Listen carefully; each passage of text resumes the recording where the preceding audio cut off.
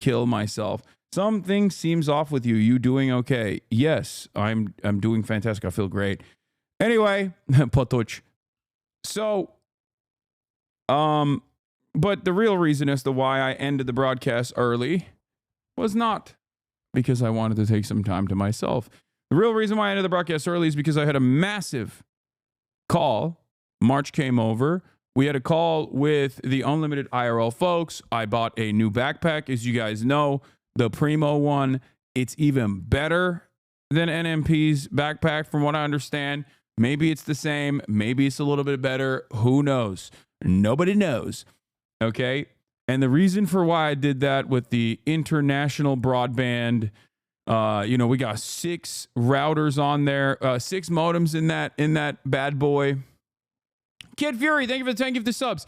6 modems rather than the 4 that I had in the previous backpack. The previous backpack was fantastic, really worked well, and I still have it in my possession. I will continue to use it from time to time. Having said that, we're moving on to 6 modems. 6 modems instead. And with an additional option to put up to 13 if need be, including but not limited to maybe Starlink. Who knows? Especially when it comes to international travel, when we are going to be around areas that ISPs don't have a lot of reach to. We might even use some crazy stuff. Now,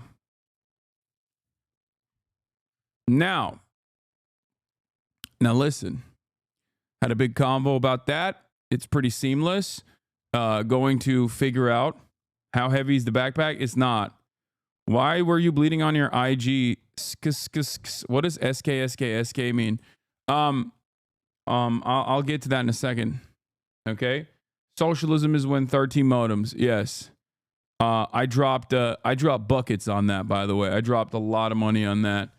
But I'm very excited for it. And also, it's so that I can elevate my content. And it's something that I want to do. I want to do more of. So, had that convo, had the Fear and the Fear and podcast was incredible. Okay.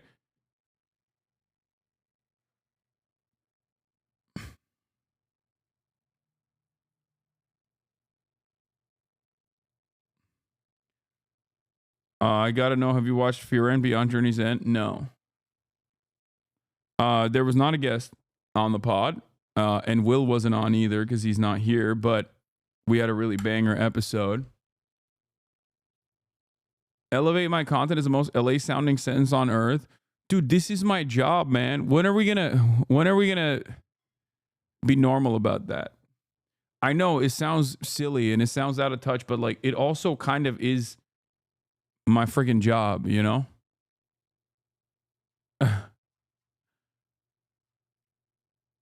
Anyway,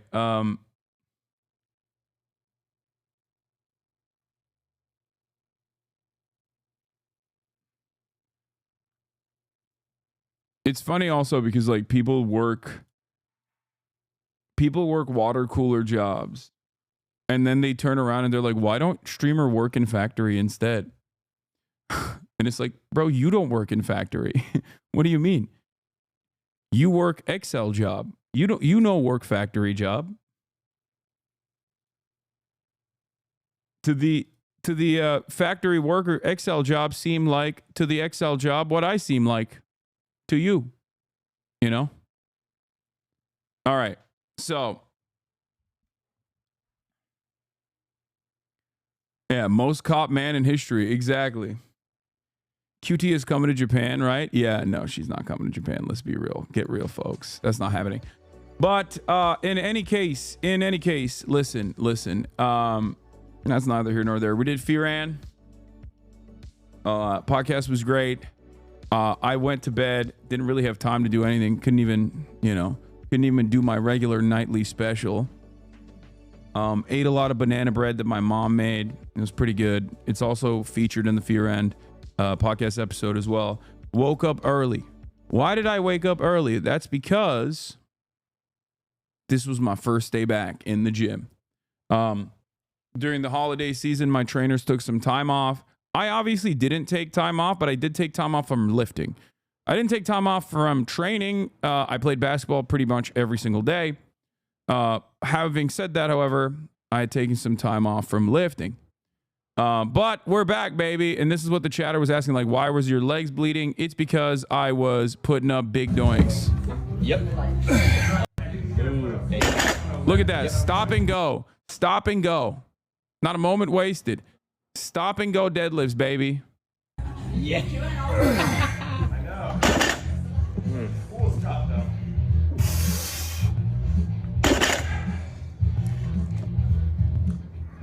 This is easy. Fuck off.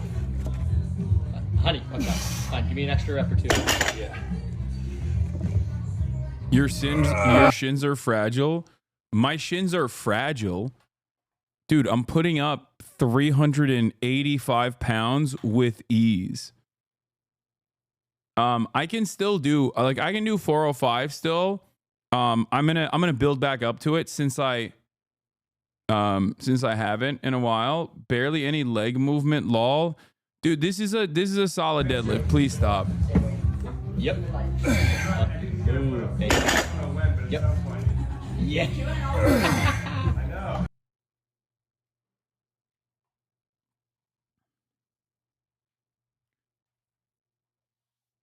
know. Wearing a hat to hide the balding head, receding hairline. Yeah, I know. My balding head and my receding hairline is devastating. I have to wear a hat to hide it. Anyway, isn't the mixed grip a killer for your back? No, mixed grip is not a killer for my back. I forgot that I am supposed to start doing I forgot I'm gonna do strap. I'm gonna start using straps. Cool stuff, though. But the reason why my shins bleed is because of the bar path.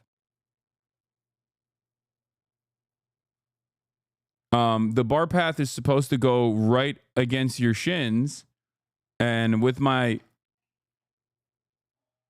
leg positioning, and my bar path, normally I wear pants when I deadlift. Didn't realize we were deadlifting today. How much weight is that? It's not crazy. It's just 385.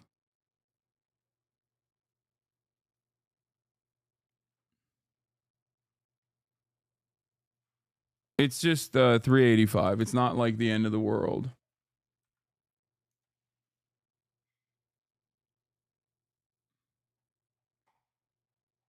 So, what does this say about guys that are 6'4"? Oh, I know what this is. I mean, this is an old tweet. He resurfaced this, I think. It just means we're gay as hell. Brother, I'm 5'11" and 210, and I can only deadlift 150. No, 385 is not that good for me, weight-wise. For deadlifting, 385 at my size, I'm 225 to 230 pounds. Struggle 4, thank you for the raid. Hope you had a good stream. What's your PR? I've never really done a PR. I don't really do 1-rep PRs.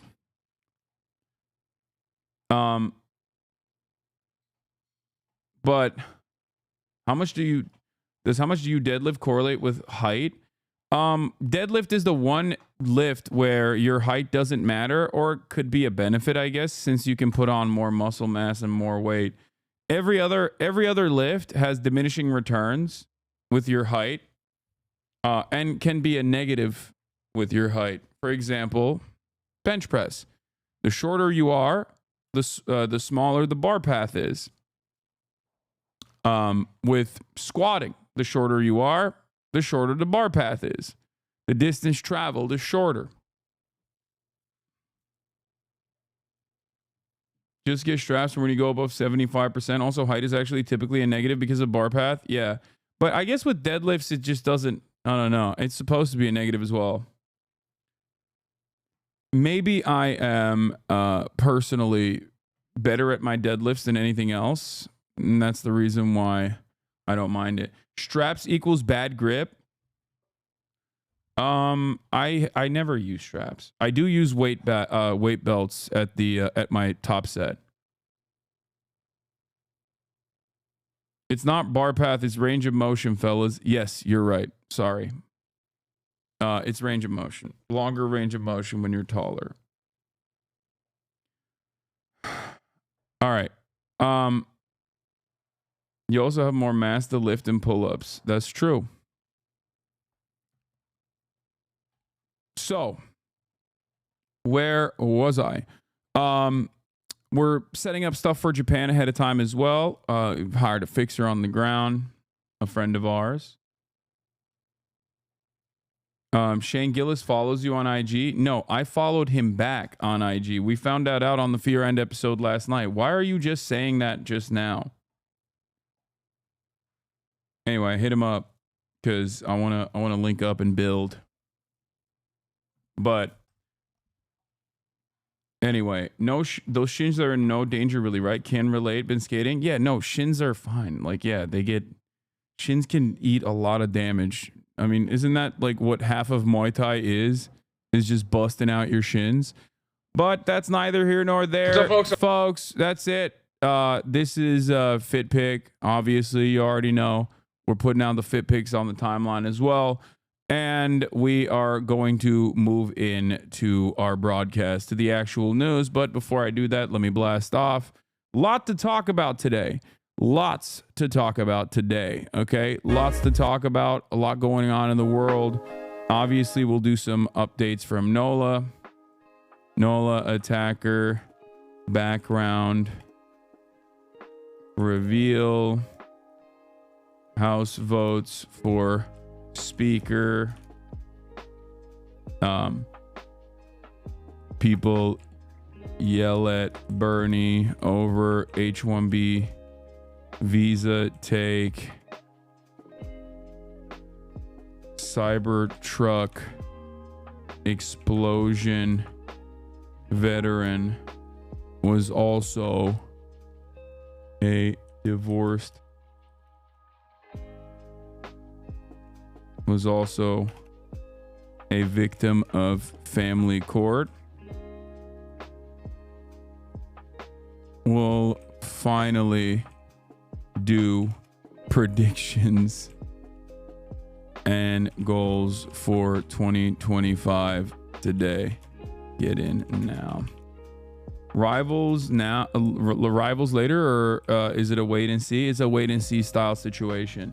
I do like that there are people when I stop playing Rivals that go, hey, can you start playing Rivals again, please? Yeah, I will also tune in for a little bit to the Connor post as well. Connor talking to not Elon, but Adrian Dittman, who is not Elon. Did the Macias send a playlist or no?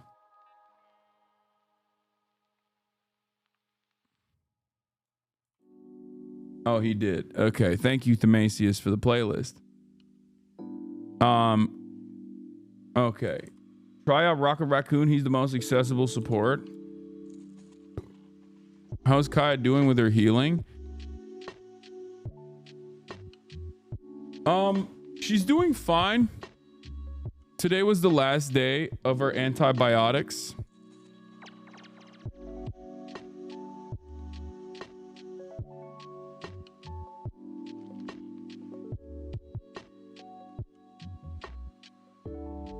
Today was the last day for Kaya's antibiotics, so I think like I'm probably gonna start letting her out a little bit more. I'm still a little fearful. Still a little worried. I hope I make you upset one day and you look at my chat logs and see how many times I said I love you. I love you, Hasan. Aw, chatter. There you go. You didn't have to make me upset for me to read your chat. I read all chats. I'll read all chats at all times. I never stop.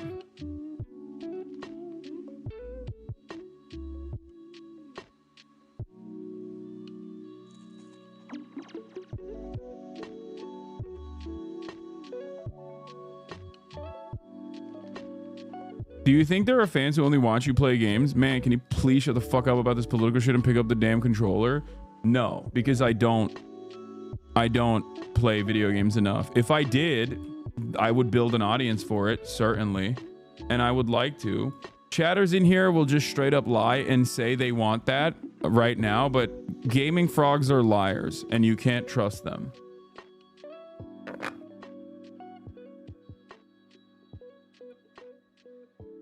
Gaming watchers are liars for the most part, or chatters are liars for the most part. They lie about being invested in the in gaming, and then they don't actually invest themselves in gaming. They don't ever watch. Gaming viewers comprise, I would say, like 10 to 20K.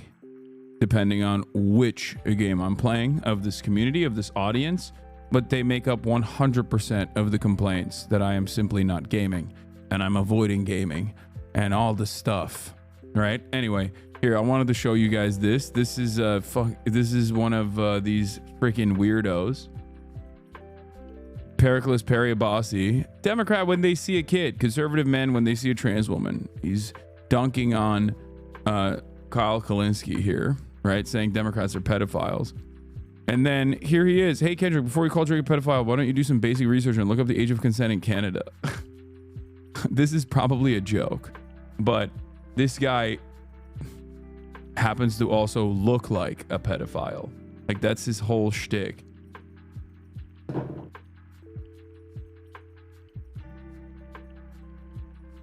Did you see the Ditman 4chan post that exposes Ditman as Musk salt? I'm pretty sure that's doctored, and I'm pretty sure I'm right that that's doctored. And The Verge actually went in, did a deeper dive, and found out that it is, as a matter of fact, doctored.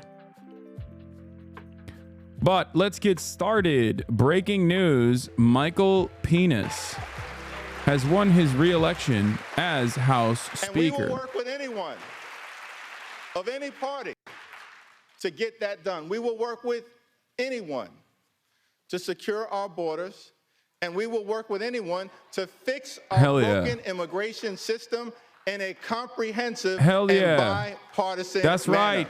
Border control. We want it. I'm a Democrat, by the way. Same period of time, This ain't your father's Democratic Party.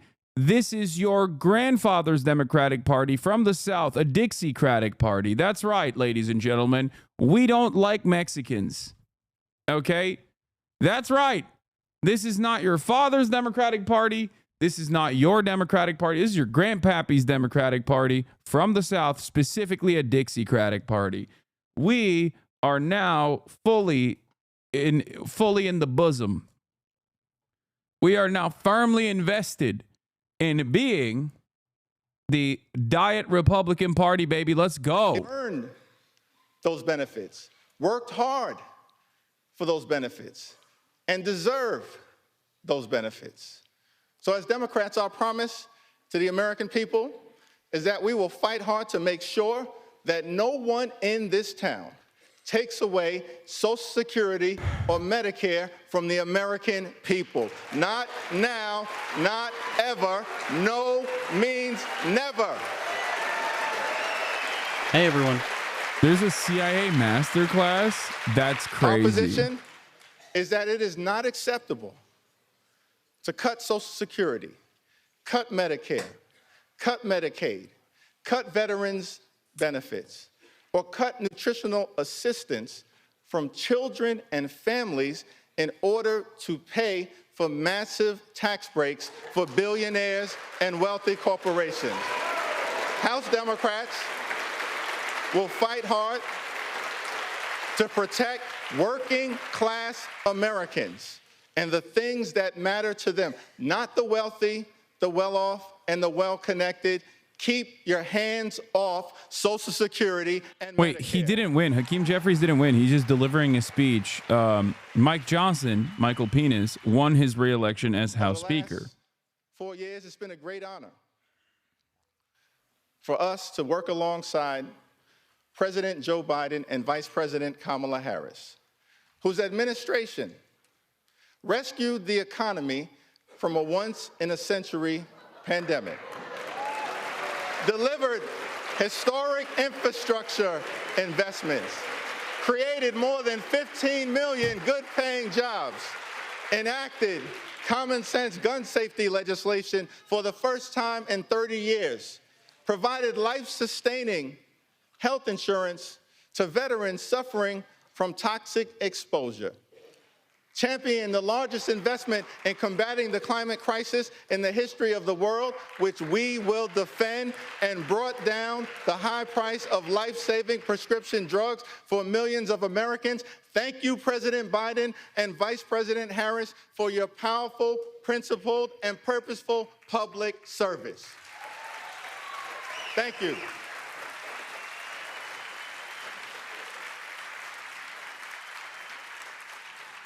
Two months ago, the American people elected Donald Trump as the 47th President of the United States of America.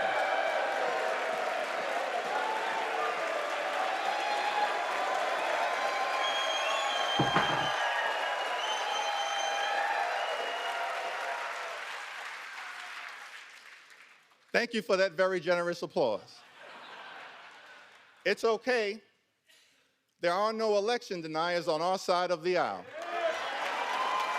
You see, one should love America.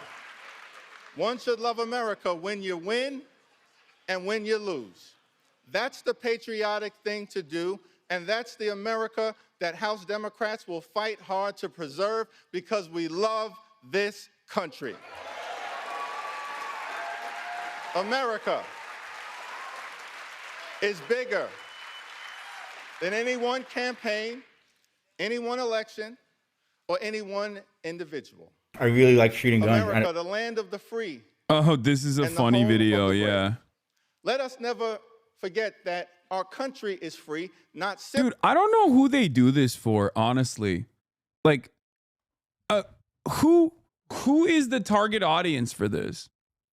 Because if I'm a corporate investor, okay, if I am an oligarch, I don't care because I bought both parties. So I'm not tuning in. If I'm a partisan, I don't really care that the Democrat is just sitting up there being like, we are going to do bipartisanship. If I'm a Democrat, I don't fully understand why Hakeem Jeffries is kind of glazing the limited accomplishments of the Biden administration and also simultaneously talking about bipartisanship, even though, you know, the Democrats lost. A resounding defeat, a resounding victory for the Republican Party. So none of that really matters.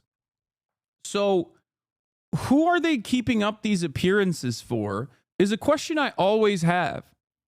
Like, who is this for? Who tunes into this and goes, man, what a brilliant speech by Hakeem Jeffries. This is the new leadership of the Democratic Party. And it's actually very exciting. This excites me.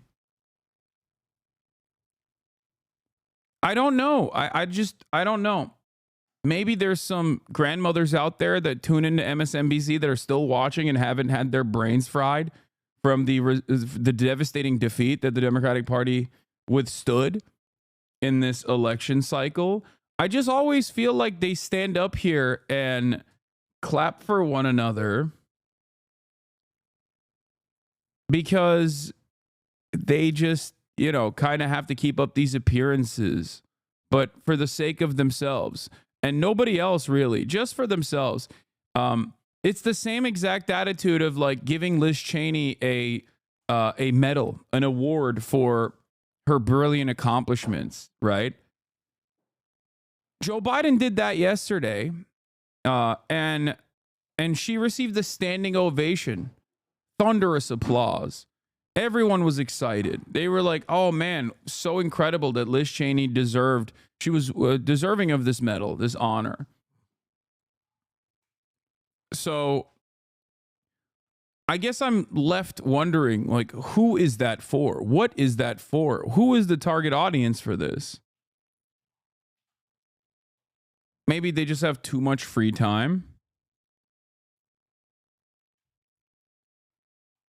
They just have too much free time on their hands. There's plenty of daylight. There's plenty of time to just do like silly stuff, such as that.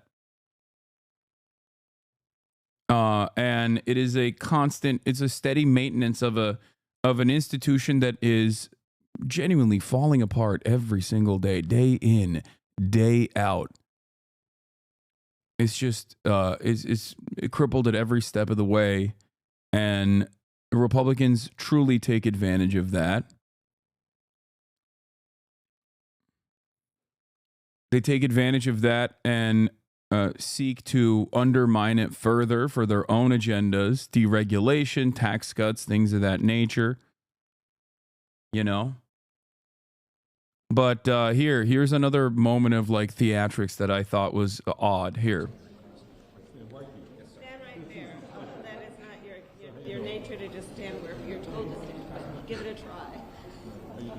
Stand right there. That is not your nature to stand where you're told to stand, but give it a try. Okay, raise your right hand. Do you solemnly swear that you will support and defend the Constitution of the United States against all enemies, foreign and domestic, that you will bear true faith and allegiance to the same, that you take this obligation freely without any mental reservation? Bernie gets so bullied and I'm sick of it. Yeah. Stop bullying the old man, okay? Now, everyone, speaking of Bernie, he's in a little bit of trouble because he had a critique on the H-1B visa program. And I don't disagree with Bernie Sanders' critique, even though I haven't read the entirety of what he was saying. So maybe there's some stuff in there that's actually crazy and like nativist or whatever. But the H-1B visa program absolutely is utilized in a way to create further expendable and more exploitable labor.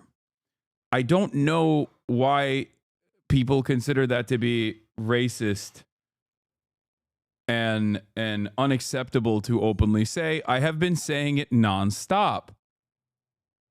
I haven't stopped saying that as well. So I don't know why people would get mad at Bernie Sanders also saying it, because that is the object of, I mean, that is the purpose of this program. Of course, once again, anything that the government does is going to be packaged in a way that makes sense. So the H-1B visa program is going to be packaged as though this is a way to offer citizenship to the best and brightest all around the globe. And there is certainly some truth to that as well, right? That is true. But that's just spin at the end of the day. The reality of the matter is we destroy the global south, and then we take advantage of all of the highest achievers globally by creating an immigration structure where we take educated workers in an effort to displace the American workforce, because those guys will, due to the currency exchange rate, especially if they're sending money back home, which there's nothing wrong with, by the way. It's fantastic. That's why economists that are not ideologically on board with the way I see the world will say this is a win-win. Okay, even though I also consider it to be a win-win. Due to the currency exchange rate, they are oftentimes interested or willing to take on jobs at a pay cut. But more importantly than that, if an H-1B visa worker loses their job, they get deported. So if an H-1B visa worker loses their job and they get deported, they are even more exploitable. So the solution to make this process more ethical and not a mechanism to displace and depress American wages is to ensure that there are safeguards that maintain wage parity and a parity for benefits offered and a protection, additional protections offered to all workers, including H-1B visa workers, protection from deportation, for example. Now, if you were to do that, then that makes sense. Then bosses can't use the H-1B visa program to create extra exploited to create a hyper exploitable secondary labor market. Okay? That's it. That's the real solution. But of course, that solution is not necessarily one that benefits the capital owners.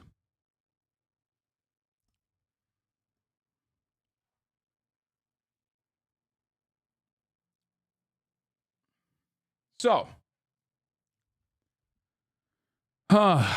Bernie Sanders is in a lot of hot water. Let's take a look at what he said.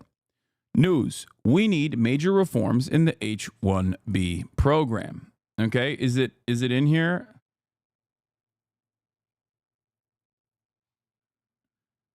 No, these are older videos from back in the day when Bernie Sanders said open borders is a Koch brothers policy.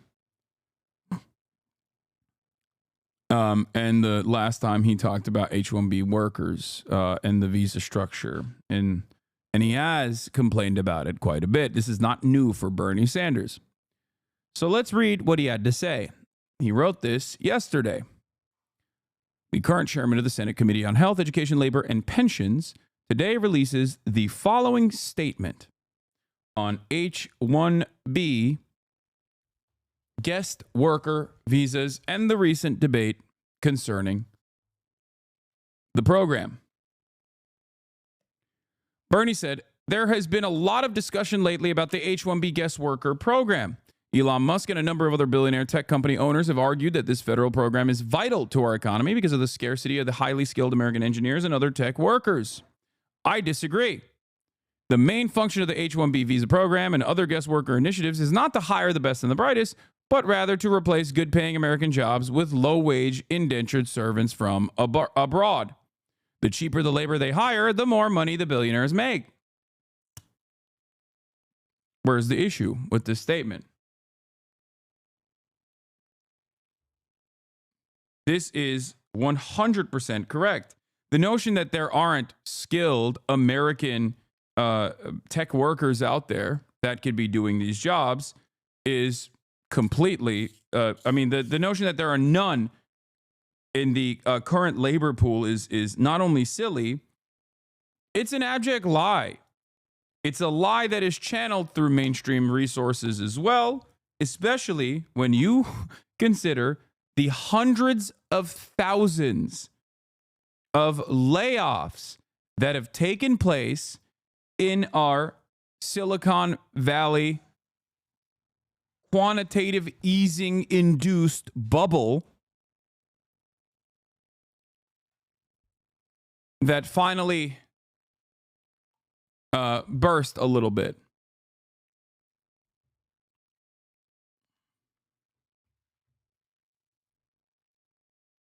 Okay?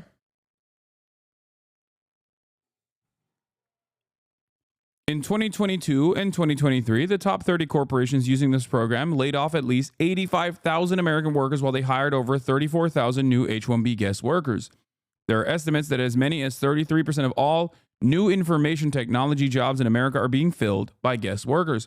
Further, according to the Census Bureau data, there are millions of Americans with advanced degrees in science, technology, engineering, and math who are not currently employed in those professions.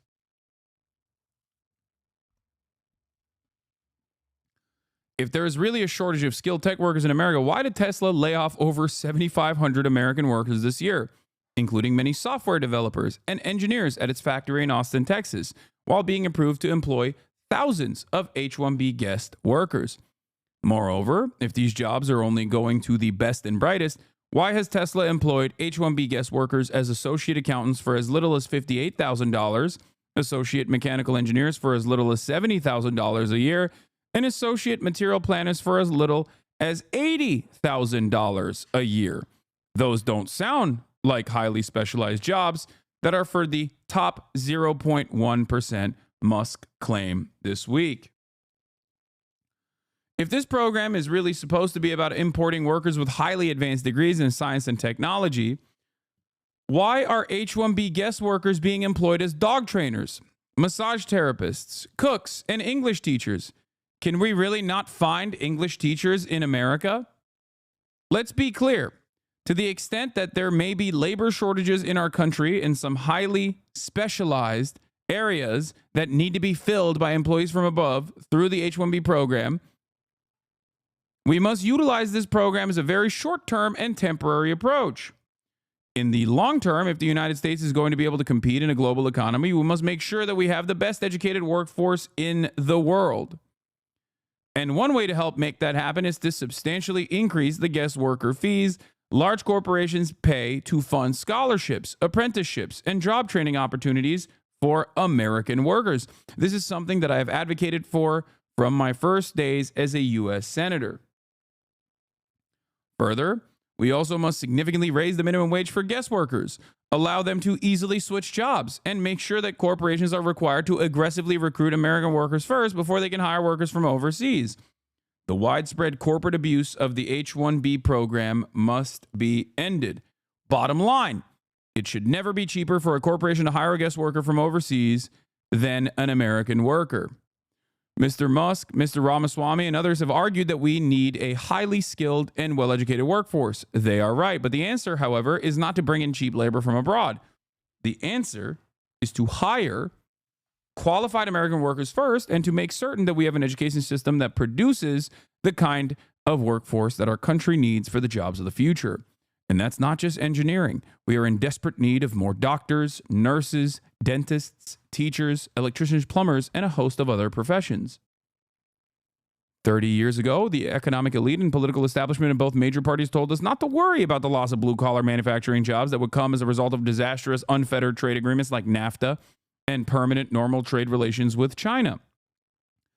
They promised that those lost jobs would be more than offset by the many good-paying white-collar information technology jobs that would be created in the United States. Well, that turned out to be a big lie.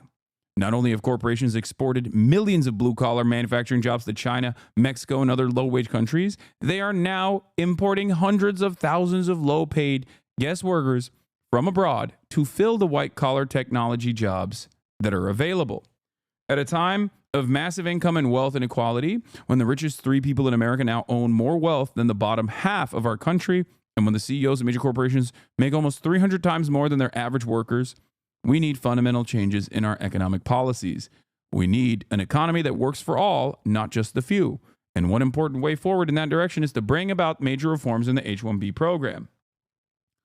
Now, of course, what's interesting about this process is that because the H-1B worker structure benefits capital owners, both the Democratic Party and the Republicans will end up defending it. They will defend it because, not because they are, nice, or because they want immigration into the country, or because they love, the idea that America is a land of prosperity for the migrants that are coming in here, well-educated migrants that are coming in here to work these jobs. They only care because, once again, there is additional exploitation, which means that profits will go up because it means that you can depress wages further. Okay? So that is the real reason. And the real reason why people can be endlessly racist to the undocumented migrants on both sides of the aisle as well is because there is always an endless well of undocumented migrants that are crossing the border to come and work at these very low-wage jobs. Now we're not talking about the H-1B visa program. Now we're talking about migration patterns. Okay? And the more people take a reactionary stance towards migration from either party, the easier it is to dominate them. And the more you dominate them, the more you dehumanize them, the easier it is to exploit them. There will never come a time where, no matter how cruel the border policies are, where people from Guatemala, people from Mexico, people from El Salvador, and many other places are not going to seek refuge in the United States of America.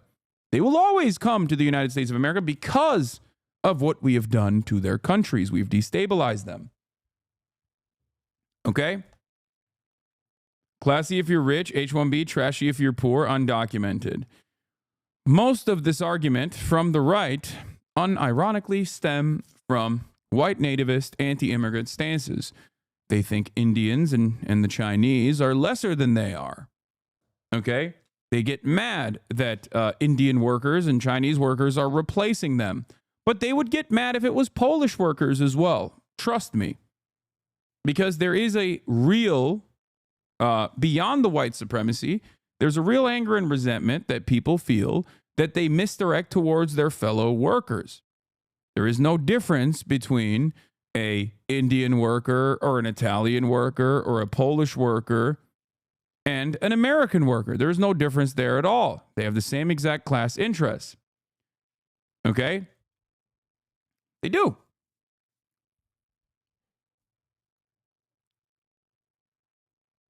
It is always the systems that are designed in a way to pit you against the Indian or Chinese H-1B visa workers.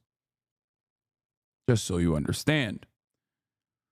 Megaphonic says, my read of this is that two things can be true. Bernie's right in pointing out the inherent exploitations of the existing H-1B system and providing common sense reforms to fix them, while also being wrong to make a nativist adjacent argument about it. Americans should get jobs first instead of just welcoming immigrants as Americans. It feels incongruous for him to support easing immigration restrictions while making this argument. Yeah, the only part of this that that comes across as like a little, I mean, if you're hypersensitive, and don't believe that Bernie Sanders cares about like migrants or whatever, then you can read this part as like, oh well, or where is it? Where is it? If you're hypersensitive about it, I think like there's a couple parts where he just like basically talks about like these have to be American workers first. How is Americans should get the jobs first a little nativist, bro? But I don't think it is. I don't think it is at all. Because if you understand the H-1B visa guest worker program to be created specifically to displace the American labor pool with an easier to exploit labor force that you ship from overseas, then yeah, of course you're going to say, no, you got to make sure that you hire Americans first in the United States of America. Because if you don't do that, then you arrive at another point that Bernie Sanders makes very clearly here. You arrive at NAFTA. You arrive at permanent normal trade relations with China. He's absolutely right about that. We talk about how American manufacturing was gutted and destroyed. We talk about the ghost cities in middle America, where places that relied on one corporation basically dominating the town and being its lifeline, only to leave that town and leave it desolate as a consequence. And they leave that town because they shipped the manufacturing jobs overseas. And at the time, the way that this was packaged by liberals and Republicans, who are also liberal alike, was to, one, on the Republican side, this is great for our profits. This is great for our profits. This is going to do free trade. This is incredible. This is an incredible opportunity. And for the liberals, the argument was, well, we're helping these countries. Now, of course, in most circumstances, American dominance continues, and therefore, those countries are not able to take in the foreign capital and use it to their advantage. China is the one exception to the rule, and we have never forgiven them for it. If China also operated in the exact same ways as Mexico, because Mexico is so close to the United States of America, so deeply entrenched in American politics and American intervention, Mexico was not able to, due to corruption and the implementation of a narco state, was not able to distribute its funds, its foreign capital, in the same way to engage in even development and urbanization in the way that China did. China, due to being seen as a counter to the potential Soviet regime with the Sino-Soviet split and a multitude of different factors, was able to take in that foreign capital and evenly distribute it amongst its population through central planning. And like I said, if your attitude was that China will never be able to reach the, reach a competitive level and become a hegemon that will outcompete the United States of America in key sectors in a matter of 3 to 4 decades, then yeah, you're thinking, yeah, we can consistently keep dominating them and use China and the Chinese population as, slave labor overseas.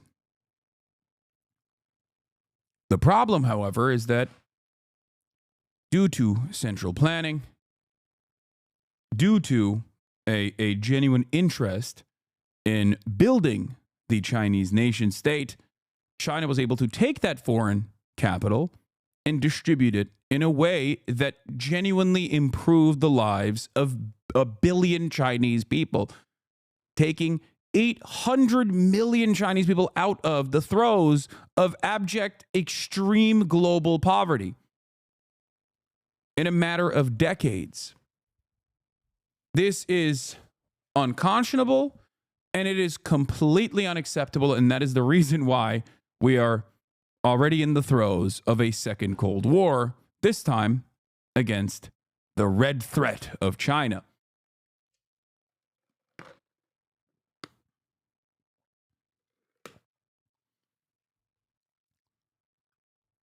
The liberal take on what he said is, in fact, the racist take. So,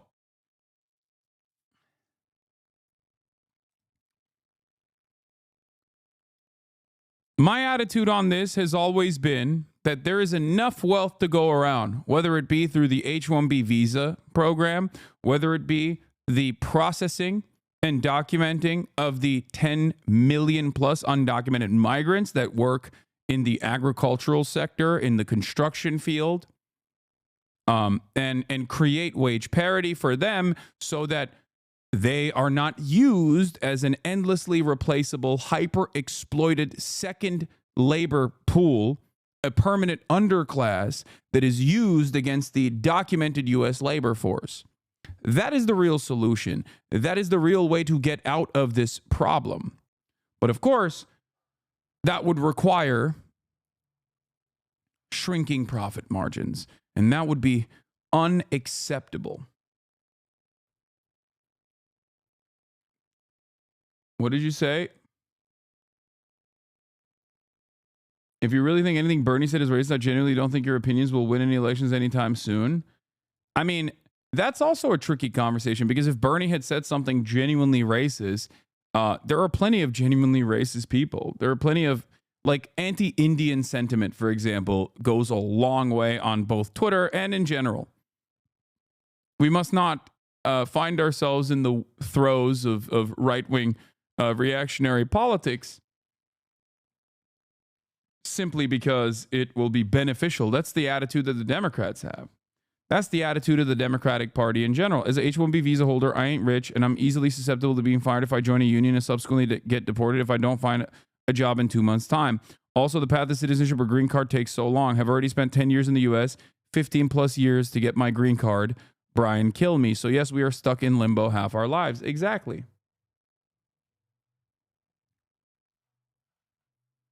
This is the reality of the H-1B visa guest worker program. This is what it is. This is the reason why H-1B visa workers are seen as really valuable alternative. Once again,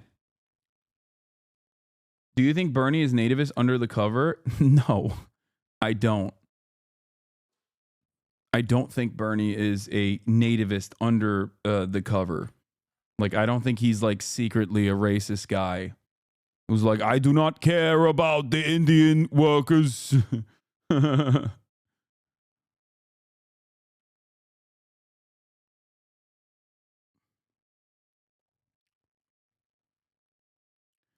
I am, obviously, as you guys know, pro-immigration, pro-immigrant, and also pro-workers' rights.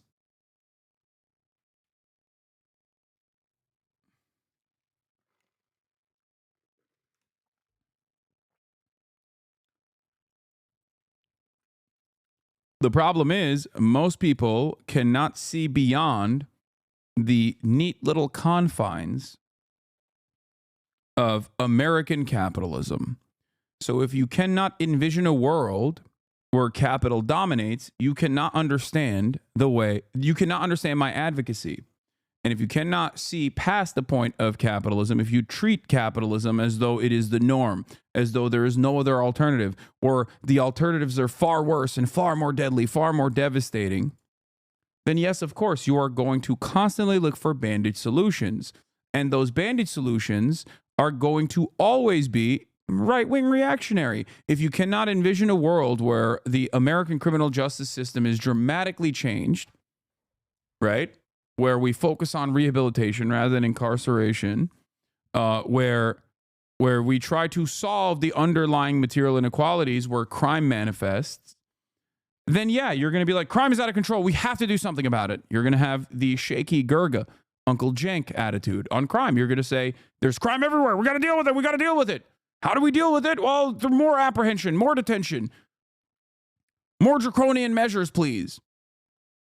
I look to the past 200 plus years of American history and American attitudes towards crime and punishment, and I see an abject failure of that kind of attitude. America has some of the worst crime and punishment systems on the planet. One of the worst, one of the most inhumane structures for criminal punishment. Sure, we like to think highly of ourselves and say, well, at least we're not caning people like they do in Singapore or Malaysia, right? We don't have corporal punishment, but we still torture the overwhelming majority of criminals under the overwhelming majority of convicts, overwhelming majority of criminals under our criminal justice system. We punish them excessively. Okay? We don't hang people. We don't shoot them. We're not barbaric. We don't decapitate them. We don't behead them. That is barbaric. We simply find other alternative methods of execution. Well, it's still capital punishment at the end of the day, a practice that has been banned in many other comparable OECD nations.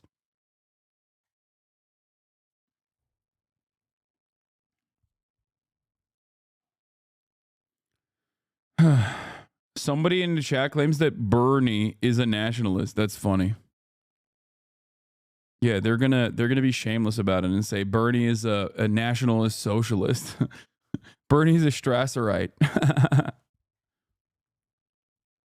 Bernie. Feel the burn.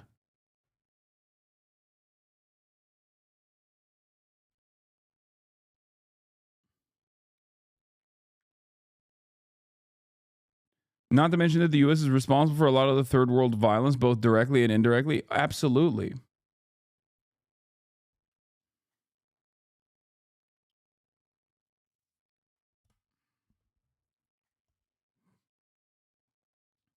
I think the irony also revolves around, and we're going to go back to, a different time where, well, lo and behold, Bernie Sanders still is warning about H-1B foreign workers replacing American labor. Let's take a look. Corporations whose main argument is, we just can't find Americans to do this work, and we just need to go all over the world to bring people in. If you listen to them, they will tell you two things. First, in terms of low-skilled jobs, they say they need foreign workers to do the jobs that Americans just won't do. And then, Madam President, this is what really gets me.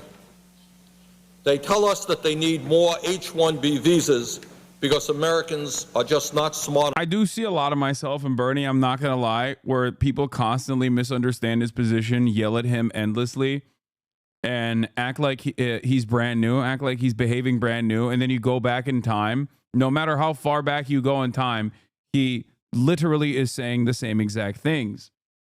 Okay? It's just like they'll be like, oh, Bernie, why are you acting so brand new about this? Oh, my God. And it's ironic. Like, I can't, in good conscience, understand how so many liberals are chirping at Bernie Sanders over the H-1B visa take. Okay?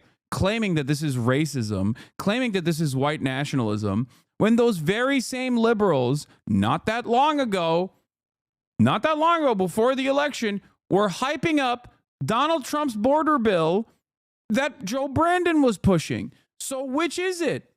It makes no sense. On the one hand, these guys are like, we got to do border control. We got to kill these migrants. We got to kill all of them. We got to kill every Mexican in the country. What are you doing? I'm a Democrat, by the way. But then simultaneously, they're like, wait, what? You mean that in a sector where there is unimaginable layoffs, these guys still have room for H-1B visa workers? Because it kind of feels like it's used as a mechanism to displace the existing American labor force and bring in, without any sort of wage parity initiatives, create a structure where you are basically taking advantage of a labor force, an educated labor force that's coming from overseas, from countries that we have dominated for years and kept poor for the most part. And it's odd. It's odd to take this approach where you're like, we have to start killing Guatemalan immigrants at the border, and then simultaneously say, Bernie is the real racist. Here's an example of this. Here's a prominent example of this from prominent liberal, not even prominent, but just like a liberal that loves complaining.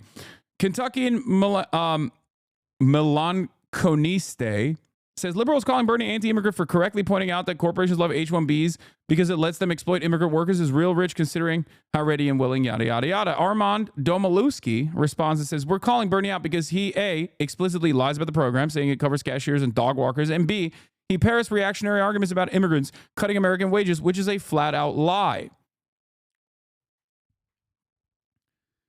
Not that long ago, only a couple months prior, he says, Kamala Harris ended the Trump border crisis. The audacity, barbarism critic says, the audacity of these fucking libs have to pretend they weren't repeating right-wing border crisis bullshit and promoting Donald Trump's immigration bill not 2 months ago. I wonder what's worse for immigrants, reforming the H-1B program or shutting down the border. They truly expect none of us to have a longer memory than Dianne Feinstein.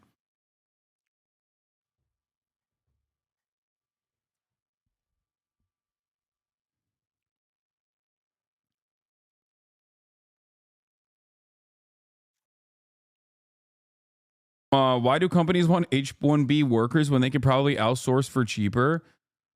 They are already doing that. In the field of IT, especially with IT, especially with outsourcing becoming more easily accessible, people oftentimes do outsource. But that's the H-1B. The H-1B visa program is outsourcing in and of itself. That's what it is. H-1B visa is outsourcing for jobs that require you to be here.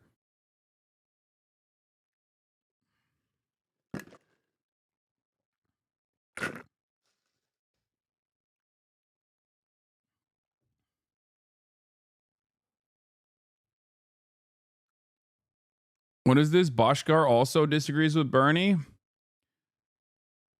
I think Bernie's complaints are wrong on a few levels, and we need to make the case for benefits of immigration. But Bernie has had these views on H-1 programs forever, and support for varying degrees of restrictionism were a part of social democratic labor-backed movement for decades. Matt Brunig responds to Noah Smith. It's just absolutely pathetic watching leftists trying to hop on every right populist bandwagon 3 weeks late. Oh, hey, guys, we hate Indians taking your jobs, too. Aren't we cool and populist? Most pathetic political movement. I think this is a false interpretation, understandably, from Noah Smith, who is paid to be wrong. I don't think that leftists are saying that.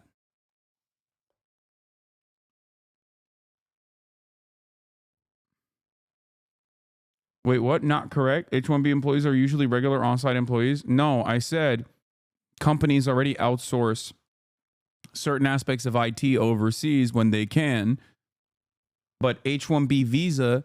The H-1B visa structure is for workers. They have to be on site. That's what I said.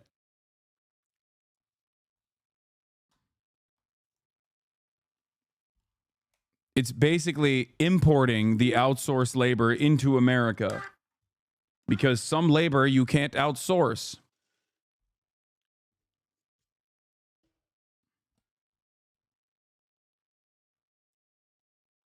Can you explain how H-1B immigrants earning a wage of 120K are indentured slaves?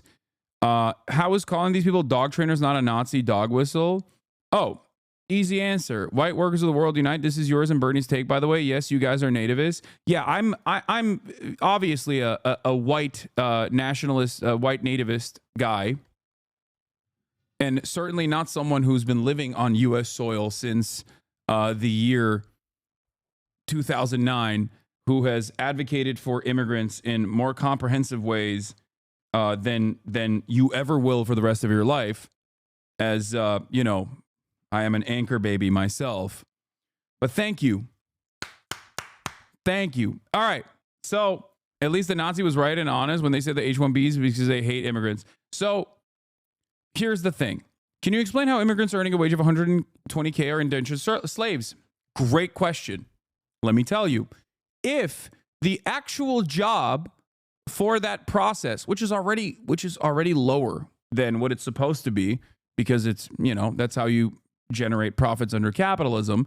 If the actual job previously, the wages for that same job previously was $200,000, and now you are able to make someone do more work for only $120,000, then yes, you have successfully lowered the price, lowered the wages for that same exact job, and you're even getting more output from that same worker. Why are you getting more output from that same worker? Because that worker has an additional vector of exploitation. If they lose their job, they have 2 months to gain, 2 months to find gainful employment, or else they get deported. Okay? This is something that I've talked about quite a bit. This is just, you know, incredibly coercive. So that is how it works. Because if you lose your job as one of the many H-1B visa workers that are currently working on U.S. soil, like many of my chatters, including the one that just talked about their experience, correctly told you, it takes 10 to 15 years minimum to even get a green card through the H-1B process. That's number one. Number two, when you don't have a green card, when you don't have permanent residency, when you don't have a pathway to citizenship, you are easier to exploit. That's how it is. I agree with you and Bernie a lot, but was it really hard for him to put a footnote in his take like P.S. racism against brown people bad instead he compared them to dog trainers? No, the reason why he brings up dog trainers in his argument is because the H-1B visa program is not for the tippy top of labor, and there's no other way to get these guys to work in highly specialized fields. And instead, H-1B visa workers are used in entry-level positions to outsource American laborers. That's it. And that's correct.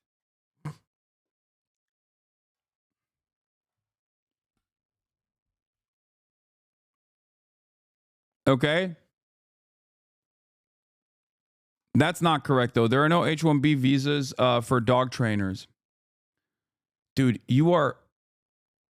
I like that Bernie Sanders gives a comprehensive breakdown of how exploitative the H-1B visa program is, and liberals laser in on something that they can potentially use to undermine the broader analysis by saying that this guy who has dedicated his life to, social justice, civil liberties, and the like is actually secretly racist. This 900-year-old Jewish man is actually secretly a racist guy in hiding. And it came out now. He's actually racist, and he's using left populism to finally to finally get his true white nativist agenda across. Yeah. I don't think Elon Musk should be allowed to hire H-1B analysts, accountants, or engineers from overseas at Tesla who are paid as little as $52,000 and can have their visa taken away from them by their boss if they complain about unfair or illegal working conditions. That is the point. That is how it works. Eric Levitt says, I don't think that getting paid a six-figure salary to work for a company that you can leave for a different company, so long as the latter also agrees to sponsor a visa, is much like being an indentured servant. But it absolutely is. You can point to how much the median yearly income of people approved to work on U.S. and an H-1B visa is all day, every day. Okay? You can do that all day, every day. But if the actual payment, if the actual median yearly income for the people that are being displaced was significantly higher than that, and also on top of that, these guys literally have to rely on this job to stay in the United States of America, then it doesn't matter. It is exploitative, and that's the reason why people are doing it. Because the inverse of this is so funny to me. Do we think that Elon Musk and all of these mega corporations are actually like, in the ways that these Nazis see the world, trying to make America more brown or something, like actively? Is that what we think is going on? For good reasons, by the way. Like, because diversity is a good thing, right? I believe that. I'm a product of that. Okay? Is that what it is? Do we really think Tesla's like, no, we just really love diversity, and that's why we're doing this? Who are these baby brain chatters? Liberals were already pro-deporting us and wanting to destabilize Mexico with their New York Times hit pieces on judge elections in Mexico, and now with the New York Times story about how homemade fentanyl on top as a gas range stove is crazy. Fentanyl requires a functioning lab with ventilation systems. Yeah. That's what's really funny. That chatter's an idiot. I'm a software engineer and data scientist. Visa workers are paid on average 30 to 40% less, and the cost of importing the visa workers are on the government as tax credits, and they're used to threaten local engineers from asking for raises. Is very exploitative. Neoliberalism started this insane practice before it was just immigration. This is not nativist nationalist take.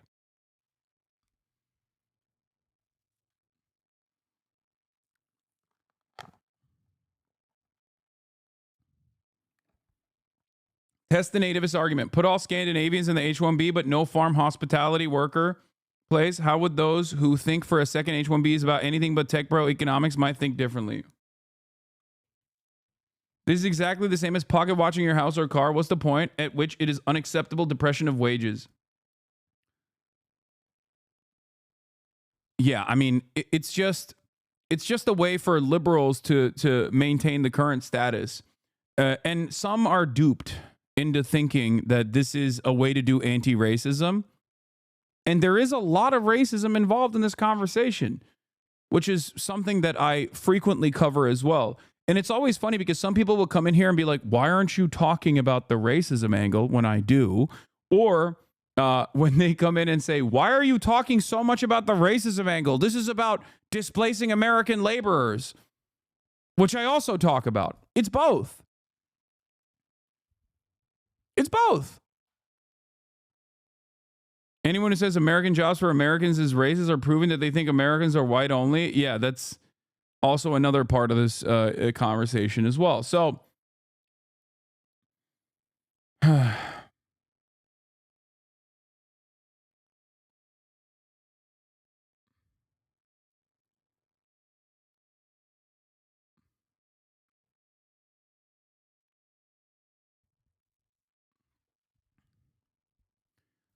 what's really interesting about this story, in my opinion, is that there is evidence across the board that even suggests that H-1B visa worker programs are not used as a mechanism to suppress American wages. Now, the irony there is that it's not because the the documented migration coming into the country is actually getting paid fairly. The argument is that American workers themselves also have so many vectors of pressure that also make themselves endlessly exploitable. That is the real reason. Okay? And even then, it still obviously is cheaper across the board. But beyond the wages, the real vector of exploitation for H-1B visa workers comes from the fact that you can make them do two people's jobs. You can lay off half of your workforce and replace it with a much smaller number of H-1B workers. Is it because they are simply harder workers? No one across the board is a harder worker than the other worker. It's just that they have more incentive to want to stay in the country. So they are easier to exploit. So sometimes it doesn't even bear itself out in wages. The difference in wages, I mean.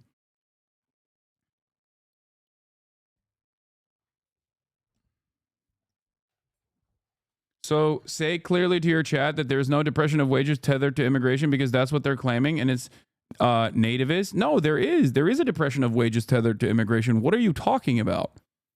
How many times have I talked about undocumented migrants in this broadcast? Even outside of the H-1B program, what do you think an endless sea of undocumented migration does to American wages? It is specifically the point. The reason why these are not documented laborers, and even if they were documented laborers like the H-1B visa program, that would still end up creating some level of wage depression. It's just that even that's not enough for the American capital holders. They want it to be even more, which is why they have to stay undocumented. Therefore, if they ever complain, they can be deported. They have no legal recourse. They have no protection. That's the whole point. That is deliberate. That is the deliberate design of American migration. That is the reason why it is structured in the way that it is. And the same principle goes for legal immigration as well. Fewer immigrants mean more jobs. Wait, what? Not so, economists say. What is this? When the federal government banned the use of farm workers in Mexico, California's tomato growers did not enlist Americans to harvest the fragile crop. They replaced the lost workers with tomato picking machines.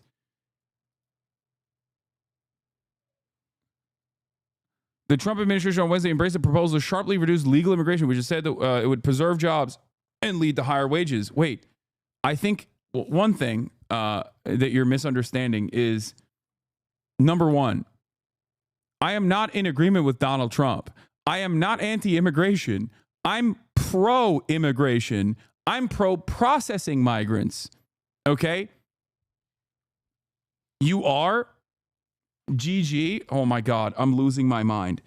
The solution to the constant flow of migration depressing wages is not to stop it dead in its tracks. It's never going to happen regardless. And capital owners know that already. And that's why they rely on the endless white nativist sentiment. Okay?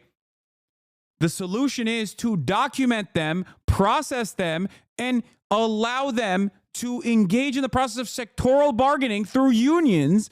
And therefore, everyone's wages go up. There's enough wealth and enough money in this country that you can seize from the hands of capital owners. That is the entire point of this. It's so funny because this is probably something that I've argued for a million times over. And it seems like a lot of people have just sat in this chat and not listened to what I was saying when I was talking about this exact same structure.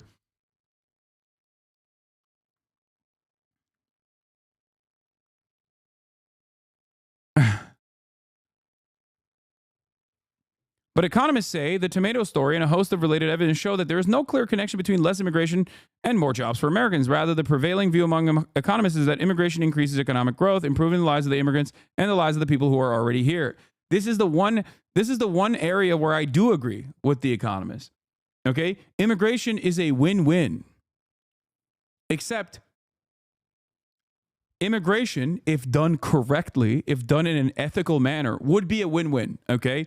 You get migrant workers that come into the United States and immediately get a pay raise in comparison to the wages that they would have gotten in their home nations. That way they can send money back home.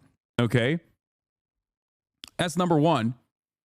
And number two, it improves the material conditions in their host nations, and it improves the conditions in the United States of America if there is a necessity for, I mean, we don't have a finite labor pool, right? We don't have a lump of labor. That is a fallacy.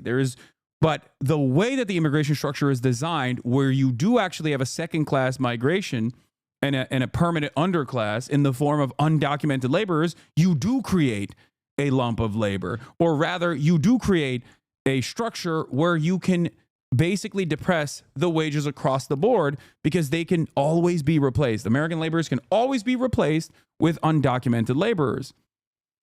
Honestly, one of your most salient points you ever made, at least for me, is when you said you deal with undocumented immigration by improving the living standards of said country or make immigration so brutal that it's pretty much a death sentence or a slavery sentence if we did not reform immigration. Yes, there's only two ways out of this. It's not even like a correlation does not mean causation type situation. Like, you can see it. You make the economy scream in Venezuela in the way that the Trump administration did through a rigid sanctions regime, and then lo and behold, what do you get? More Venezuelan migrants coming into the United States of America seeking asylum, understandably so. That's it. There is a direct line right there, and it happened not that long ago. We saw it. We experienced it.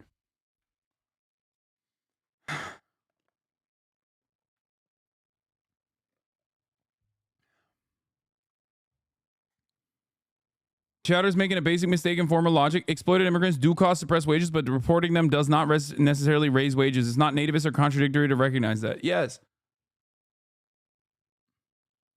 The only issue here is that the thing I advocate for ends up being infinitely better for every single American worker and all the migrant workers as well, and improves their living conditions, but it harms capital owners. It harms their profit margins. That's it. And that's the reason why it is completely unacceptable. So you can have a conversation about the racism of this subject all day, every day. You can talk about how racist it is. And there is certainly a lot of racism at play here. If you are selling this concept to a reactionary audience, you talk about how Indians are bad and they're not America. You can't create a nation with the children of immigrants, right? Like you can't maintain your country with the children of migrants or whatever people say, which is incredibly racist, right? American dominance also comes from American diversity. There is not a single person in this country, with the exception of Native Americans, that cannot trace their lineage directly back to someone that did not belong on this continent initially. It's so stupid to say this. It's so unimaginably hypocritical to say this, right?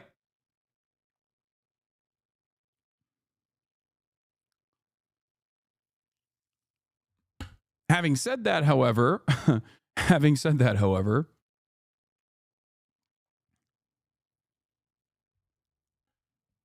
the way, this is why I always recommend Aviva Chomsky's book, specifically talking about the way that like people became undocumented, okay?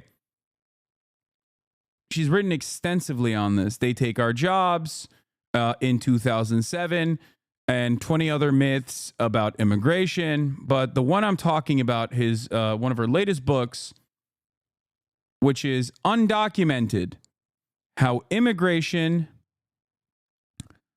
Where is it? Hold on. Undocumented: How Immigration Became Illegal. She wrote this book in 2014. It's a great book. It basically talks about the concept of an undocumented migrant and why it exists and what it is utilized for at the behest of capital owners. Okay?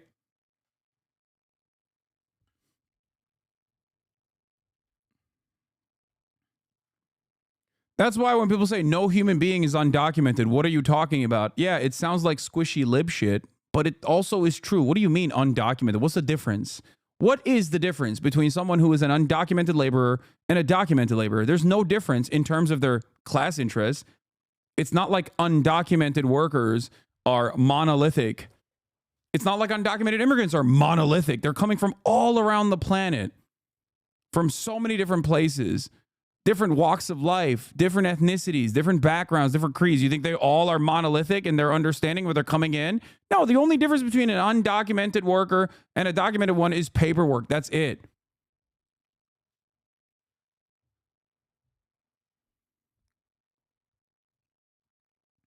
They want the exact same thing that you want. Shelter, food, fill their bellies, a better future for their children, a better life. That's it. There is no invasion occurring. You know what I mean? That's just racist nonsense. And just like I've said time and time again, there's only two ways out of this. You either make the process of migration so costly, so taxing, and so incredibly cruel, okay, that you put undocumented laborers in concentration camps and you discard them as though they are not human. And that can be done through decades of dehumanization, which we are doing already. We're leaning in that.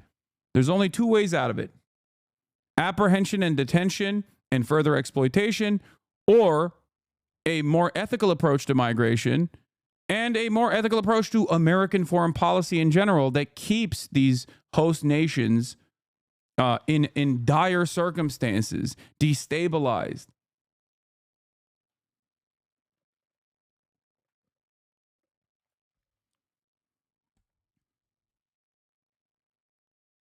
Bernie is in practical terms advocating for a labor aristocracy with this recruit Americans first policy. That's the leftist critique. What? There is no depression of wages by exploiting immigrants specifically. It's a labor pool-wide phenomenon. Reserve army of labor, brother. Bernie is in practical terms advocating for a labor aristocracy with his recruit American.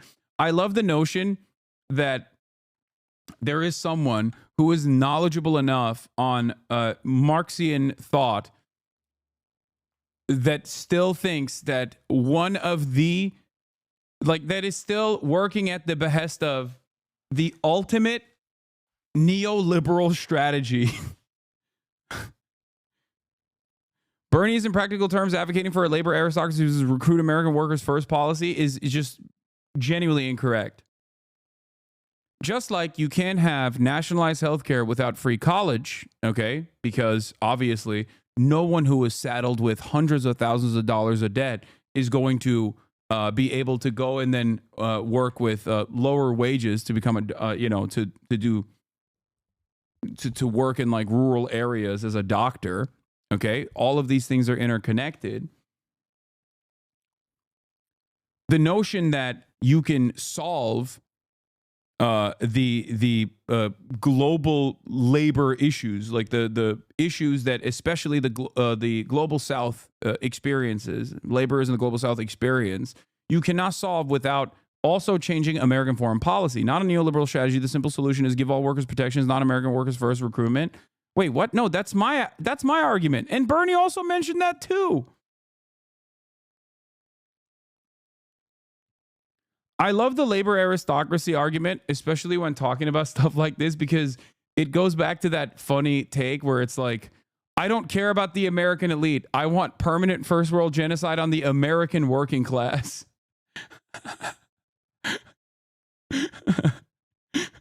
I don't care about the American capital owners. I don't care about the American politicians. I want the American workers to suffer. I want the American workers to suffer more.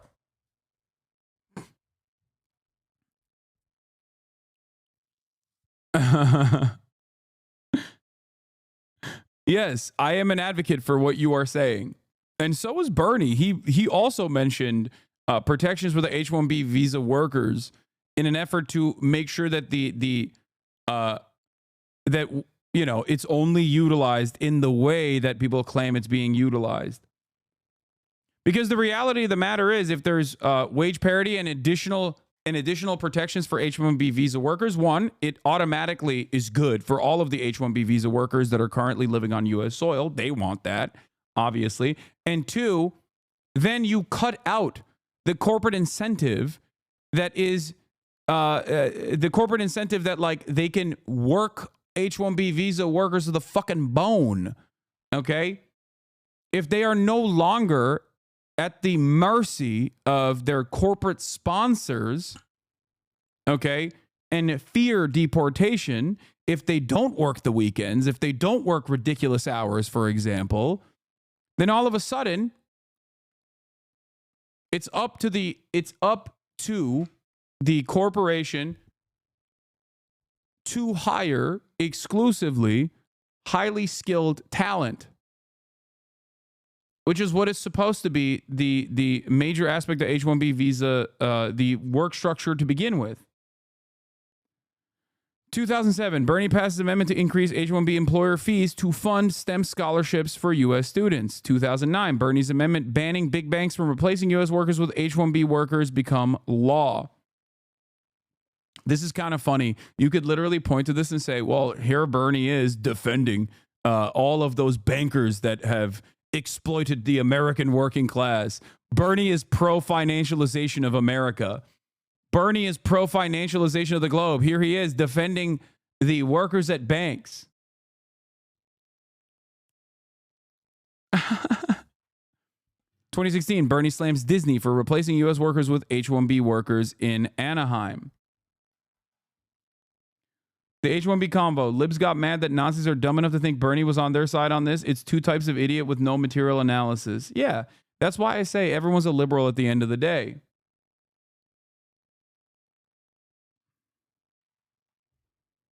Would you support a union for tech workers? Wouldn't that be similar to business unionism? Wait, what? Why would that be similar to business unionism? There's a difference between a capital strike and a work stoppage implemented by a labor union. You understand that, right? Tech workers are still workers. Their job does not require further exploitation. They're not like managers, okay? The extension of this is to say that like a CEO is also a wage laborer at the end of the day. Yeah, their job is to depress wages. That is the number one thing that they do. Tech workers, on the other hand, do not engage in the wage depression structure. They are workers. Yeah, business unionism is just a monopoly, a cartel, which also exists. Check your privilege on the least woke way possible. People from the third world do backbreaking work to get a slave wage in the USA. Socialism also applies across borders, mate. Wait, what? Keep the wealthy USA wealthy take. In a global society, there should also be a global distribution of wealth. Keep the what?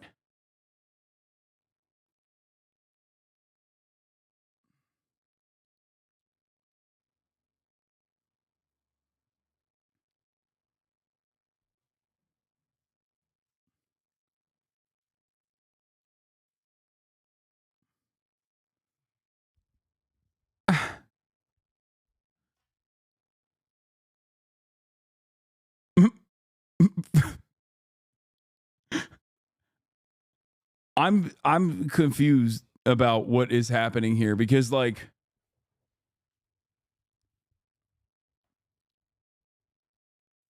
I feel like we're back in the 90s and you got liberals like advocating for NAFTA, saying that this will be beneficial for the global South when it demonstrably has not been beneficial for the global South at all.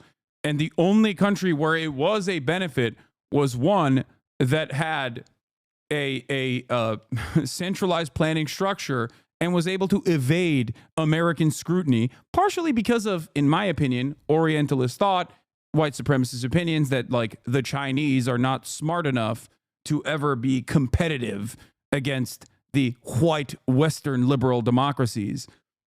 That's it.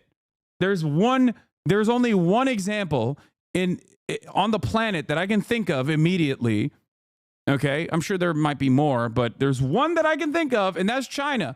That's the only country that has been able to utilize foreign capital that came by becoming a manufacturing hub for the globe that was able to improve the material conditions of its working class.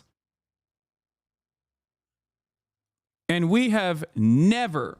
Nah, you just saying buzzwords, dog. What?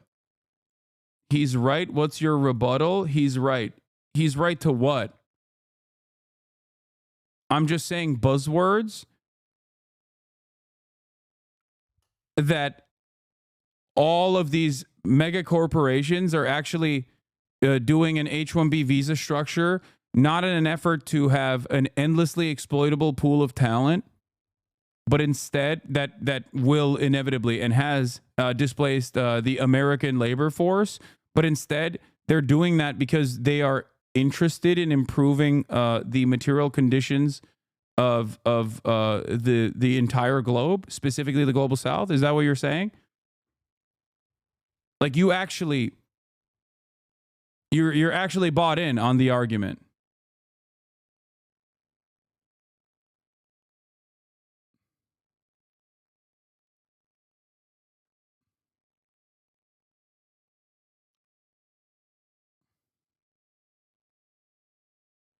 What does this? Yeah. All of the mega corporations are just so woke, dude. They actually do have an underlying positive relationship. They are not working at the behest of capital and constant profit seeking. They actually have a secondary idealistic notion here. They want to improve. They want to improve the nation state of India. They want to improve China. That's the reason why they do H-1B visa structures. That is the real reason.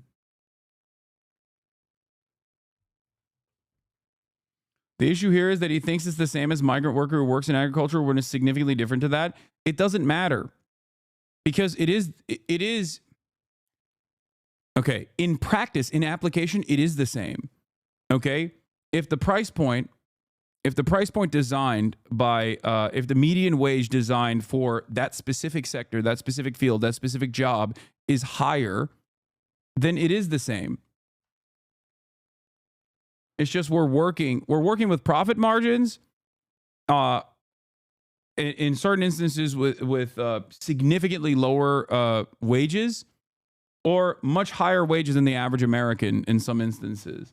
I feel like Bernie's just categorically right as a South Asian American. The current H-1B system fucks the American skilled workforce, but more importantly, causes brain drain in India and other recipient states of H-1B. It's so messed up the Indian populace subsidizes the education of a skilled worker, only for them to take their towns to the West for some extra bucks instead of helping the global South flourish.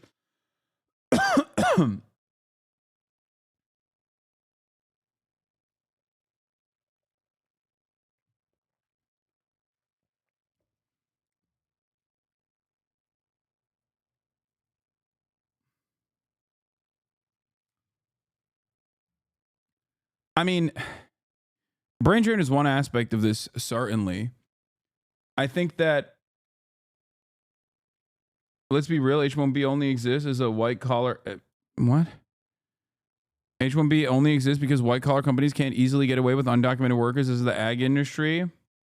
Well, also, yeah, it's because white collar companies need specialized workers. H-1Bs is currently implemented increased worker exploitation and depressed wages. That should be the end of the argument. It doesn't matter if it's U.S. citizens or immigrants being exploited. It's still exploitation.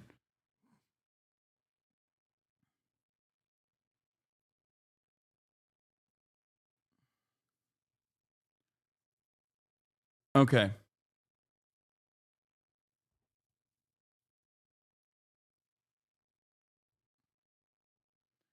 Engels and Lenin talked about how certain unions in England at the time were run like businesses, which meant that they would be more aligned with the bourgeoisie. You could argue that tech workers, many who make 4 to 5 times the average wages of the American worker.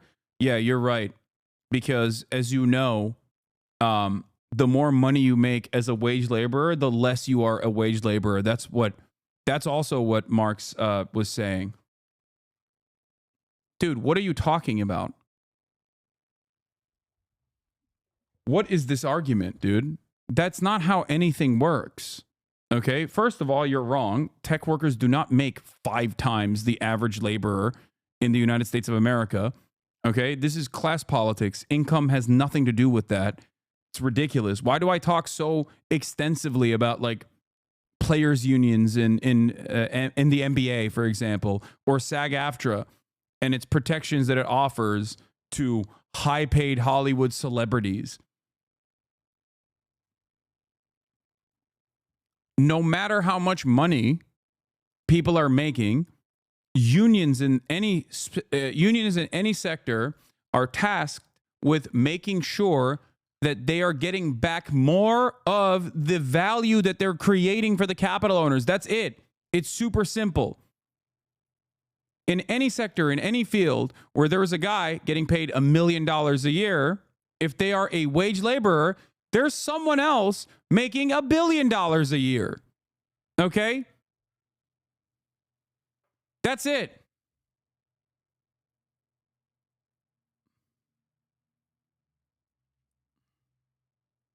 That's it.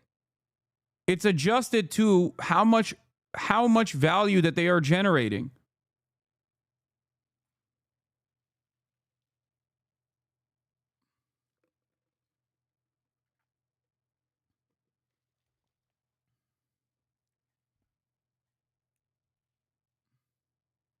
I've seen an incredible engineer with an H-1B get stuck in a position severely underpaid, had now years of experience than me. I was making 25K more. I was transparent about my pay, and they were able to go back and get more money. They get absolutely abused by our system, and it's by design.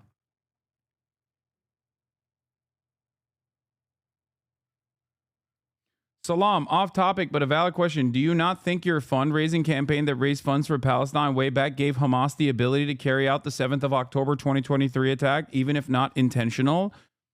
It's just something that weighs on my mind that I wanted to ask. Yes, the Palestinian Children's Relief Fund and the many other on-the-ground charities that we worked with that have to be sanctioned by the state of Israel to be operational to begin with inside of the Gaza Strip. Some of those children actually carried out the October 7 attack, even though we fundraised after the October 7 attack.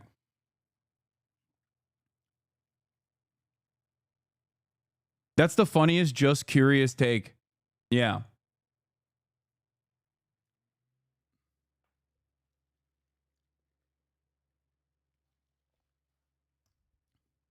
That's funny.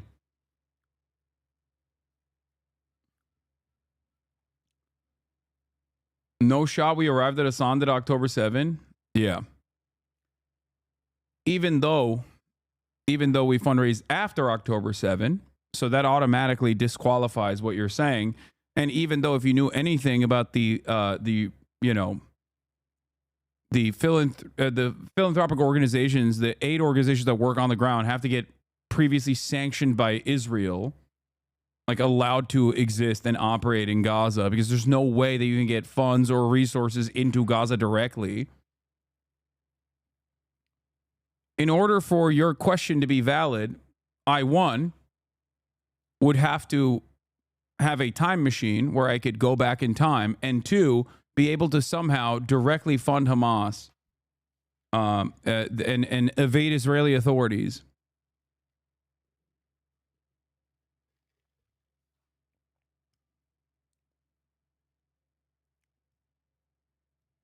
Do you think I have a time travel machine?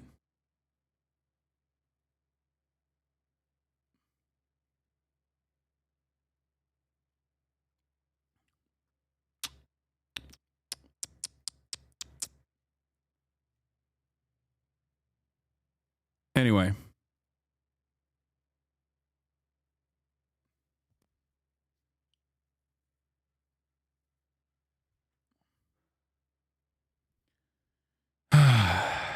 Why is the chatter not responding? Following since 15 minutes ago.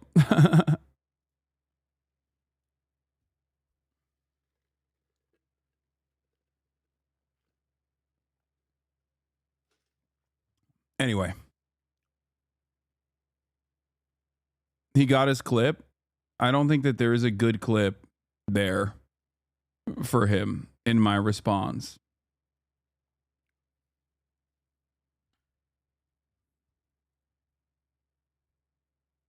What is this? Bernie's not responding to the full claim. Dude, you think I'm going to read this like Elon Dick Rider writing an effort post? His description on his Twitter says, make nuance cool again.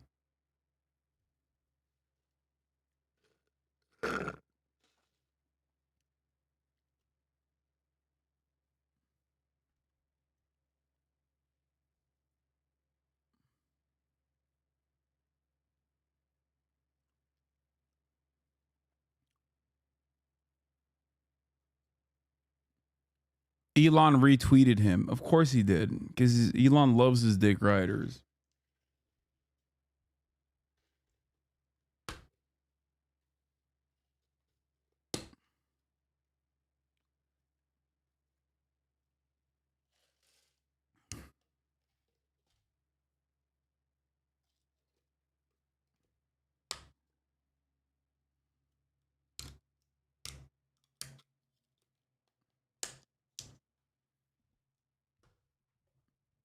Bernie's not responding to the full claim. Elon and Vivek both acknowledge that the current H-1B system is broken and needs to be fixed so it isn't abused in the way Bernie describes. Yeah. Which, you know, takes Elon at his word, which I find to be a foolish endeavor. They've also said it needs to be used to recruit top engineers. These two claims are compatible. This is the second time in 2 weeks he's done this. He did the same thing when Elon helped tank the 1,500-page spending bill. It's just another form of identity politics. Instead of focusing on channeling racial hostility, it's channeling class hostility. Billionaires are evil. It's divisive. Don't fall for it.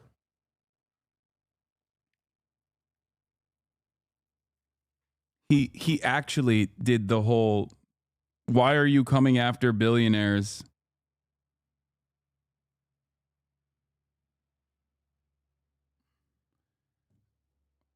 Channeling class hostility. How is that a bad thing? There is not a moment where there isn't class collaboration among capital owners. They are very well aware of their class position.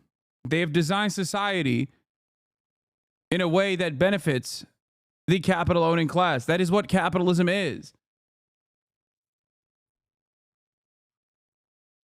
What a ridiculous thing to say. Of course Elon Musk retweeted this. Oh my God.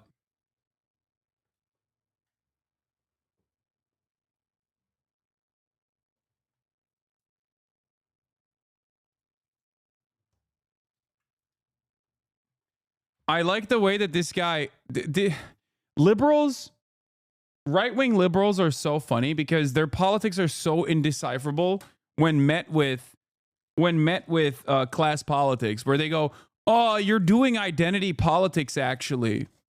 Sir, you're doing identity politics by engaging in class. Yeah, class politics is identity politics as well, actually. After all, billionaires are an identity.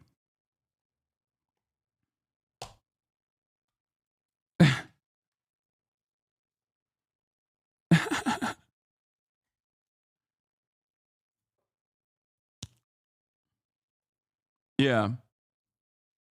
Many chatters in here are simply identifying as poor, working class. If only they started identifying as billionaires, they would be able to, you know, become billionaires. That's how it works. That's the power of, that's the secret right there. All you need to do is identify as a billionaire.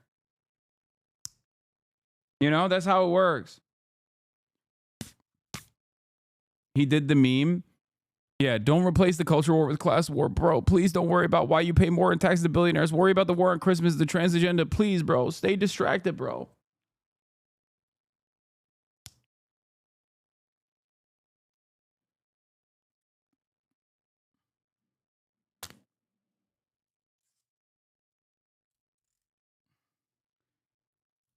Broke mindset. Yeah. Person of C-suite. POC. Person of capital, please. The real POCs are not people of color. It's people of capital.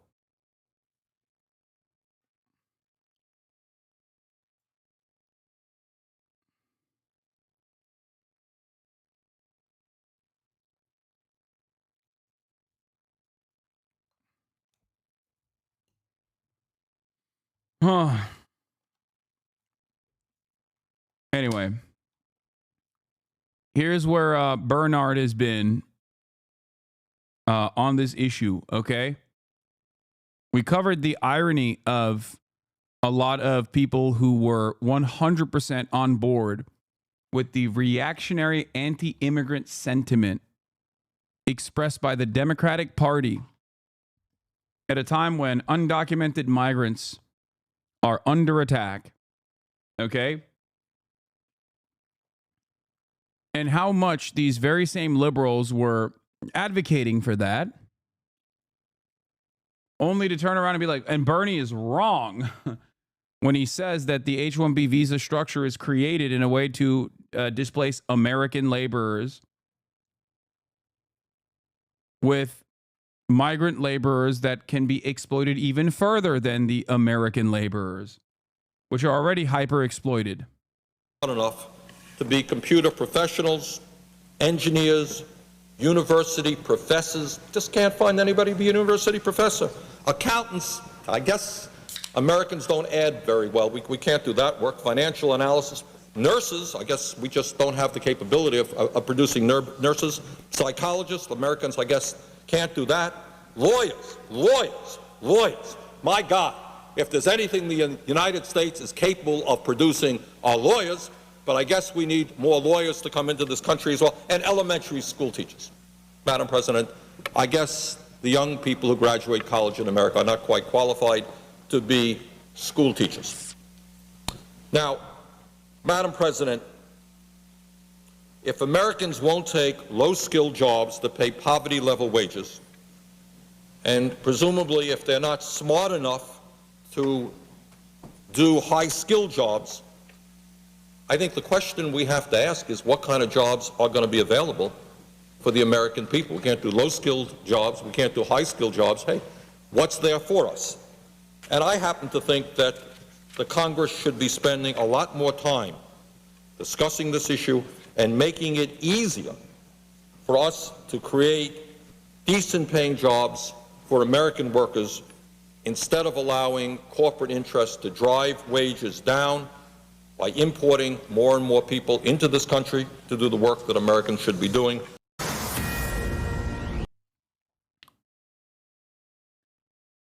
Whoa, Las Vegas guy had his manifesto released? Whoa.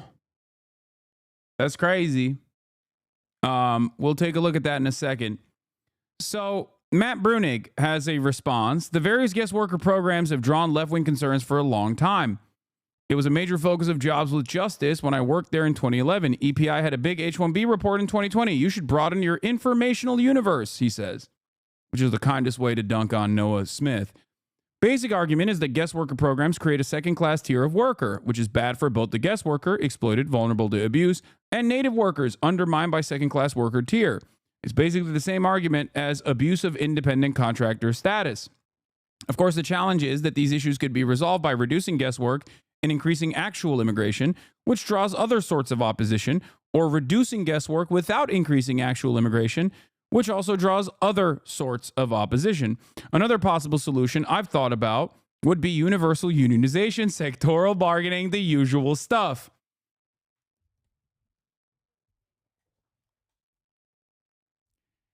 I don't know. It seems like that could be a way to solve the problem. It just seems like it doesn't matter where you come from. It doesn't matter if you're from India, China, or from Oakland or Ohio, Springfield, Ohio. It doesn't matter. As long as you're a part of sectoral bargaining created by a union structure, you just get a basic level of wage and benefits, compensation and benefits that are given to you regardless. Feels like that's a more ethical process. Now, of course, that's crazy. Why is that crazy? Because that would undermine the profit seekers. That would ruin capital owners. You cannot do that. Incorporating guest workers into a collectively bargained agreements where they are necessarily equal and treated the same as other unit members would go a long way. It would be interesting to see what H-1B employers would say about mandatory collective bargaining for any employer using a guest worker program. I know Elon wouldn't be too happy. He's already of the mind that native Tesla workers shouldn't be allowed to unionize.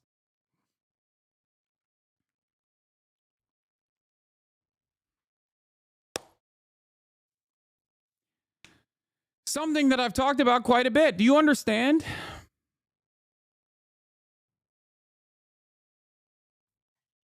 Do you understand?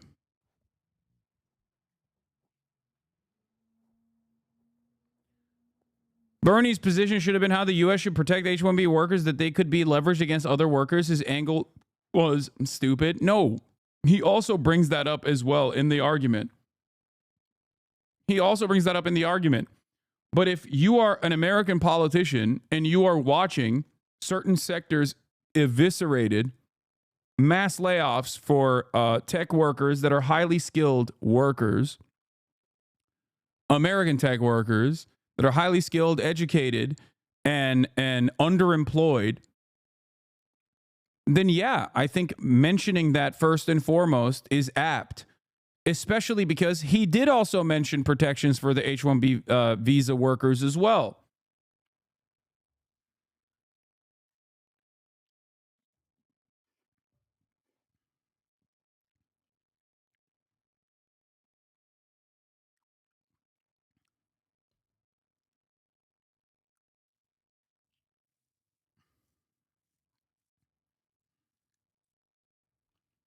But Bernie said dog trainers, and I didn't like that phrasing, so we unfortunately must continue the status quo. Yeah. Not gonna lie, I'm starting to become a hater as well. To be honest, you're a bit too often vindicated. It's just a bit suspicious at this point. Not gonna lie. That's a weird reason to be angry at me, but okay.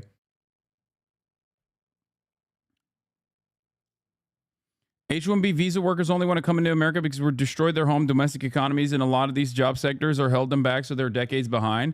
I mean, that's one part of it. There's a reason why you're not seeing a tremendous number of like Norwegian workers coming into the United States of America in the tech sector or something. You know what I mean? If your domestic conditions are apt, if your domestic conditions are fine, you are not going to seek out. By the way, yeah, I know that guy, that chatter was joking. That was an XUC point, law. Isn't it suspicious? He's always on the right side of issues.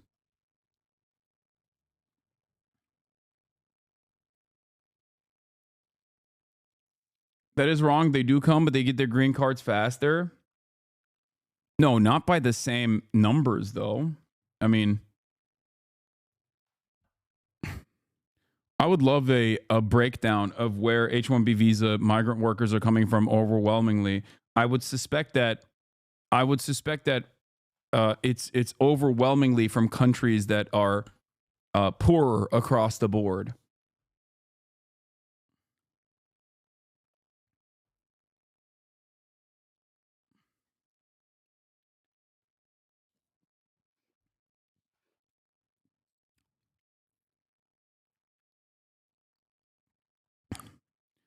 A bleeding Representative Virginia Fox is currently receiving medical attention, holding her nose as she received AIDS. Appears to have fallen down marble stairs on the west side of the house. Lots of blood, but officer tells me she's okay. As press is cleared from the area, she is conscious and talking.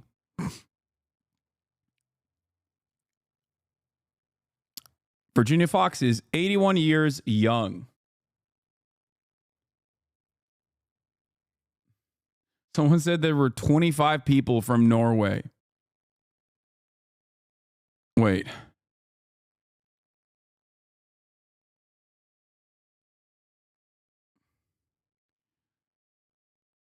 $420. Oh my God. H-1B visa petitions by gender and country of birth fiscal year in 2019. 74% is from India. 11% is from mainland China. 1% is from Canada.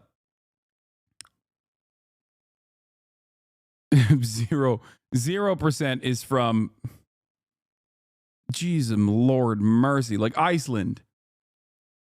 The total number is 33.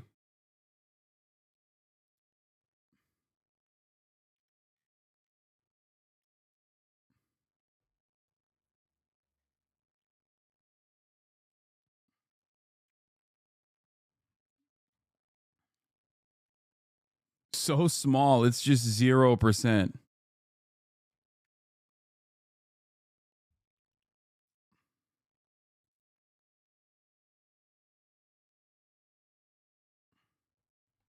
There's also different visa structures for like there's also different ways of getting legal permanent residency in the United States of America for different countries. So this doesn't show the entirety of the story. But if you're looking at H-1B in general, if you're from a country without many H-1B holders or petitions, the H-1B program actually works and you can get your green card faster. There's also obviously the number of citizens that live in those countries, obviously, a much larger country.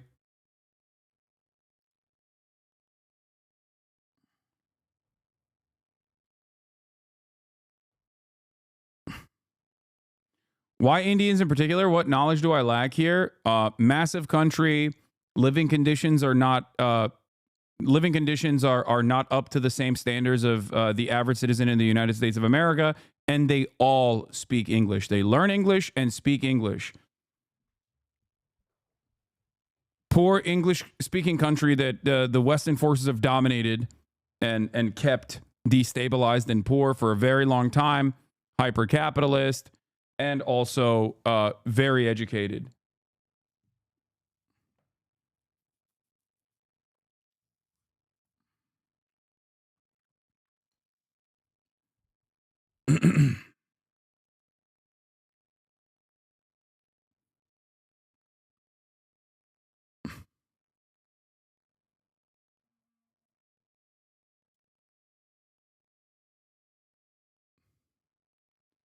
Yeah.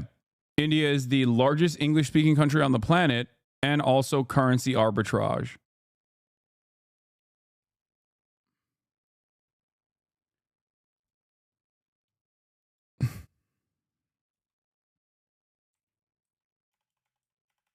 What is the percentage? What is the number of English speakers in India? The number of total English speakers in India is 228,538,090. Okay? The United States, the number is 297,400,000, at least according to Google. List of countries by English-speaking population. I don't think those numbers are completely accurate. So less than 25%. Dude, what are you talking about? It's almost the size of...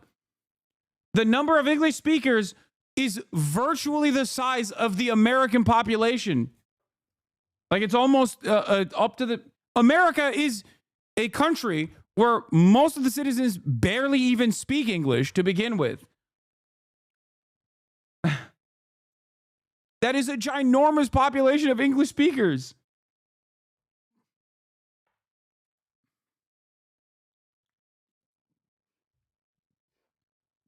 Bro, the population difference, though, you are not making the point you think you are.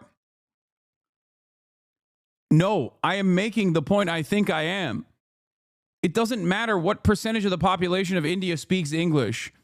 What matters is how many English speakers exist in India. That's the point. That is the reason why. That is the reason why it is a perfect opportunity for American corporations. If you ask me the question, like, why India, this is the answer. If you look at the list of countries by English-speaking population,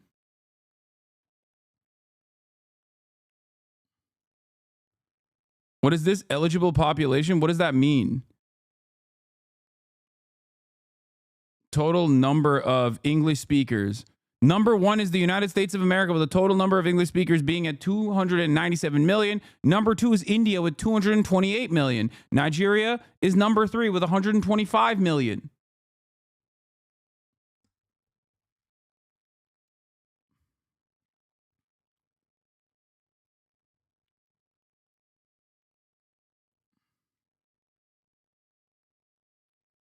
Why would the per capita matter in this situation?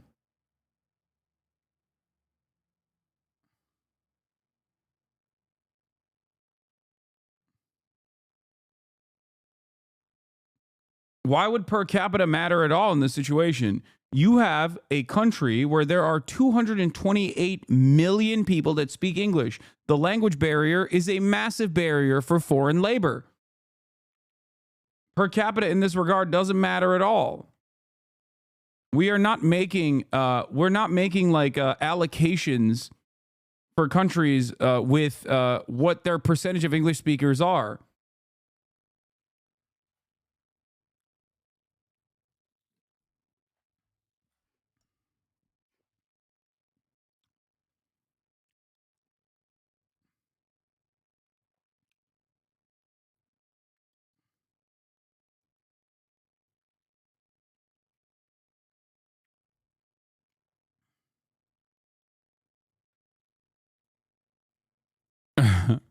If you combine India and Pakistan, the number of English speakers in India and Pakistan combined is larger than the number of English speakers in the United States of America. Are you for or against it? People fixated over the country? What do you mean, for or against what? I am for migration into the United States of America. I understand that it is part of the reason why America is the country that it is. Immigration, on the other hand, cannot be used as a mechanism to further exploit both the migrant population that's coming in and also the documented labor pool that exists in the United States of America. Currently, as it stands, given that this is a capitalist nation, that the way that this works is that the H-1B visa structure, the H-1B visa structure is used as a way, privileged add take. Okay, if you say add one more time, I'm going to laser you.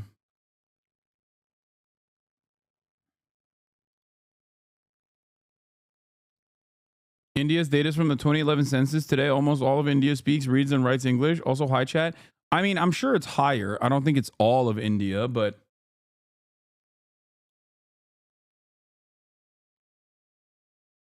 Cringe as Zoomer lingo.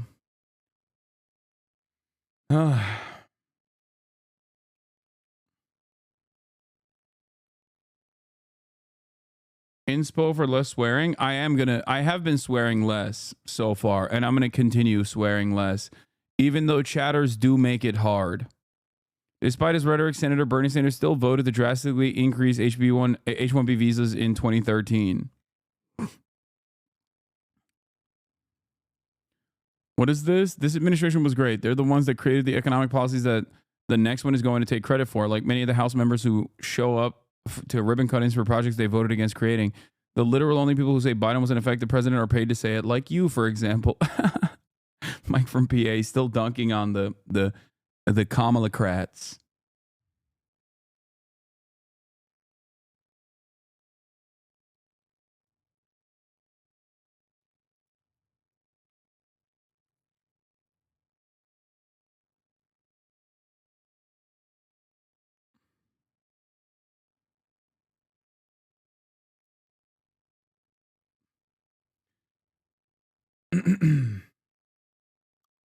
Okay.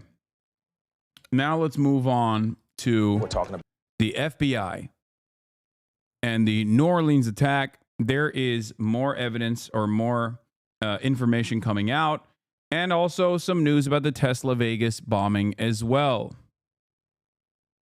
Okay, the full presser where they release parts of his manifesto is in here as well.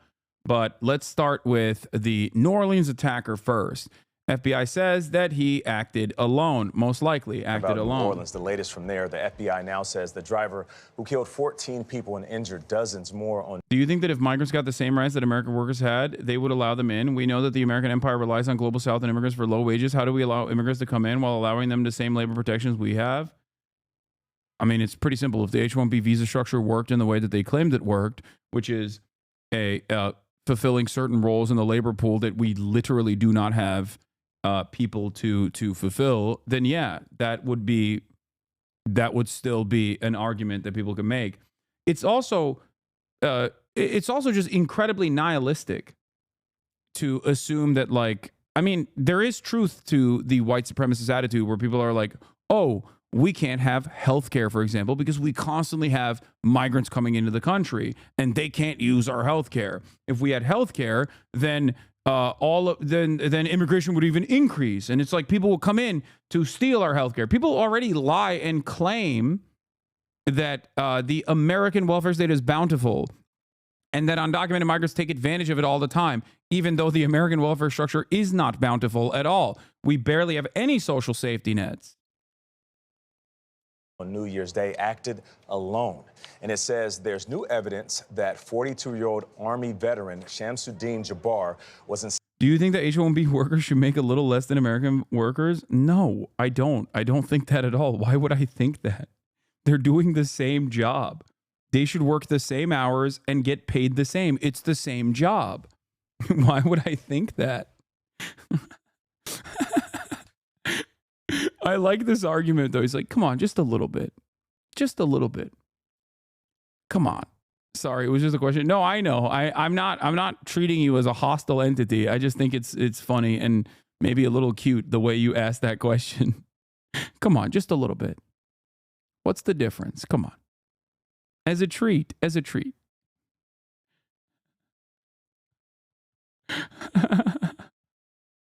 Inspired by ISIS.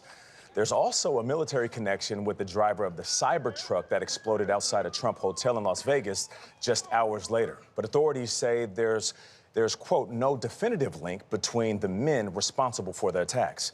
We have correspondents covering every angle of this. CBS Saturday Morning co-host and former First Lady of New Orleans, Michelle Miller, is in the French Quarter. Michelle, good morning.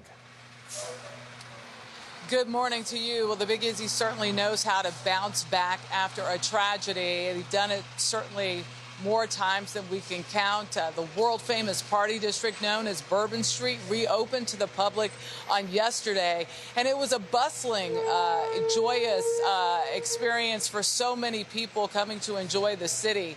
Everything it has to offer, although it was under a ton of security. Now, the barriers were up. They were meant to stop vehicles from getting onto Bourbon Street, something that officials say could have prevented the terrorists from getting onto the street in the first place. Hundreds of police officers roam this area, and just about a mile away from here, thousands of college football fans poured into the Superdome for the Sugar Bowl that was delayed by a day. Inside the dome, fans observed a moment of silence for the victims ahead of kickoff. We were there, and you could feel the real sense of community among those attending. An energetic jubilation helped heal in the wake of tragedy and a return to normalcy. Omar Villafranca has the latest on the investigation. He's right down below on Bourbon Street. Omar, good morning. Good morning. The FBI received more than 400 tips, but they still want to talk to people who knew the suspect. Now, the crime scene here on Bourbon Street has been cleared, but the investigation is far from over. The FBI now says the perpetrator of the ISIS-inspired attack on Bourbon Street likely acted alone, despite earlier reports he may have had help. This was an act of terrorism. It was premeditated and an evil act.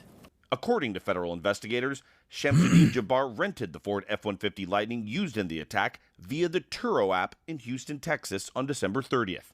He then drove it to New Orleans on New Year's Eve. The FBI says, Did you just send me an EpochTimes.com article? New York judge orders Trump sentencing, indicates he won. What is happening in 2025? I think 2025 is the year that we just go insane. How about that? Let's do it. Let's just latch on to as many conspiracy theories as possible. Let's latch on to CIA-backed psychopathic cults that believe miscegenation is evil, and their media operations like Epoch Times that work to break the brains of your parents online. Let's do it. Let's go all in, baby. he posted 5 videos to social media in the hours before the murders, including one claiming that he had joined ISIS prior to the summer. Jabbar explains he originally planned to harm his family and friends, but was concerned the news headlines would not focus on the, quote, war between the believers and the disbelievers, end quote. The FBI released these new surveillance images showing improvised explosive devices in coolers that they say the killer planted in the French Quarter shortly before the attack. On Thursday, President Biden revealed Jabbar also had a remote detonator for the planted IEDs. Just after 3 a.m. New Year's Day, Jabbar, a U.S. Army veteran who law enforcement sources say was armed with an AR-15 style weapon and a handgun, began his rampage. I'm devastated, honestly. I'm shocked. Jabbar's younger brother, Abdur Rahim, who requested that we hide his face, says Shamsuddin had recently gone through an expensive divorce and their What's miscegenation? Is that misogyny? Miscegenation is race mixing. father had suffered a stroke in 2023. He noticed his brother becoming more outwardly religious, but said he saw nothing to suggest Jabbar was being radicalized. He's been a practicing Muslim since he was a kid and everything, and as someone who isn't conspiracy brain, this is getting more and more sus. Yeah.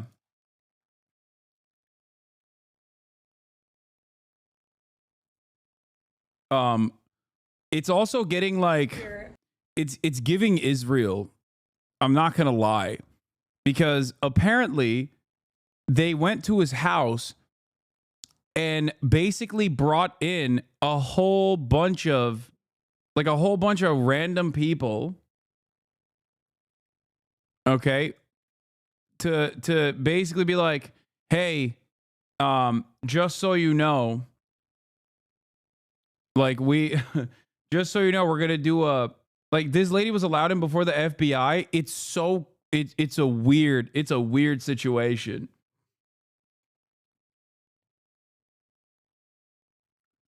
Now, any sort of mention of ISIS in 2025 is already bound to raise some alarm bells, especially considering that the Islamic State is nowhere near its point of prominence. And even when it was, it still obviously was, let's just say it's suspicious that ISIS almost always, with the exception of some lone wolf attacks, is constantly working against America's foreign adversaries.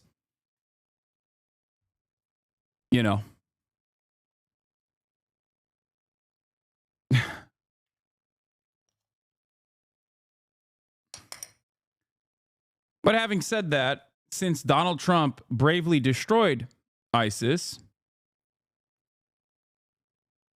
it also seems odd that they would come back in a big way like this. ISIS itself hasn't also, I don't think, as far as I understand, I don't think that they have, taken ownership over this attack either. So it could be a case of, like some random nut job saying like, no, I actually learned everything from ISIS. I wanted to be ISIS, but even the media reporting on the matter shows that like he, one, seemingly was working alone, and two, that in recorded videos, he basically was like, I have two options here: murdering my entire family and joining ISIS. And I decided I'm joining ISIS now. So at least that's what they have reported in the media. That's what CNN has reported. That's what the FBI has revealed.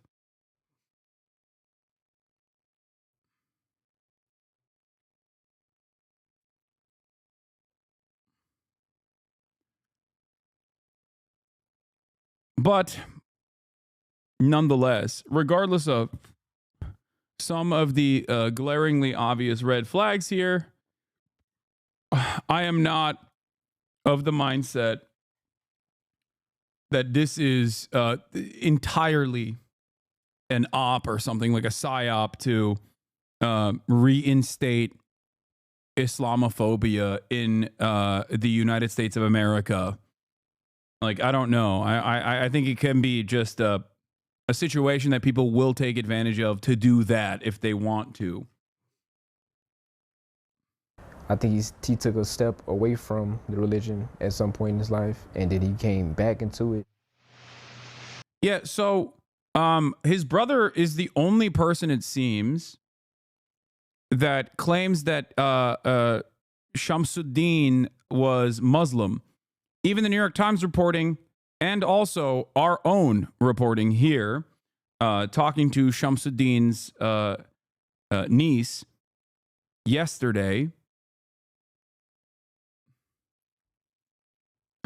many people in his family, other members of his family, have said that he was not Muslim, that he was raised Christian. The New York Times actively reported that he was raised Christian and became and potentially converted to Islam a couple years ago.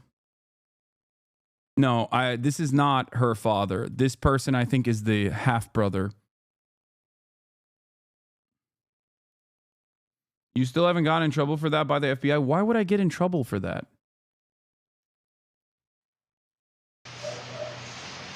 Let me give you some good news now. Both of the officers who were hurt while exchanging gunfire with the suspect, they are now out of the hospital. Here in the French Quarter, it's starting to look and sound like the old Bourbon Street. And Michelle, slowly, it's starting to feel like the old Bourbon Street.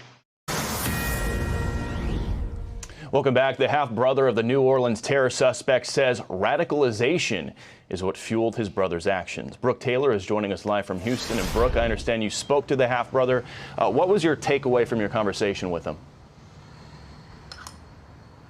I did, and he was completely shocked by all this. We spoke at his childhood home. Now, one of the things that the FBI said was that on the way to New Orleans, Jabbar posted on his Facebook page saying that he was inspired by ISIS, as we know, and that at first he was going to actually target his own family and friends. So that's what I wanted to ask, his own brother, how it felt hearing that. I'm gonna pee. And he stood back and he said it was so chilling to hear that, just shocking and heartbreaking. I want to show you this picture here of the Jabbar family from the early years when the boys were just kids. His brother Abdur Jabbar is an adult now. He gave us these photos.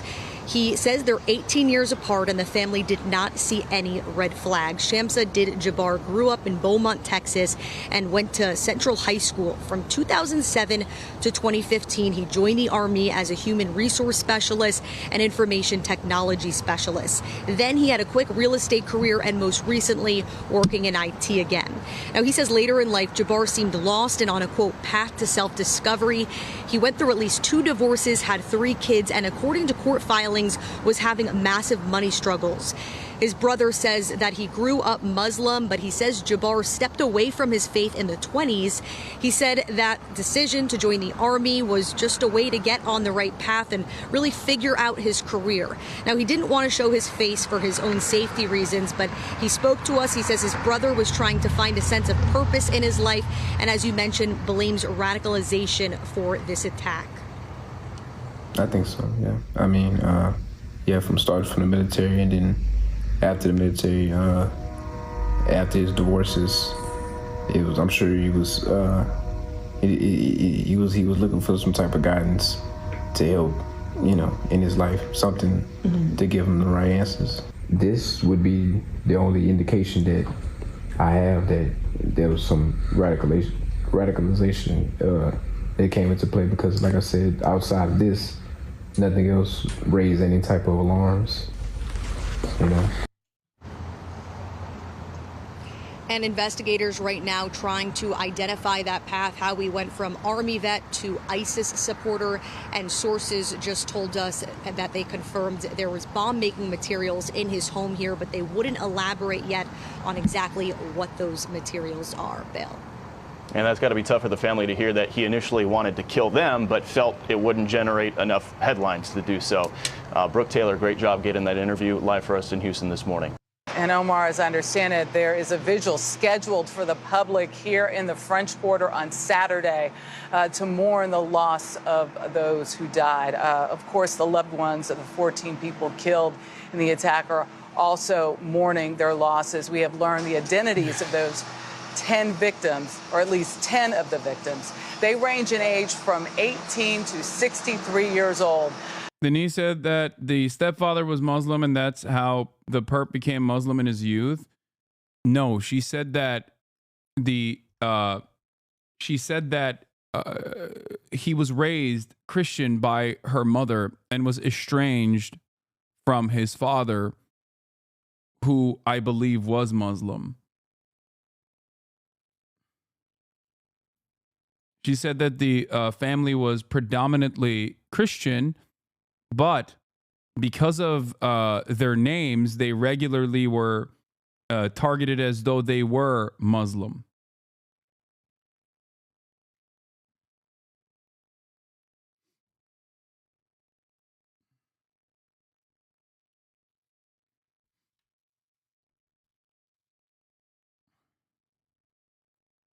Stepfather was Muslim, that's the reason. Is there any understanding of the motive yet? Yeah, the person's father was Muslim. He was raised Catholic. Those options make no sense for a man in a corner. Those two things have zero connection for a man who thinks he has nothing left. One is a complete loss of anything he has left with his own hands. The other is randomly joining a Fed operation which only connects with the racist logic he's Muslim.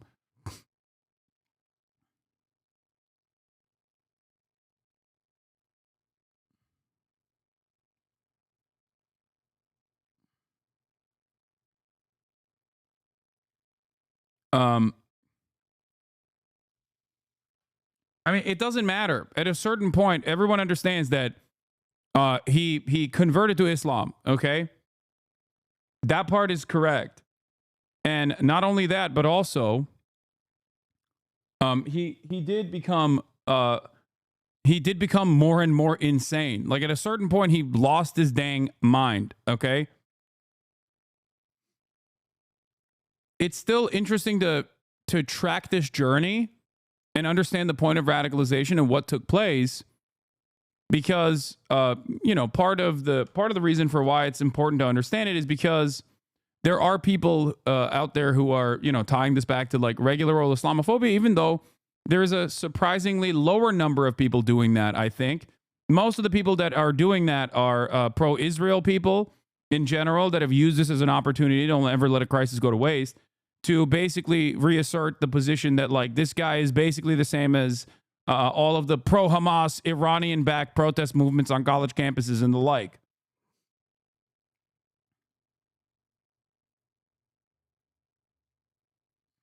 Tony DeCopel brings us the stories of some of their families. Also, I have a question for you guys. This is the worst question to ask. I have isopropyl rubbing alcohol. I have merthiolate, which is benzalkonium chloride, 0.13%. And I have povidone iodine swab sticks. Now, why do I have all these? Because I want to clean the remainder of Kaya's scar. Not that she has any issues or anything like that, but I don't know what the best one is to use. Quit doing news slice of life stuff is like this is better. Bro has bomb making material at home. The iodine swab sticks is better. Soap and water? Wait, really?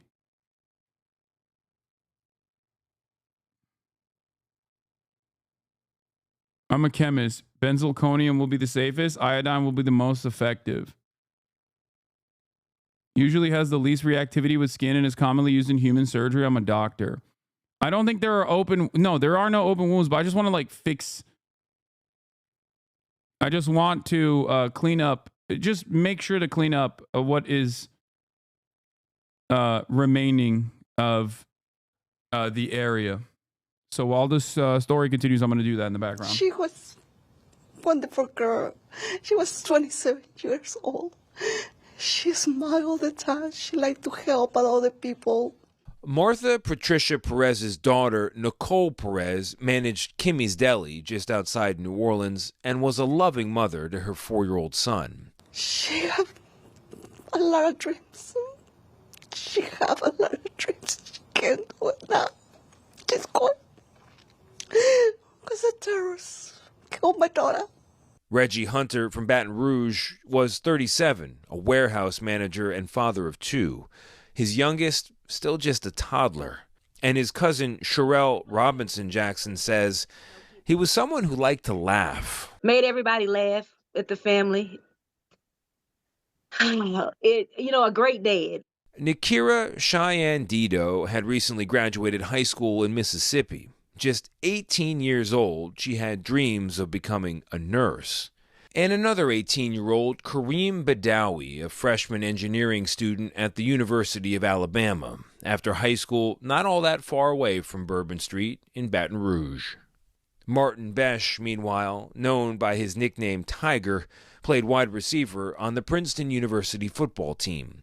A ferocious competitor, his head coach said, with endless energy. His laugh was contagious. Zach Colgan remembers his cousin Matthew Tenedorio as a goofball who at 25 simply wanted to make people laugh. This shouldn't be happening to our nation. 14 different people drawn together by, of all things, celebration. Now 14 different families united in grief. For CBS Mornings, I'm Tony DeCopel in New Orleans. Earlier today, I spoke with Dr. Jeffrey Elder at the University Medical Center here in New Orleans. It's a Trauma 1 hospital very close to here. He specializes in emergency medicine. He had been on work all day long, went back home, was then called back in after the attack. Were most of the injuries from the vehicle itself, or were there gunshots as well? Yeah, so it was interesting because when you talk about injuries, you think of a blunt mechanism like a car crash, or penetrating trauma like a knife wound or a gunshot wound, and really here we had both. Most of our patients were unfortunately suffering blunt trauma, so they'd been hit by the vehicle and had injuries to the abdomen, the chest, the head, and a lot of broken bones. We had a few patients, really the minority, that had gunshot wounds that were here. This hospital is about 10 years old. It's really beautiful. Dr. Elder was also saying that this was the largest number of sick critical trauma patients that they've ever seen in such a short period of time. I met earlier today at that hospital with Pittsburgh area native Jeremy Sensky. Jeremy uses a specialized wheelchair. He was in New Orleans on vacation. He uses the wheelchair because he was in a car accident in 1999. He's paralyzed. I spoke to him. He was on Bourbon Street. He was struck directly by the truck in his legs in the wheelchair. He survived miraculously. I spoke to him earlier. I think I got hit and my body was just thrown onto the ground, and I just, for like a second, I don't remember that moment, but as soon as I hit the ground, I think I came right back awake. The first thing I remember when I hit the ground were the gunshots, and as soon as I heard the gunshots, I was thinking in my head that I would hope I was clear from the gunshots, and I thought that's kind of why I was on the ground. In my head, I thought, well, maybe I'm on the ground because of the people are shooting, and I was on the ground to get away from it. So did you heard shots? Did you see anything around you? No, I didn't see anything. While I was hearing the shots, I was still like disoriented, and the whole time I was like pretty messed up. I really didn't know what was going on, and I was just glad that I didn't get shot. Like, I'm thinking the gunshots, I'm laying on the ground, I should be safe, and then my leg was messed up. I kept messing with my leg. I'm like trying to figure out what's wrong with my leg, and I saw this stuff around me, which was parts of my wheelchair. So I started scraping and trying to find my phone. I really couldn't tell what was what, so I tried to get my phone. I wanted to use the phone. I was going to call my wife and tell her I was alive. Your leg, you were you were bleeding. I think that I was bleeding, but it was my leg was just broke, like in a bunch of different pieces. There's a photograph taken from overhead where the truck is, and you're on the ground. Yeah, the truck was to my right. So did you heard shots? Did you see anything around you? No, I didn't see anything. And I was screaming, help, help, help, help. And finally a guy came over and said, listen, you're lucky to be alive. He said, many people aren't as lucky as you. I heard that somebody put a mark on your forehead indicating you were alive. Somebody came over and they put the number, a yellow X. And I asked, what does that mean? And they didn't tell me.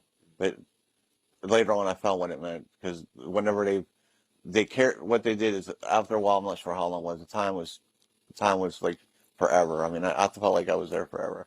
I was laying on my back, and there was a guy named Patrick. He was one of the cops that was dressed up in like the army fatigue color. And eventually he just stayed with me. After I told me I couldn't walk and I was paralyzed, he stayed with me. And I asked him what had happened. He said, we don't know, we're still trying to figure it out. And I said, was it just a drunk driver or something? Did someone blow up something? Because I didn't know. I still hadn't put two and two together that the truck had done anything really. And even though I had seen the truck, I never even thought that that's what had happened, because I was so out of it. When did you learn that it was this person in a terror attack? Today. They were talking about something about someone shooting a cop or something. I heard someone got shot by a cop. but no one called it a terror attack. And I kept asking people, like the nurses and doctors that were with me that night, and no one said it was a terror attack. And today I found out that it was a terror attack. Does it make you angry? Me personally, I'm going to have a hard time probably coming back to Bourbon Street for a while. But I might. But I'm not. My whole thing was you should feel safe there. And hopefully there was definitely things that were wrong. They didn't put up the stupid thing at the end of the road that I had to drive over my wheelchair. It's supposed to stop the cars. Wasn't up. So that was definitely a problem. Like that thing that was supposed to be up was down. I drove over it. I didn't get pushed over it, but it was only this tall, like 5 inches tall. Something like They said it needed to be repaired or something. Yeah, well, they should have repaired it before New Year's Eve. Is there anything else you want people to know? I don't want to take up too much of your time. I'm just happy to be alive, man. I don't want people to be afraid to go out and do things. I really don't. I mean, this could happen anytime, anywhere, but what are you going to do? Stop living your life?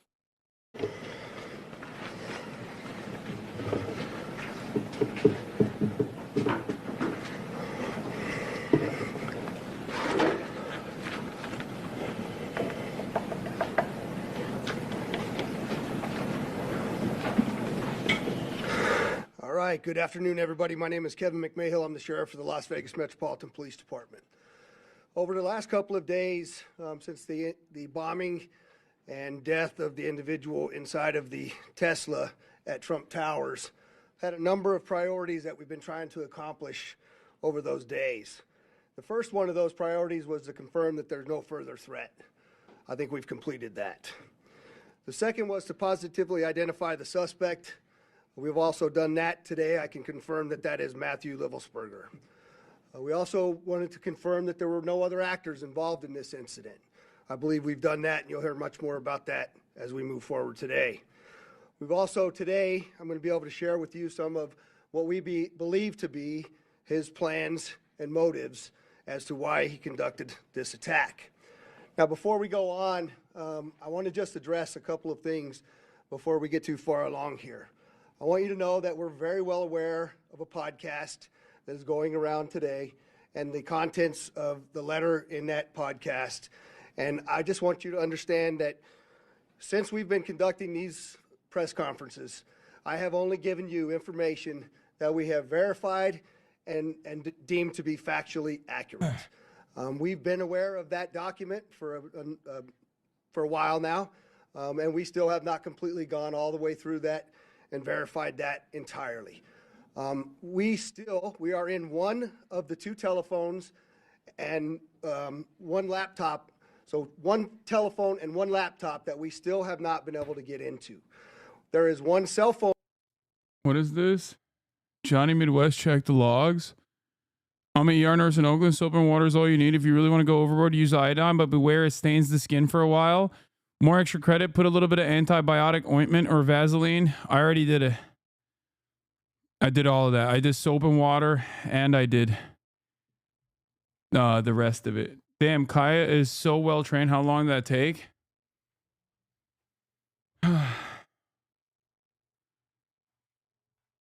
My king, please go wash your hands. Fine.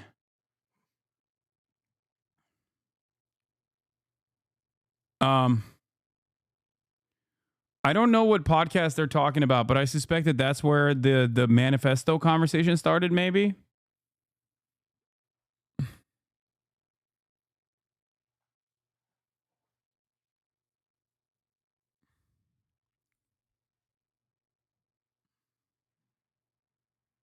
Wait, he was on Sean Ryan's pod? Wait, what? This guy was on Sean Ryan's? Breaking. Sean Ryan just dropped the emergency Matt Livelsberger episode, allegedly posting an email manifesto from the Green Beret behind the Tesla truck. In an email dated December 31st, this makes sense. Sean Ryan is like the... Sean Ryan is the #1 podcast for guys like this. He's the guy whose podcast had Pete Hegseth on as well.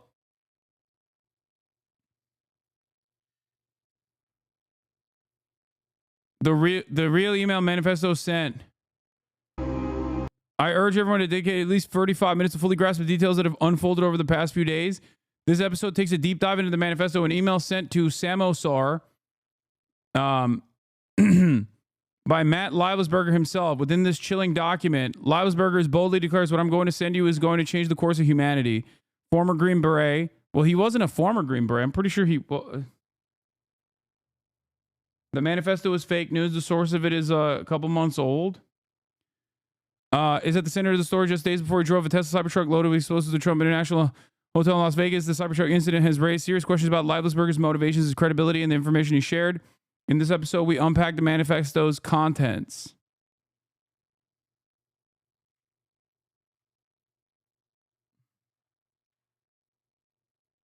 That's twice now true crime terrorists and mill murderers to appear on Rogan and Sean Ryan.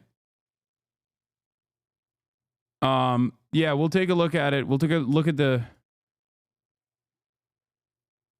This is the one they went over in the press conference. Fellow service members, veterans, and all Americans, time to wake up. We're being led by weak and feckless leadership who only serve to enrich themselves. We are the United States of America, the best country people ever to ever exist. But right now we are terminally ill and headed towards collapse. This was not a terrorist attack. It was a wake-up call. Americans only pay attention to spectacles and violence. What better way to get my point across than a stunt with fireworks and explosives? Why did I personally do it now? I need to cleanse my mind of the brothers I've lost and relieve myself of the burden of the lives I took. What? That we are getting into, and I can tell you He that is we a are Trump barely supporter. He was a Trump supporter. scratching the surface and almost hourly receiving additional information requiring substantial investigative effort I don't know if this is of this joint investigation between ourselves, the FBI, and the ATF. And so, again, while I understand all of that is out there, I believe it is our responsibility to give you what we know to be a fact, and that is what I will continue to do as we move forward. A couple of questions came up in regards to the positive identification of the suspect in the vehicle. I want to give you a couple. Yeah, he texted his ex. It's so wild that Connor O'Malley is genuinely Nostradamus. Las Vegas bomber reached out to his girlfriend ex-girlfriend a few days before the attack. I rented a Tesla Cybertruck. It's the shit. I feel like Batman or Halo. Oh, okay. It's been a while. So much learning and fun. I rented a Tesla Cybertruck. It's the shit. I'm building drones in my new position. You would love it. I feel like Batman or Halo. I don't know if this is cool or I should bully you about it. How fast is it? Ungodly. I feel like Batman or Halo is such a funny take. CNN has an email. Leibelsberger said in an email the day before the explosion that he was armed and in possession of a massive VBIED and expressed conspiratorial concerns that government agencies were tracking him. A copy of the email viewed by CNN said,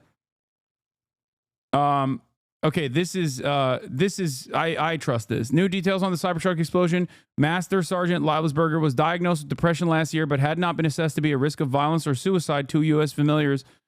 officials familiar with his record tell me and Natasha Bertrand. This is from CNN. Law enforcement has received the message and examined where the email originated and believe it was written by Leibelsberger, a law enforcement official familiar with the investigation told CNN.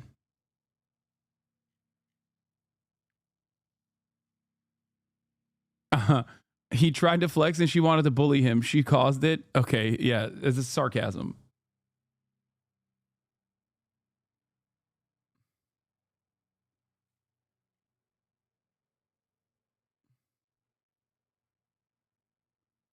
It's been posted on Reddit. Do claim the drones are Chinese craft based on alien technology. Okay, dude, I don't think. He also drove to the wrong Las Vegas at first. The guy who blew up his Cybertruck accidentally went to the wrong Las Vegas at first. Wait, what? I don't believe this. This account is a meme account. That account is a meme account.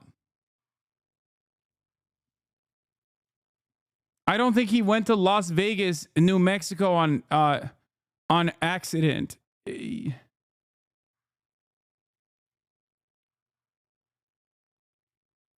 It's most likely that there are charging stations on the path.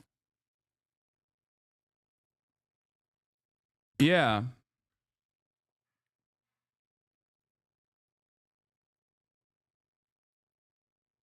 It is 100% reverse engineered alien tech. Aliens are not primitive enough to use propellers. It is not aliens. What?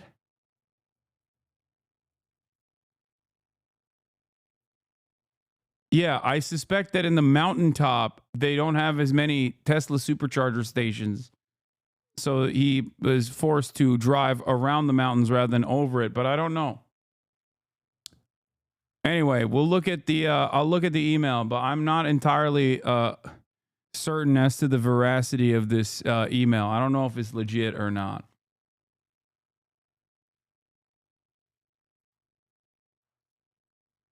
Okay.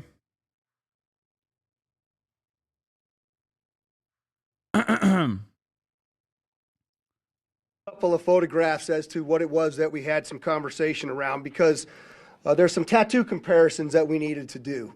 And in those tattoo comparisons, in this particular photograph, you can see a tiger tattoo, and there's a secondary tattoo on the stomach that the wife had told us about. Jesus Christ. You can see that some of it is burnt, some of it is not burnt, and while the body was still in the vehicle, we were unable to identify those specific tattoos until we were able to remove some of it. Secondarily to that, there's also a surveillance photograph that we obtained of our subject in Colorado wearing that very distinctive brown jacket. You'll see that a little bit later here in some of the photographs that one of the assistant sheriffs is going to talk to you about. There's also a lot of conversation that I hear out there about the fact that... Is he okay? Yeah, no, he's dead. He's dead. He's super dead. He's charred. Burnt to a crisp, for the most part. He not only seemingly shot himself in the head, but he also detonated a sequence of explosives inside of his Cybertruck outside of Trump Tower, which, you know, doubly killed him, I guess. But yeah.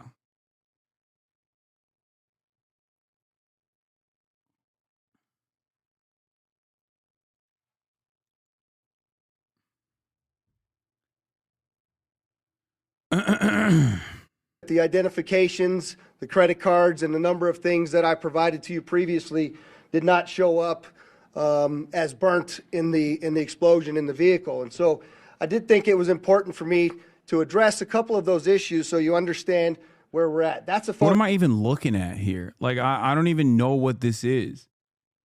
It's just like bits of Liveless Burger and a wallet. Is that what it is? Also, how good of a wallet is it that it just like protected the materials even after? Photograph of the wallet. It's a leather wallet. Clearly, it's burnt up pretty well. However, that wallet was found in the back seat under some debris in the vehicle, and it contained, you'll see in this photograph, the credit cards, a photograph, and a number of other pieces of identifying information. I'm glad that they hid the credit card number, because, you know, someone could use them. And it would be really lame. Someone could use that and steal Matthew Livelessberger's money. Military identification that I initially told you about was also located within inches of the wallet. And you'll see much of this stuff does have some burn damage on it. The passport that I described to all of you was found in the back, in the bed of the truck under debris as well, and you'll see a photograph of that in there. I also had mentioned to you that we were going to be doing dental records to identify the subject in the vehicle. The Department of Defense provided those dental records to us. We then forwarded them to the coroner, and the coroner also provided a positive identification for us. Finally, we had also requested DNA from the family, which was provided to us, and it matched to our suspect. We then, of course, had now confirmed fully his identity to you. Johnny D. Fango, thank you for the 10 community gifted subs, allowing 10 people to no longer see the ad break at the top of the hour, which doesn't come anyway, but still, you can still subscribe yourself for free with a Twitch Prime if you would like to do so, or for $5 or $6. That's right. Thank you, thank you, thank you. There has been, again, a tremendous amount of investigative effort that has Bob, been blast conducted my now. And I'm brains going to out. introduce to you Thank you for the 10 gifted. Assistant Sheriff Dory Corrin to go over some of the extensive investigation that has occurred. Dory? Good afternoon. I'm Assistant Sheriff Dory Corrin. I oversee our Homeland Security and Investigative Services group, which includes our counterterrorism unit that's been working around the clock on this investigation. I just want to briefly share a few updates on some key areas to include the operational activity that led up to this incident, a little bit of information on the post-blast investigation as we know it today, and then finally some of the information that we're discovering most recently about motives and plans to give you some insight on why this individual committed the act that he committed. To begin, yes, he was inside the car and he allegedly shot himself, according to the investigators, before he blew up the car. Or like they still don't know how he lit it up. Okay.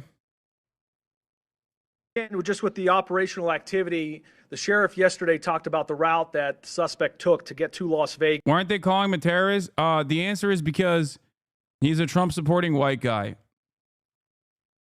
And he also didn't kill a healthcare CEO. I hope that clears up the confusion.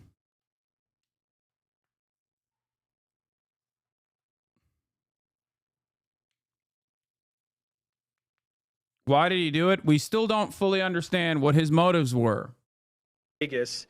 We used a lot of this information to be able to track down video surveillance footage around different locations, as well as financial records, as well as call data He records. also didn't, I think he intended to do a big bang and maybe even kill some people, but he didn't end up killing anybody else. Just himself. As well as looking at the Tesla charging stations to be able to determine exactly which route the individual took, but more importantly, that it was the individual that we've identified, as well as the only individual in the vehicle during the path that he took to Las Vegas. As you'll see here in this video here at one of the charging stations, there's just one example. You'll see our suspect here. He'll exit the vehicle. He'll walk around the vehicle at different times. At one point, you're going to see that he opens the door of the vehicle, he retrieves a coat, he puts that coat on, and you're going to see that at different parts to include the photo that the sheriff talked about just a few minutes ago. Boggling to call this terrorism with no victim or no apparent motive is really interesting, because how do you think so many terror attacks are thwarted by the FBI? Well, usually it's the FBI that's goading the person into doing the act of terror, but they stop terror suspects regularly. And then sometimes the ATF will go in to the home of a person for having an unlicensed weapon, and they find 150 pipe bombs. And then the judge will say, well, you have no priors and you're white, so it's fine. You're not a danger to yourself or others. And they just kind of they kind of let you stay at home. Like the guy in Virginia. That's a real thing that also happened in these past couple of days, where they went to the home of a dude. I believe it was in Virginia. I forget where it was, but they found 150 pipe bombs in his home. And then he was still, the judge said he wasn't a flight risk nor a risk to others, and said that he could be out on, not even on bail, but he was under home detention.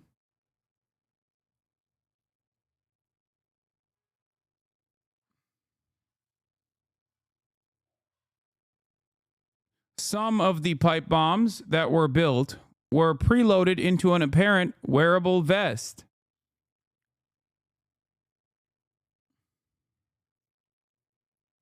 A lot of the pipe bombs were also completely unsecured, even though he lives with his wife and children. Prosecutor said Spafford also acknowledged keeping a jar in his freezer of HMTD, an explosive material that is so unstable it can be exploded merely as a result of friction of temperature changes. Investigators found the jar stored next to food items and labeled dangerous, do not touch.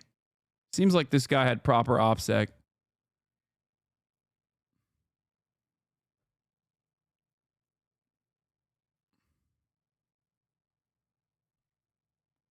Even after losing his own fingers as a result of his homemade explosive materials, he made his apparent remarkable decision to keep an extraordinarily dangerous explosive material in the home's freezer next to food items that could be accessed by the entire family, prosecutor said, arguing the man poses an extreme danger to the community and should remain in custody.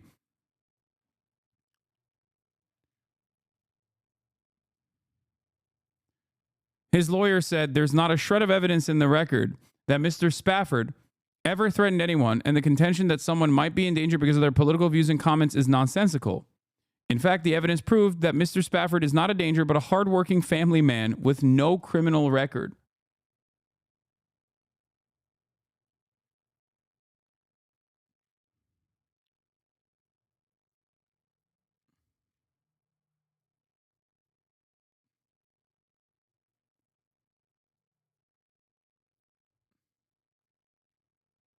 Except he was a danger to himself. He blew off 3 of his fingers on one hand.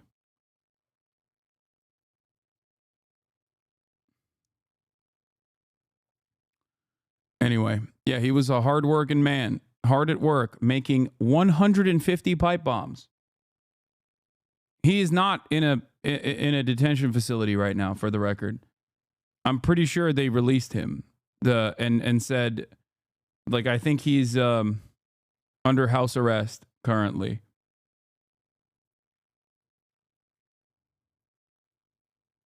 Your Honor, God forbid men have hobbies. Is this the nanny state akin to the Chinese Communist Party? Or are we a nation of freedom and democracy? He had a $25,000 bond, as in 1/4 of the bond that the Florida judge had seen as a reasonable bond for the Florida lady with like children, the 42-year-old Florida woman with children, for the crime of getting upset at a phone conversation, a claims denial phone conversation with her insurance company. That's amazing.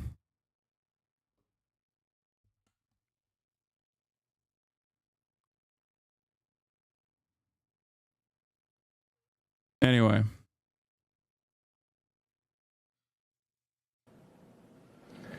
We use this video information as well as what I said earlier about the financial records in terms of purchases being made with different credit cards, call data records, a video canvas at multiple locations, trying to use all of that to corroborate that the individual that we've identified is the same individual that drove that Tesla during that route that we've identified to Las Vegas. In addition to that, we also talked about the phones that were recovered. There were 2 phones that we recovered from the vehicle. Both phones were damaged. New York Times just reported on the manifesto. Okay, if the New York Times reported on it, we'll move on the manifesto. So maybe more credible than previously thought. Yeah, We are still trying to access the data in one of the phones, but we have been fortunate in our team, which is second to none, has done a really good job accessing the data in one of the phones that was recovered. You can see the phone here in the vehicle. It's very burnt from the outside. You can see another image here. But we're able to take this phone and be able to extract the data using a variety of different tools. And in that, we've identified a variety of information, but one thing in particular is there was an application in there that the suspect used to take notes. In that application, one of the notes is titled Surveillance Log by the Suspect. It appears to be more of a journal of activity. It dates for about 10 days leading up to the incident, from December 21st to December 31st of this past year.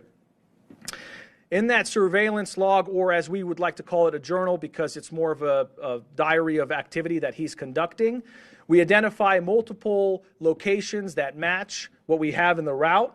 We identify activity that we've matched. So, for example, him purchasing firearms, him purchasing camping equipment or other types of equipment that were used in this incident, matched what our data showed in terms of the route and the video surveillance we were recovering along that route.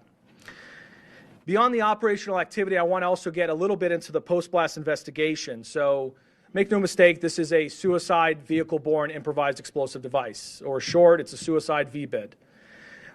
We know also, as mentioned by the sheriff yesterday, there was a self-inflicted gunshot wound by the suspect. The coroner was very specific in their examination. It was an intraorbital gunshot wound, which essentially means that the suspect put the firearm in his mouth and discharged the gun, and ultimately the round came out to the left side of his head.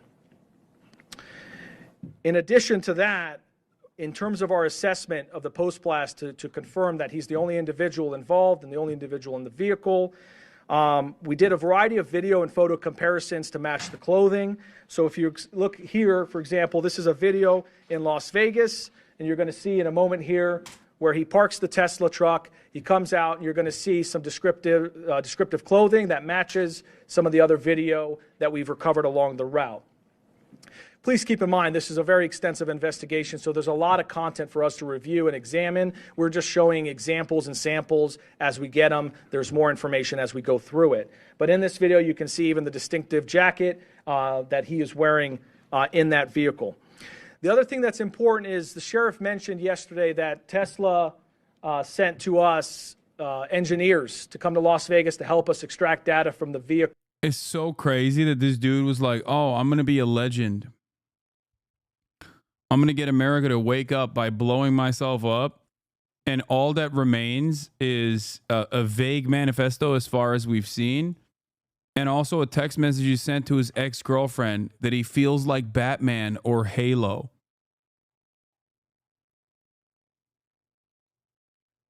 Like that's... I feel like Batman or Halo. The email about the drones is not the manifesto that was reported by the New York Times. What email about the drones? I'm not talking about the drones.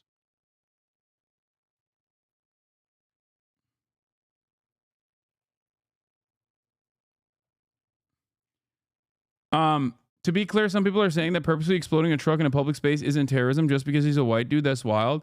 Yeah, imagine if he was Muslim and did that.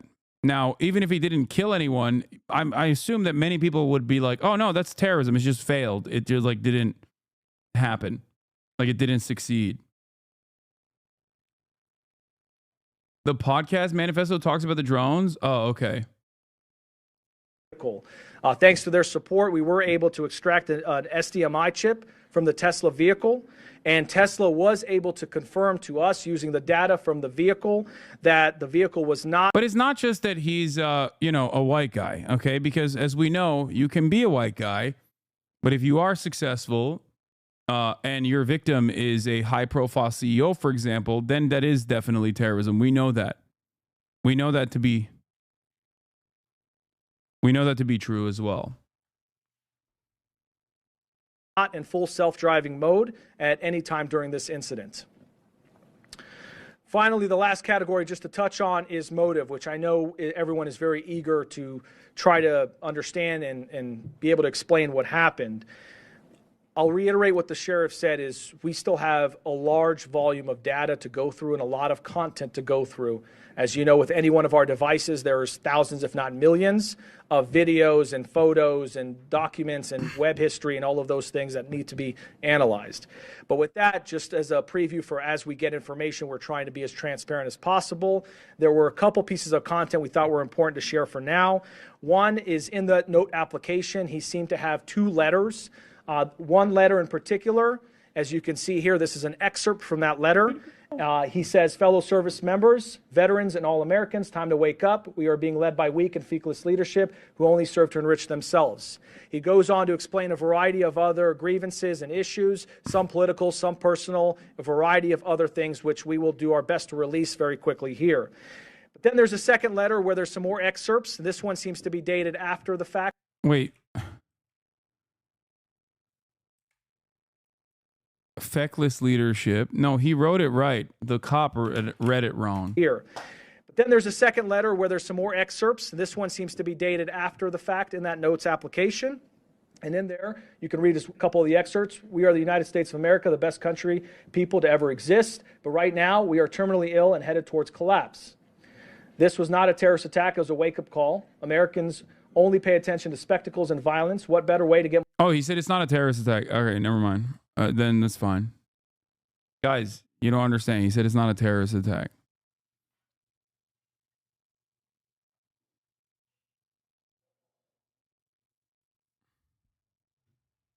Get my point across than a stunt with fireworks and explosives. Why did I personally do it now? I need to cleanse my mind of the brothers I've lost and relieve myself of the burden of the lives I took.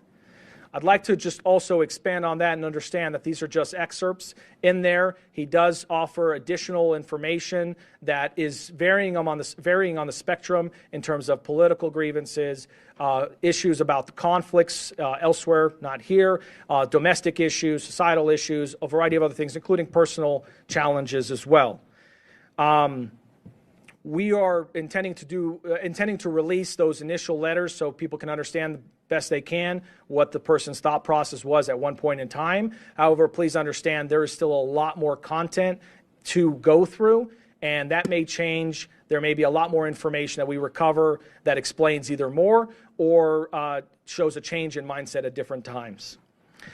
Just before I turn it over to FBI Special Agent Spencer Evans, I just want to take a note and just mention what the sheriff said, which is our counterterrorism section and all of the people involved in this have been working around the clock 24/7, tirelessly, truly through the night. They are second to none, and we really appreciate everything they're doing. With that, turn it over to the FBI. Good afternoon. My name is Spencer Evans. I serve as the Special Agent in charge of the FBI's Las Vegas division. I'd like to express gratitude for everyone that's here today, and especially the partnerships that Sheriff Corrin just highlighted. It's been seamless collaboration between the FBI, ATF, Army, CID, Las Vegas Metropolitan Police Department. You know, if you walked into one of the command posts and someone's not wearing a uniform, you wouldn't be able to tell who works for which agency, and it's been outstanding collaboration. We do have significant updates that we're sharing with you from an investigative standpoint, but just want to reiterate, as Sheriff Corrin mentioned, there is still a lot of ongoing investigation. We have terabytes of data that we have to analyze. We have outstanding search warrants and subpoenas, interviews that are being conducted around the globe as we try to paint a comprehensive picture of exactly what happened. That being said, we do feel confident that we have a much better sense of how we arrived at the events of the 1st of January and additional information that we can provide. So I'd like to first begin by addressing something that continues to be widely speculated, whether or not there was any connection between what happened in New Orleans on New Year's Day and then the incident here in Las Vegas just a few hours later. Just to be clear, there is no evidence that these two events are connected. The only things that we have connecting them are incidental, what we believe to be coincidental similarities in that both vehicles were rented through the same service, that they were both subjects served in the military, that they both stayed at an Airbnb, things like that. We've identified no telephonic or email communication between the subjects, no information that suggests that they knew each other, that they ever served in the same unit, that they were ever assigned at the same place at the same time and had interaction, and no witness interviews have corroborated or provided any information that the two events are connected in any way. In similar fashion, we have not identified any connection between this subject and any other terrorist organization. During the FBI's international investigation to date, as I mentioned, we have interviewed family members, friends, the subject's associates, and military members that he... Both victims of family court, both spent time at Fort Bragg. But once again, that could be, that most likely is just independently radicalizing components. He served with around the globe. Through these interviews, we've found that the subject held no animosity towards the president-elect. That's something that's also been reported. Investigative steps have discovered and... None of that is connecting evidence? No, I'm not saying it is. I'm not saying it's connecting evidence. Information from the Army indicates that he likely suffered from PTSD, and we are also aware that there were potential other family issues or personal grievances in his own life that may have been contributing factors. Again, we're looking into all of that. It's evident that the subject considered, planned, and thoughtfully prepared for this act alone. That's what we believe, and we have no information to the contrary at this point. The FBI has been able to confirm some of this through the utilization of video footage in public areas as he traveled from Denver to Las Vegas. We have video footage that shows that he is alone outside. Can we stop normalizing victims of family court? Both these dudes made it real clear why the courts didn't want them having custody and why their wives left them. I can't even joke about family court victims now. Like, what are we doing here? Like, excuse me, you are not allowed to make fun of divorced dads any longer. Because I misunderstand the joke that you're making, and then I feel as though you are saying, that, you know, that there is a real thorough line here. Like, do not, at this point, 50% of marriages end up with divorced dads. You don't see them, you know, blowing themselves up, okay? It's a very commonplace thing. I'm making fun of a very common thing that happens in America that ends up making a lot of dads right wing.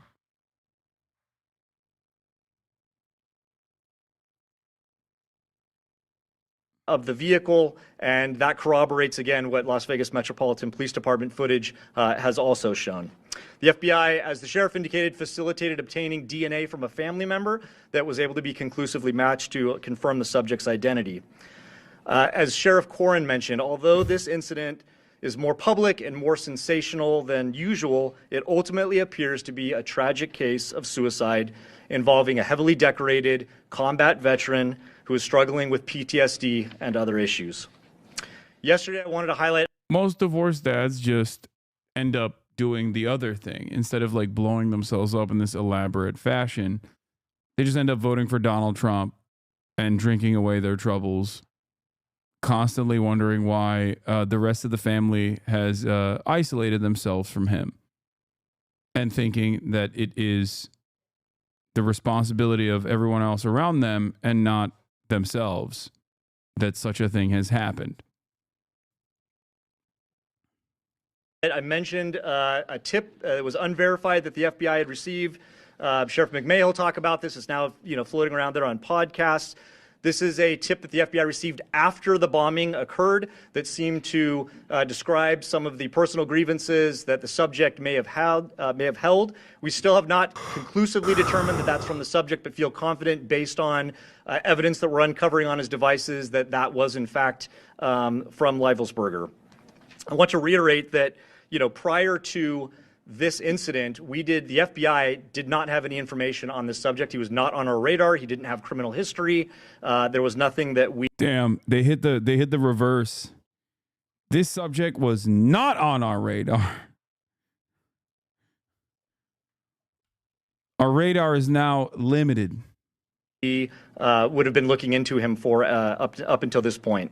Last thing I just wanted to highlight briefly is it's not lost on us. We understand that there were victims. While the subject himself was the only person that was deceased, there were several folks that were injured, and obviously any sort of incident like this has a traumatic impact on the greater community and folks that are rightly so going to be scared and concerned, and some people that were inconvenienced and some that were taken to the hospital with injuries. We'd like to remind everyone that we're working with Las Vegas Metropolitan Police Department advocates, the Office of Emergency Services advocates, and the Southern Nevada Resiliency Justice Center to offer services to these victims. We recognize that there may be victims that are yet unidentified, so for those that might be suffering or otherwise impacted, we'd ask you to reach out to the FBI at 1-800-CALL-FBI.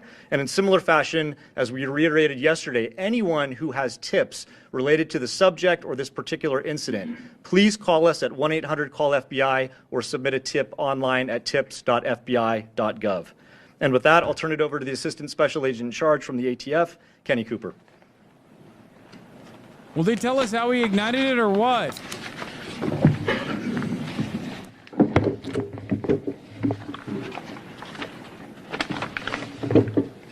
Not playing. Good afternoon, everybody. My name is Kenny Cooper. I'm an Assistant Special Agent with ATF San Francisco Field Division. I have some very quick resource updates. ATF has brought in some of our top experts from our National Response Team that will assist with the sifting through the debris of the Tesla. And that's an abundance of caution to make sure that we've got the initiation sequence identified as best we can from the evidence that survived the thermal event of this explosion, and to ensure that no other bad actors were involved in the initiation of that device.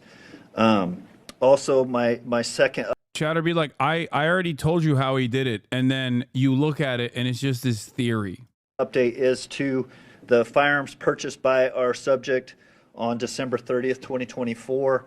Our ATF investigators were able to track down that lawful purchase at a gun store in Colorado. Our subject arrived in that gun store by himself on December 27th and initiated the ATF Form 4473 and actually paid for those two firearms that were recovered from the Tesla on the 27th and was sole occupant of a vehicle arriving and departing that on that date. Subject was the victim of a kinetic implosion resulting in a thermal event. After a thorough ocular pat down of the I love cop speak. It's so good. And then on the 30th, we have video evidence of our subject entering that gun store as the sole occupant of the Tesla. He actually received and transferred those two firearms and took into his possession at that time and departed as the sole occupant in the Tesla. Those are the two updates that He departed as the sole occupant inside of the Tesla Cybertruck in a tactical style implosive event. Here to provide to you at this time. Thank you.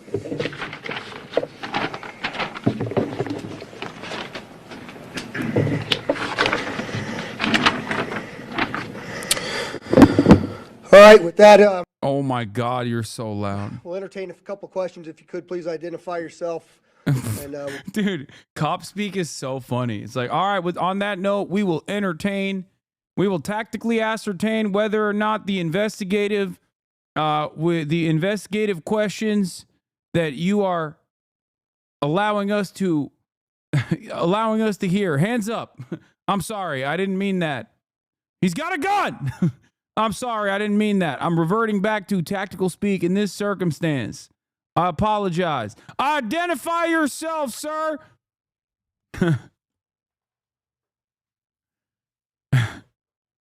Why does he sound like he's going to arrest the reporters in the room? We'll go from there, David. David Charles, KLAS TV. Thanks for taking my question. Two quick questions. One, the video that you showed of him with the Tesla was able to extract that for you from the device. That's such a funny way to operate. Like, I'm imagining sheriff's deputies at home being like, I've tactically ascertained that the salt contraption mechanism that you have in your hands must be dropped immediately. Please hand me your license, registration, and the salt receptacle. He's just so cop speak that he doesn't have a normal conversation with his wife. I'm tactically deploying words into a registered microphone. Drop the salt now. Drop the salt now. From the car, the video you showed him walking around and at the charging stations. Yeah, so let me just, the question was, can we, the video that we showed, sorry, I was standing back there, so I wasn't sure which one you were looking at, but the question is, the video that we showed at the Tesla charging stations, who provided that to us? I'll let Dory answer that. Without getting too far into the technicalities, there are various components in there that were retrieved. The SDMI card, it was not where the video was retrieved from. That was where we got the data to be able to determine that it was not in self-driving mode. However, Tesla did provide and helped our team be able to recover the thumb drive that records other types of data to include video by the Tesla. In what state is this in? Do we know? Kingman, Arizona. Second question is about the detonation. There's a lot of questions. How was he able to die by suicide and set this off? Can you just in very basic terms explain how that could happen to kind of stop these conspiracies that he's not? I've tactically ascertained the question that you have delivered to me, but you have improperly identified yourself. Now I'll treat you as a hostile subject. Yeah, so the second question is how are we able to explain the detonation versus the suicide? And we just believe it to be simultaneous at the time of the detonation. But again, that's why the ATF's bringing in the SABTs from outside to look at what that sequence was for the initiation of the explosion as well. And, you know, it's very difficult to see inside of those Teslas, even with the camera angles that we have. And so we still remain challenged on finding some of that exact timing on all of that. Go ahead. Hi, Stephanie Price, Fox News. Hi, Stephanie. Hi. We're seeing reports that he had another alias as Matt Berg and went on a TV show in 2013. Have you guys been able to confirm that? So the question is if we knew of a alias of Matthew Berg and he had been previously on a television show. Damn, Matthew Berg? We've seen that reporting but have not verified that reporting. Behind you. That's Kevin Nyes with NBC News. How would you describe his state of mind in these He shortened his name, or no, the alias. Instead of Life is Burger, he was like, nah, just call me Berg. final days, given everything that you read from his notes? Was he Jewish? No, his name is Life is Burger. I feel like that's the most WASP. Oh, joke. That's the most WASP German last name you can have, like German American. Everyone with the last name I Love Burger moved to America, okay? And the manifesto that you see that you reference going around in the podcast, have you guys been able to rule out that it was not from him, or is it still up in the air that it could have been from him? So the question is, oh my God, what is happening with the audio levels, man?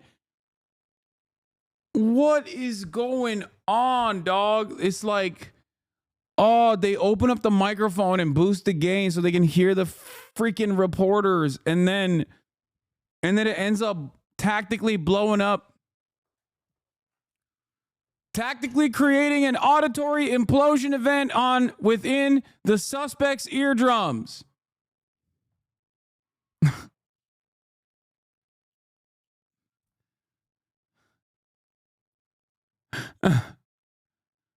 We have accidentally utilized an LRAD, a long-range acoustic device.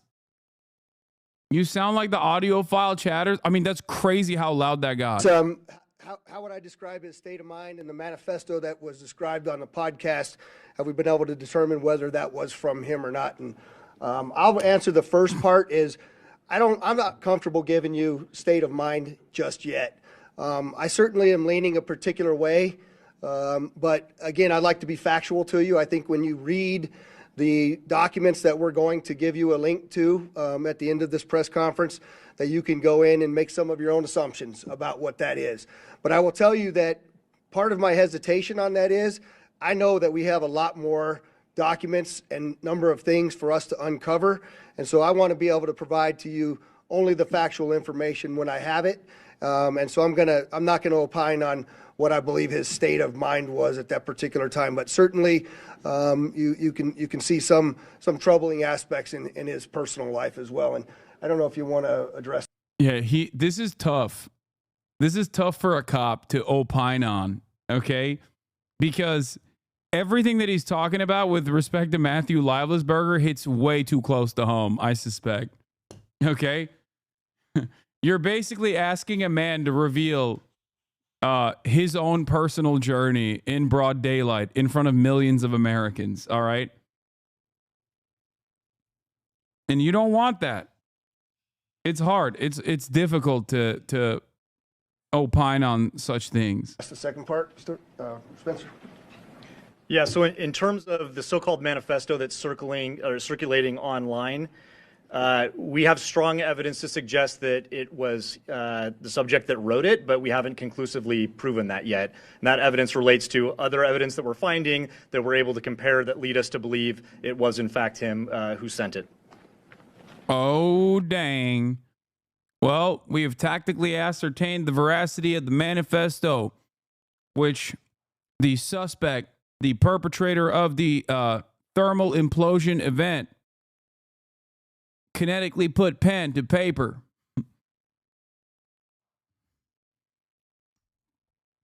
It seems as though there is veracity to the writing of said manifesto event.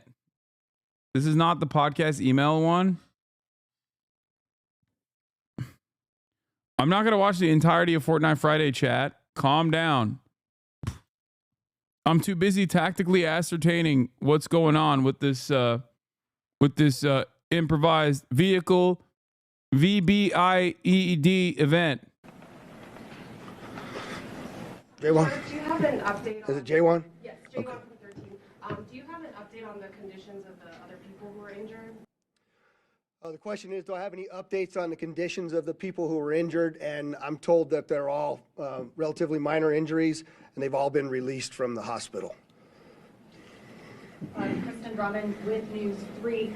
As you were showing us these excerpts, can you say why definitively he chose the Trump International Hotel and why he decided to come here to Las Vegas? Yeah, the question is, with the excerpts that... Yes, that's right, chatter. I have tactically engaged in volume management to ensure that the auditory kinetic explosion event does not happen once again. I have now ceased. I have ceased the assault that has taken place in prior incidents. That we showed, can we definitively identify why he chose the Trump Hotel Tower location as well as Las Vegas? And the answer is no. In fact, I think when you read through some of that, you might find that there were some other considerations as well for other locations. And we can't verify all of that at this point, and so that's why I haven't talked about that publicly. Do you know what other locations he was considering, and were they here in Nevada? There was one location in Grand Canyon that was specifically talked about there, but we haven't been able to verify anything as well. All the way in the back. Berenice Zúñiga with Univision Las Vegas. Thank you for taking my question. In regards to what happened in New Orleans, I know that you guys mentioned it's a coincidence, but what main evidence makes a difference to what occurred over there? That is not being considered a terrorist attack here.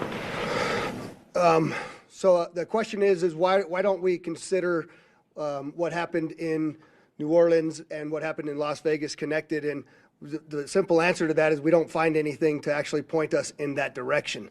There are those coincidences that we have spoken very openly about, but we have not found throughout this entire investigation anything that ties the two attacks directly together. Go ahead in the back. I had a question. Were you guys able to identify the type of explosives that were in the vehicle and where he would be able to find those? So the question is, were we able to identify the types of explosives that were in the vehicle and where he was able to find those? There's a mortar-type fireworks in the back of the vehicle, some camping fuel, and we do know that it looks like from that document that we're going to provide to you that he may have stopped outside of a location in New Mexico and obtained those fireworks legally. But that is another aspect of the investigation that continues. Hi, Noble Brigham with the Review. Hi, Noble. Thanks for taking my question. We've heard that the suspect wasn't opposed to President-elect Trump. Do we know anything about what his political views were? The question is that we know that we've said that he was not opposed, the suspect was not opposed to President-elect Trump, and do we know what his political views are or were? There's a variety of different reporting out there, Noble, on what that is and some of the people around him and what their particular political views were.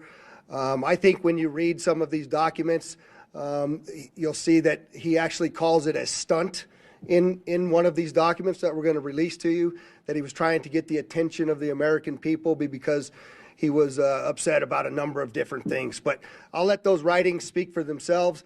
I'm not conclusively telling you anything about his political affiliations at this point, but I think that's more to come on that.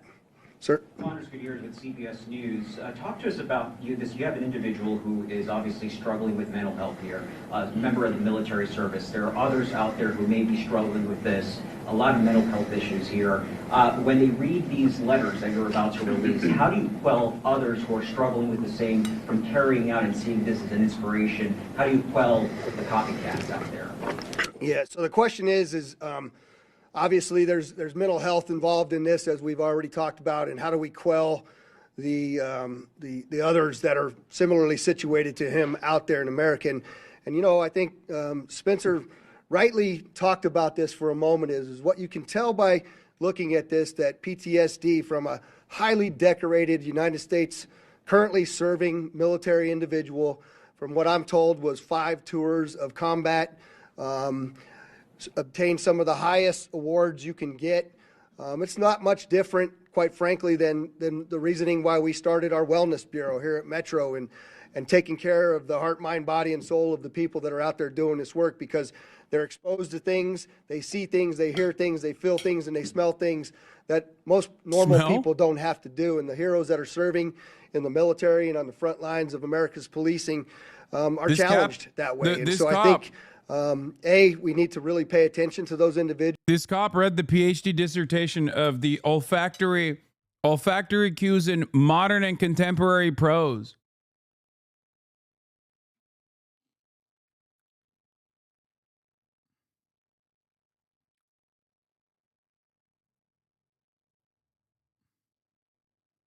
He read it. I'm inclined to believe that he read it. Olfactory ethics in modern and contemporary prose, dude. He read it. He knows. Talking about olfactory trauma. Individuals pay attention to what mental health in America looks like. And I think this is just one more incident that brings that to the forefront of where it is that we are in talking about these types of things. I'll take one more. Rio AP, thanks for taking my question. Sure. Do you know why he chose the Cybertruck? Was he trying to send a message, considering who the CEO is? And then just really quickly, could you confirm if the podcast you're talking about is the Sean Ryan podcast? The Sean what? Is it the Sean Ryan podcast? Is that the name of it? Yeah. So can I tell you why he chose the Cybertruck is the first question? No, not really. I haven't been able to find anything definitive about it.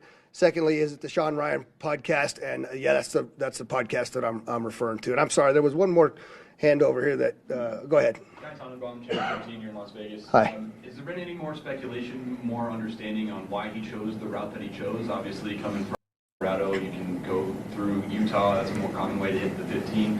Any more understanding when we're thinking about all the different potential sites that he could have chosen for this?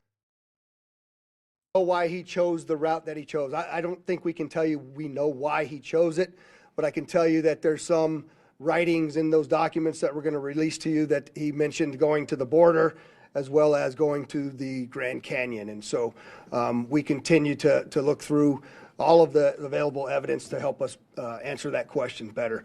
And with that, I'd just like to, again, thank you all for the great work you're doing in helping us get this story out. And obviously, as we get additional information, we'll push it out to you. Thank you very much. Okay. On that note, New York Times wrote an article on at least one of the manifestos is circulating around that the cops have also revealed. I feel like there are 2 separate manifestos out there, potentially.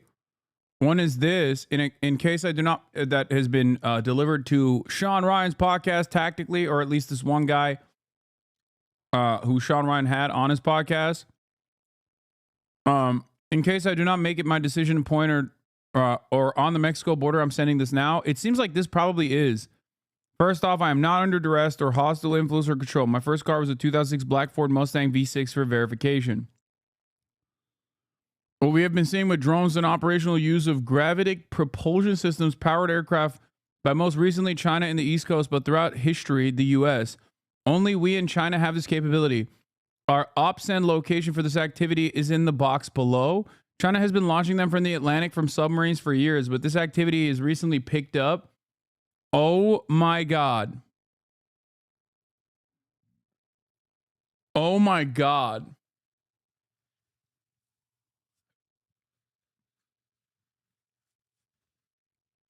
Oh my God.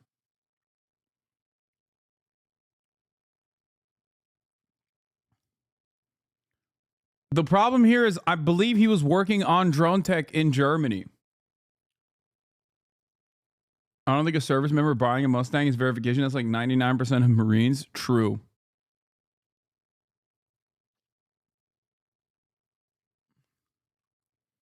The so and what is because of the speed and stealth of these unmanned air AC. They are the most dangerous threat to national security that's ever existed. They basically have an unlimited payload capacity. They have an unlimited payload capacity? No, they don't. What are you saying? This guy is out of his mind. If this is real, if this is a real email that he sent, okay, I'm sorry. The notion that these drones have unlimited payload capacity is laughable. Unless he's also going to somehow say this is alien technology.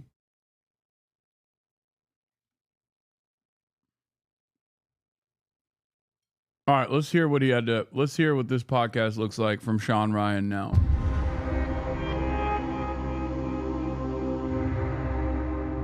Sam Shoemate, welcome to the show, man. Appreciate it. Thank you.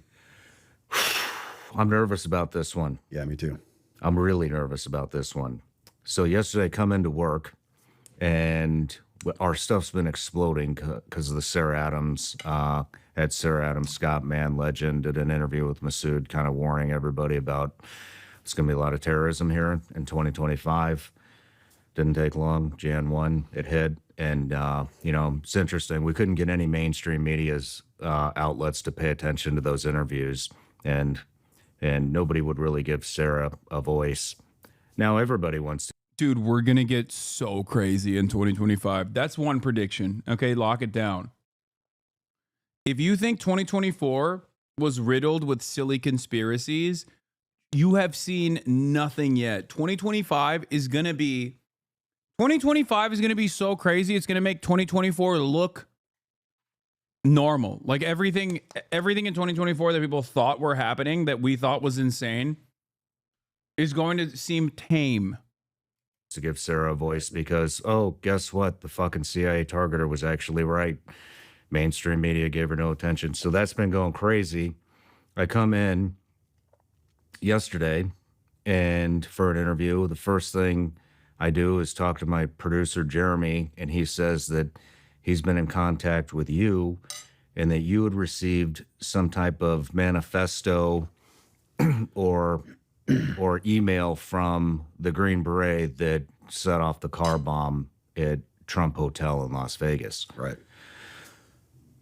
Jump in an interview and come out. My phone is blown up.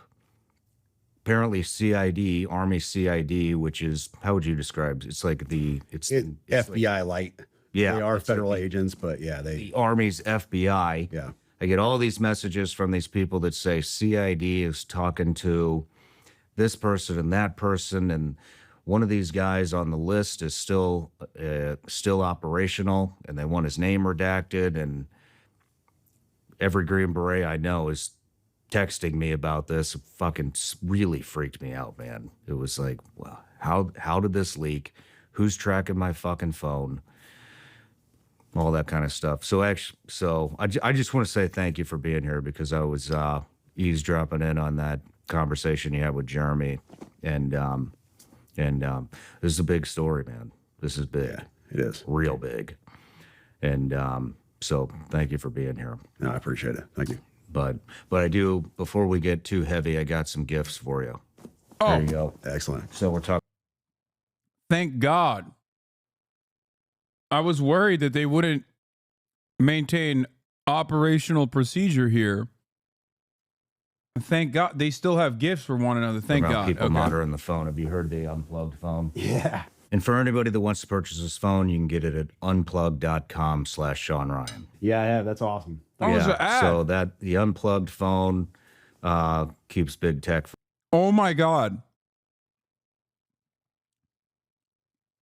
Oh my God. He's just doing an ad for, this is like, okay. Right off the jump, couple red flags. This strikes me as the Alex Jones style procedure where I feel like this is the Alex Jones method, you know? Talk about how the water is turning the freaking frogs gay and then immediately sell a straw in the commercial break. I feel as though this is basically exactly that.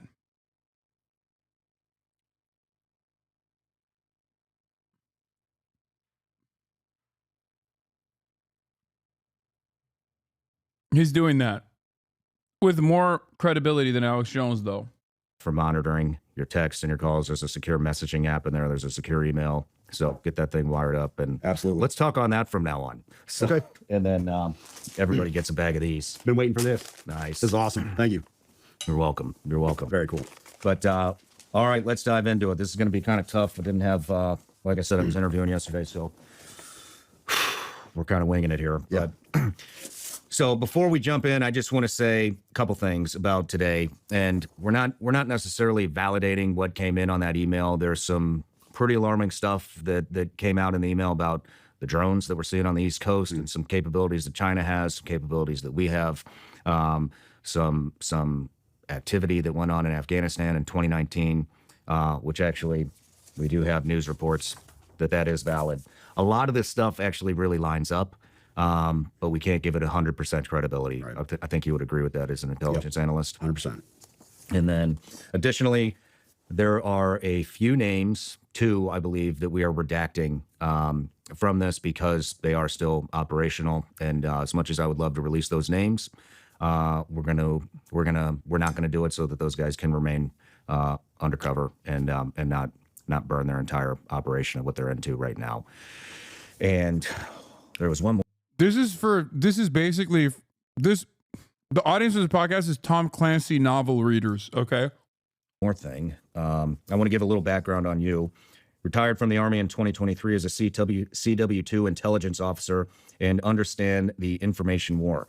In 2020, you were still on active duty. You started a social media account where you intended to share memes and GIFs. Despite your intentions, the account grew into what it is today. You've developed, what is the account's name? It's an Instagram account. It goes by Terminal CWO. Terminal CWO. You've developed a robust network of service members across the Department of Defense who trust you with their reports of unethical and in some cases illegal behavior from their leaders. You expose the unethical and illegal behavior while protecting whistleblowers in order to hold military leaders accountable, which is why you received the email from the Green Beret.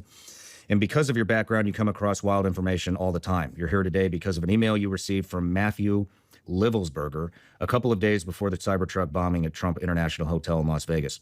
You'll also be able to discuss what you know about the terrorists who conducted the New Orleans attack. Did I miss anything?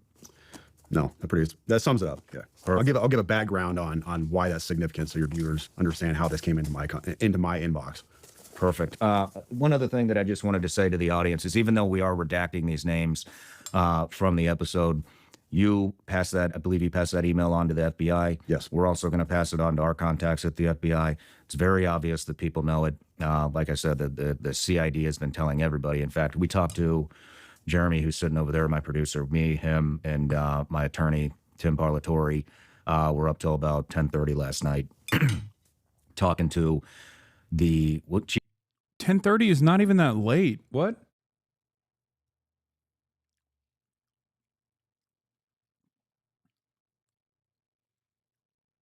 Is he one of those like early risers? Is that what it is? Is this Sigma grind set?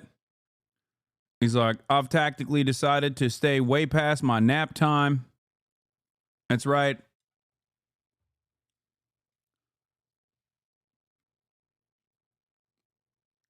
we decided that it was we decided that it was important and pertinent for the public to have access tactically to this knowledge that we have ascertained as verifiable evidence of a mass plot happening. I'm never going to stop tactical. I'm never going to stop cop speak. I love it too much, and I need to get better at it because I feel like if I do tactical speak, maybe I can get out of a ticket or something. Chief of Staff? The Army Chief of Staff PA. The Army Chief of Staff's POA took a major interest in this as well. And, you know, one of the things that he said, I'll wait till later to bring that up, but I don't know. I don't trust any of these people. I mean, public affairs officers are there to... I'll keep my mouth. Create PAO is there to protect the command. Yeah. 100%, nothing else. Yeah. They're not there to shed transparency on anything. They're there to protect the command. Let's recreate what the story is. But, and you know what's interesting?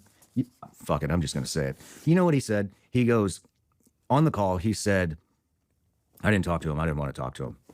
So had them talk to him. He said, between me and you guys, this guy's DNA didn't match his son. And made it sound like it's some big secret. Then at 9:34 p.m., I think it was 9:34 p.m., the New York Post had a headline that said that this guy's... So they're trying to make it sound like this guy did this because maybe he found out the son wasn't his. But there's a lot more to the story, as you'll find out. So, yeah. So let's go to you, Sam. Tell me how you got the email. All right. So for context, I've run this account for the last 4.5 years. There have been people in and out writing articles and different stuff and just investigations, some big, some small, just trying to keep accountability in the military, but developed a robust network within the military, all branches, and people feed into this and send me messages and here and there. Nothing ever like this has ever come in. But I get a, well, it started off as comments. So when you have a big Instagram account, you're going to miss a lot of messages because people message, go to hidden messages and everything else. You miss a lot of stuff. Well, I kept seeing this comment on recent posts that I put in there, and it was from this burner account that said, hey, check your DMs, check your DMs, check your DMs. So I go in there and try to find it. There's no message from this guy, hadn't come through or whatever. And then he messages again once that message was opened up. Are you telling me an operator who spent most of his time overseas had a wife who had sex with another man? Oh my God. What a random and unique tale. What? That's crazy.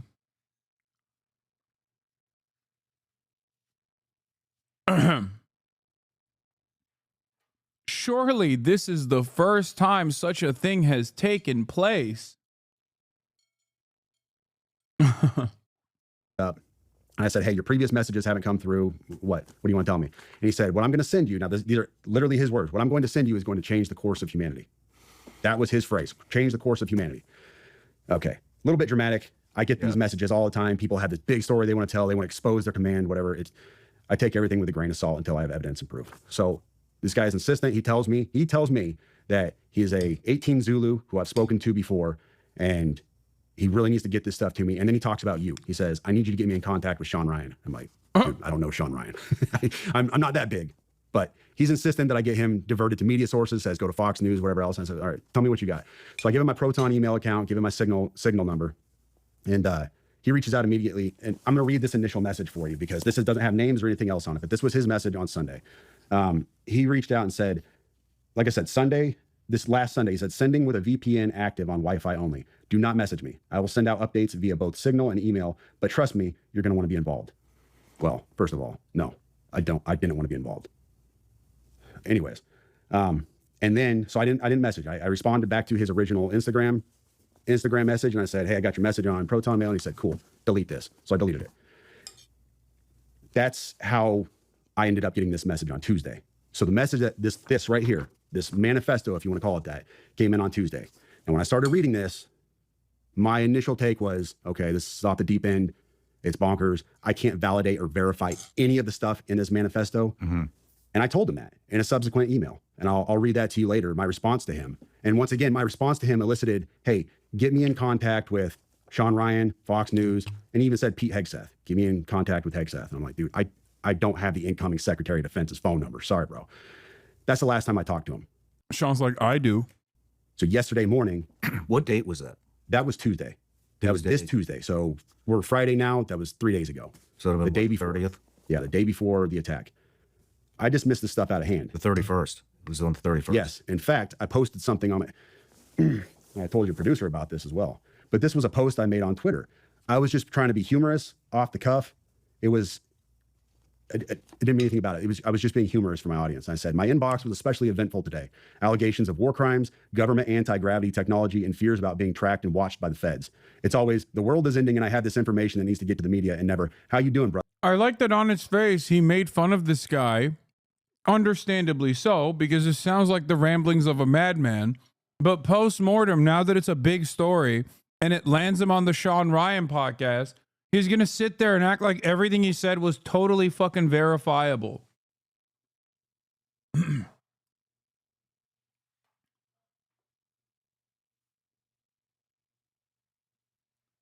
That's crazy. Like when he first got the message, he was like, okay, dude, chill. For understandable reasons. Like that is the normal first reaction to a guy who's like, only us in China have access to like alien style anti-gravity technology. And it's the Chinese that are launching drones on the East Coast. And once the guy turns around and says, no, I am that fucking dude. I am that crazy. And he blows himself up. Only after he's like, oh, never mind. I think this is real.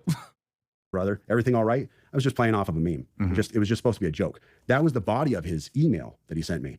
And I didn't think anything about it. I didn't know who Matt Berg was, Matt Livelsberg, or anything else. He told me who he was in the email. He pointed me to his LinkedIn account. I didn't know any of this stuff. And I was just kind of being humorous with my audience. Like, I get these crazy messages sometime. And then the day after that message, I wake up and my buddy was like, hey, Sam, nobody in the community seems to know this guy. Do you happen to know who he is? And I played that for you before we came up here. Just absolute shock. That's how I woke up yesterday. Do you want to play it now? Yeah. Excuse my language. I was definitely in shock. Let me find this chat. So, while you're digging through that, you know what we should do? I should get that Instagram account from you to see if they messaged any of our Instagram accounts. And we should also get that email address. I deleted it. You deleted it? He told me to delete it and I deleted it. Okay. Yeah. We should also get that email address and see if they sent it in through the website and see if he tried to contact us, get that to the FBI. So I'm in a military. Hopefully they actually do something. Yeah, I'm in a military group chat. Buddy, Green Beret, Corey, he says, at Sam. Nobody I've asked in the community knows him. You is at 8:46 a.m. yesterday. So I woke up and I said, OF, I'm shaking. This guy emailed me 2 days ago. I'm not playing. And then he said, damn. And then this was my response to him at 8:48. Like, just woke up. I'm fucking shaking, bro. Wait, was that Mike Malak? What the fuck? Cybertruck attacker note release? Dog, we are literally watching what people are alleging is the note.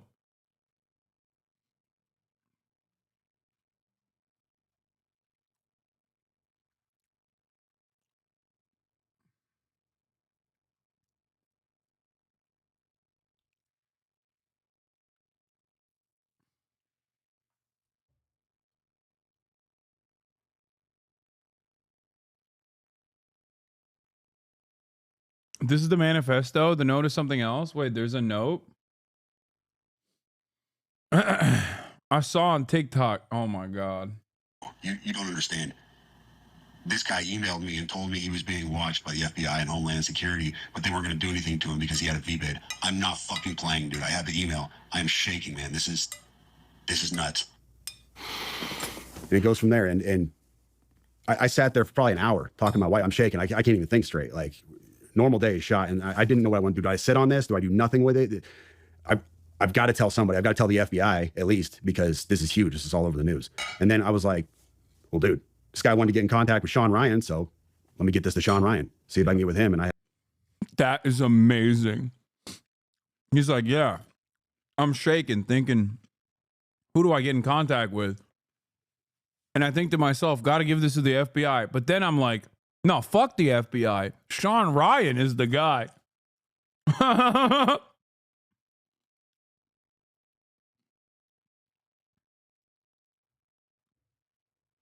Under no circumstance do we think that the guy who exploded his Cybertruck could potentially be mentally not all there. That's what I love about the story in general, is that not a single person is going, hey, hold up, maybe the fucking 15-year touring special forces operator who had a litany of complications at home could potentially be, I don't know, mind broken. No. We only thought that before he blew himself up. Now that he blew himself up, it seems that he had actually arrived at anti-gravity technology. I had a buddy who knew your producer, and we went from there. But wow. Do you want to read the email? Yep. So this email came in on December 31st at 10:42 a.m. That is Tuesday. He said, in case I do not make it to my decision point or onto the Mexico border, I am sending this now. Please do not release this until 1 January and keep my identity private until then. First off, I am not under duress or hostile influence or control. My first car was a 2006 black Ford Mustang V6 for verification. What we have been seeing with drones, he puts that in quotes, he says drones, is the operational use of gravitic propulsion systems powered aircraft by most recently China and the East Coast, but throughout history, the US. Only we in China have this capability. Our OPSEN, that's Operation Center, our OPSEN location for this activity is in the box below. China has been launching them from the Atlantic from submarines for years, but this activity recently has picked up. As of now, it is just a show of force, and they are using it similar to how they used the balloon for SIGINT and ISR, which are also part of the integrated comms system. There are dozens of those balloons.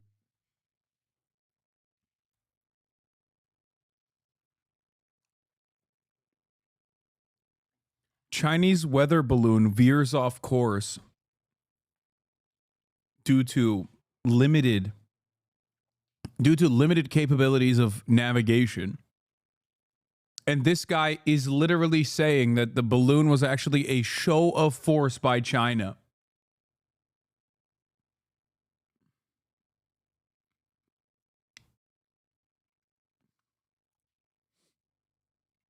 Tactical Talk is making this so epic. Yeah. Tactical Talk always makes things more epic and cool. In the air at any given time. The so what is because of the speed and stealth of these unmanned aircraft. They are the most dangerous threat to national security that has ever existed. They basically have an unlimited payload capacity and can park it over the White House if they wanted. It's checkmate. U.S. government needs to give the history of this, how we are employing it and weaponizing it, how China is employing them and what the way forward is. China is poised to attack anywhere in the East Coast. I've been followed for over a week now from likely Homeland or FBI, and they are looking to move on me and are unlikely going to let me cross into Mexico, but won't because they know I am armed and I have a massive VBID. Let me pause right there for a second. So he says a massive VBID. When I was talking to the FBI yesterday, they didn't know what a VBID was. I had to explain what that acronym meant, literally. You fucking serious? Dead serious. I said it twice and he goes, you said that word. Are you serious? They didn't know what a vehicular borne improvised explosive device means? These goddamn lawyers, I hate the FBI. They're not the doorbusters like we are. Yee. Goddamn suits. It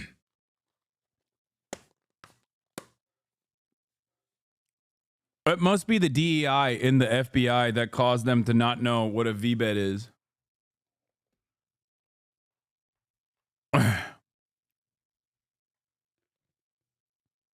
God damn it. I'm pissed off. These freaking suits, man. They're all lawyers, the lot of them. They don't know how to do real work, real operator work. Unlike my boy Matthew Leifesberger. VBID. Can you tell me what that is? For your audience, a VBID, for your audience who has not been in the GWOT for the last 20 years, a VBID is a vehicle-borne improvised explosive device. In layman's terms, a car bomb, what we saw at Trump Tower. So, backing up, he says, I am armed and have a massive VBID. I've been trying to maintain a very visible profile and have kept my phone, and they are definitely digitally tracking me. Here's where he gets into the other stuff. And this is where we had to redact the names. Well, your producer redacted the names. I have knowledge of this program and also war crimes that were covered up during airstrikes in Nimruz province, Afghanistan in 2019 by the admin, DOD, DEA, and CIA. I conducted targeting for these strikes of over 125 buildings. 65 were struck because of civcas, that's civilian casualties, that killed hundreds of civilians in a single day. U.S. FORA continued strikes after spotting civilians on initial ISR. It was supposed to take 6 minutes and scramble all aircraft in CENTCOM. The UN basically called these war crimes, but the administration made them disappear. I was part of that cover-up with U.S. FORA, an agent, redacted, of the DEA. So I don't know if my abduction attempt is related to either. I worked with redacted IO staff on this as well as the response to Bala Murghab. Redacted commander at the time, redacted can validate this. You need to elevate this to the media so we avoid a world war because this is a mutually assured destruction situation. Then he says, for vetting, my LinkedIn is Matt Berg or Matthew Littlesberger, an active duty 18 Zulu out of 110, that's 1st Battalion 10th Special Forces Group. My profile is public. I have an active TSSCI with UAP, USAP access. What is USAP? Do you know what that is? I don't know what that is. But I checked his credentials on LinkedIn. So that was the first thing I did. I went to his LinkedIn page. First thing I noticed was all of his bona fides were in place. He has all the UAS training from USASOC and everything else. And so I said, okay, at least the guy knows what he's talking about with drones. That was a very rough dig into the guy. But my issue was I couldn't validate or verify any of this information. And I told him that. And how I responded to him was in a subsequent email. I said, this is obviously a very big deal, but I don't have anything to verify this information with. Talking about gravitic propulsion systems without evidence just makes me another UFO talking head. Like, I'm not going to go on my social media page and start talking about UFOs and anti-gravity systems and everything. I don't know what you're talking about. I can't. And he said, can I get on Fox News Contact on Signal as well as Sean's show? Hegseth would be good too. That was his last message to me. Wow. Yeah. You know, the thing is, what is a gravitic propulsion system? To be honest with you, it is a fancy term you're going to find in science fiction. You won't find it in any, as far as I know, you won't find this in any kind of official manual or, scientific research. This is all science fiction. So, but what struck me is his use, what strikes me now, not then, but what strikes me now is his use of a very specific term that nobody else call it. If you asked me, I would say an anti-gravity propulsion system. That's how I would describe it because I don't know this stuff. He said gravitic propulsion system. We looked that up last night too, and all we could find was same thing, science fiction type stuff. But, there are some things that line up. One is, like I'd mentioned, well, let's talk about the guy's story. Obviously, he had a VBID. Obviously, he was in the military and served. And the thing that he was talking about in 2019, we pulled a report. This is from October 9th, 2019. UN report find alleged drug facilities were not lawful target airstrikes caused significant civilian casualties. The United Nations Special Report, which examines the impact on civilians of the United States airstrikes on alleged drug processing facilities on 5 May 2019 in Afghanistan, determines the operation caused a large number of civilian casualties. The report also examines the legal framework applicable to this incident. In June 2019, the UN Assistance Mission in Afghanistan, together with representatives of the Afghanistan Independent Human Rights Commission, conducted a site visit to areas impacted by the strikes in Farah Province, Bakwa District, as part of its extensive fact-finding into the 5 May incident. The UN verified 39 civilian casualties, among them 14 children, 1 woman, from multiple airstrikes on more than 60 sites that the United States Afghanistan identified as drug production facilities in Bakwa District and in parts of neighboring Delaram District of Nimraz Province. They were eliminating the competition, dude. They were like, only we get to produce drugs in Afghanistan, you sons of bitches. What do you think you're doing? Moreover, the UN is working to verify credible reports of at least 37. Yeah. Also, the DA wasn't actually wasn't Afghanistan. I know. I'm not joking when I say only we. JSOC. When I say we, I mean JSOC.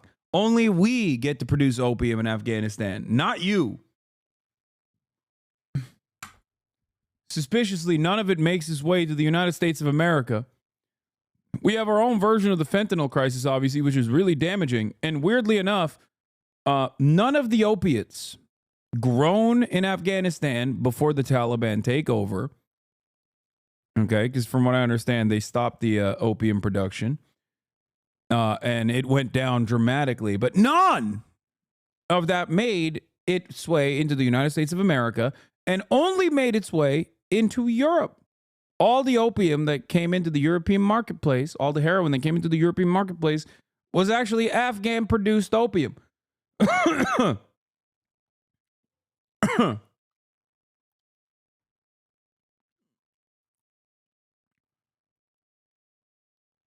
So, having said that,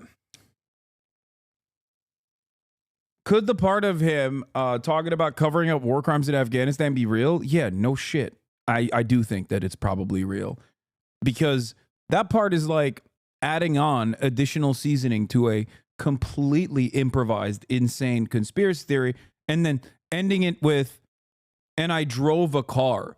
That is so commonplace and so normal that it is the same as him saying, to verify, I also have, my first car was a Mustang V6 in 2006. It's like, yeah, I get that.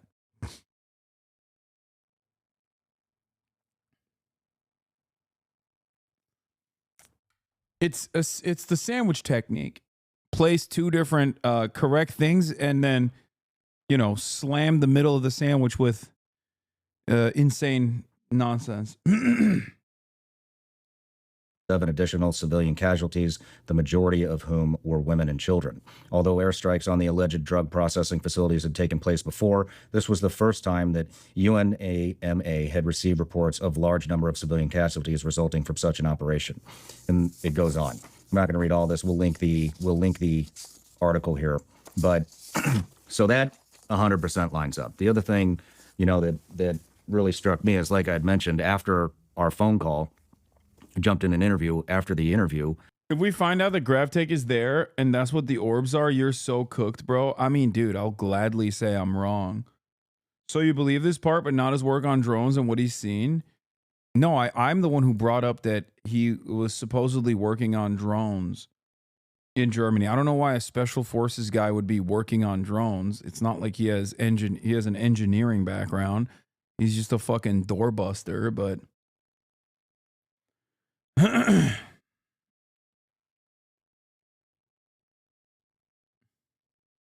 checked my phone, and I had several Green Berets, former Green Berets, one still active. Actually, I'm just going to say it was Tim Kennedy. This guy, wait, he just keeps revealing. He's like, I'm not going to say it. Fuck it. I'm going to say it. Tim Kennedy. Sent me a message late last night about 9 p.m. and said, hey, I should have brought my phone up here, but hey, basically that the use of... Didn't Tim Kennedy just recently get outed for just like also being a fabulist? It's so funny because like virtually all these guys that write books about like their exploits almost always come out to be lying.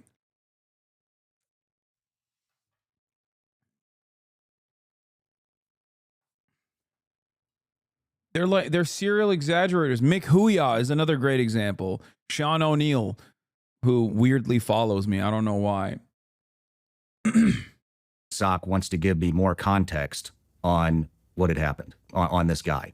And so first I wasn't going to take the call because I don't trust the government anymore. I don't think anybody does. But I was on the phone with my producer, who was a naval surface warfare officer, and my attorney, Tim Parlatore. They said we should talk to him. So I called Tim, was really pissed off, reamed his ass about it, and then later apologized. But, I think you had mentioned that you had received a message from somebody that says nobody's heard of this guy. Tim sent me a picture of him shooting with this guy. And I don't know if I should release that photo or not, but Tim... He's like, but I don't give a shit. Tim basically told me this. So I got the POA's number, the public affairs officer, sent it to Jeremy and Tim. He talked to them. And what they wanted us to know was that this guy was an upstanding soldier, an excellent operator, was moving on, was moving towards retirement and moving on to basically enhance the future of warfare. They wanted us to know that. Then the PA officer, sounds like almost jokingly said, which I don't know why you would joke about this, said that, oh, and between us, which why the fuck would a POA officer say between us? I mean, if they didn't want us to know that information, then they just wouldn't have told us that. But they wanted us to know, obviously, that the DNA with his supposed child was not a match. And so I think what they were trying to do is basically make this out to be, oh, this is why this happened. He got bad news that that's not his child. What's really interesting and funny about podcasts like Sean Ryan's and all these like ex-CIA guys, they're popping lately. They're all over the place. Is that I just don't trust them at all. I feel like if there's a guy who's still a Fed, it's these guys. This way they get to capture the attention of a lot of the conspiratorial-minded people, okay, and then just like steer them in whichever direction the federal government thinks is an appropriate vector for conspiratorial mindset, and not like dangerous things that are actually dangerous for the federal government. Like there's no way you can convince me that a guy who's like worked with the CIA as like a contractor is just now a former Fed who hates the government. I just don't believe it. I don't trust anything that these guys say, which is funny because all of those like cynical conspiracy brained guys who traffic in a number of different rabid conspiracies will literally just only listen to these dudes and think these guys are the bravest truth tellers out there. And it's like, dude, if you're a conspiracy guy and you're skeptical of the government, why would you ever consider a Fed to be a truthful person? I will never understand that. I don't understand it. I will never understand it. I think it's very strange. And so that's why he did it. But with all the other context, don't you think this show so far is just LARP? I think it's half LARP and no, it's there's a lot of LARP for sure. Especially with the 2019 incident, which was obviously a cover-up. I think that has a major role in this. The other thing is, because we already have a track record of what happens when you are a real whistleblower. Okay, you don't have to look any further. One of them has been on my broadcast, Chelsea Manning, and the other is not allowed on U.S. soil, Edward Snowden. Okay, when you're an actual whistleblower, you face tremendous repercussions. You don't get to go on a freaking podcast. You get killed by Boeing, or you get killed by ChatGPT, allegedly. You know, you either die mysteriously and the coroner rules your death a suicide by gunshot, 8 shots to the back of your head. That's the way. That's your method of execution. I mean, not execution, your method of suicide. Or you have to live your life in exile in Russia. Or you have to live in a consulate building in a non-extradition country for the rest of your life as they openly fantasize about executing you and only let you live basically, many, many years after they've ruined your life. Julian Assange. So, I don't know. I just feel like, if you're like a real whistleblower, opening the book on these government conspiracies, shining a light on these government conspiracies, you're not going to have one of the most popular podcasts out there. The only person I will say that, I trust, despite their background of being around federal, being around the CIA and being trained by the American military, is Brace Belden. As he did, go to Rojava. So, of course, in that time frame, I'm sure that there were members of the CIA and the, American government that trained him. But I still trust them. No, I'm saying, you're saying in Chelsea, but no, Chelsea served her time. That's different. I'm saying Brace didn't get into any problems. Well, I guess Brace wasn't really a whistleblower either. He's not a whistleblower at all. I started receiving a lot of messages from one of the redacted names, who's a DEA agent, the one that he's talking about in the email to you.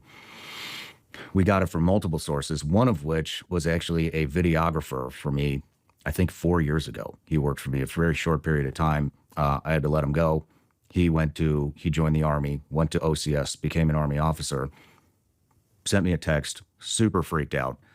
Apparently he was on some rafting trip with somebody that knows the DEA officer and said, hey, this guy's still operational. He wants his name redacted. Wow. Not the only one. Then I received a message from another very close friend of mine who's been on the show several times saying that he got word that this guy was still operational. And so that's why we decided to redact his name.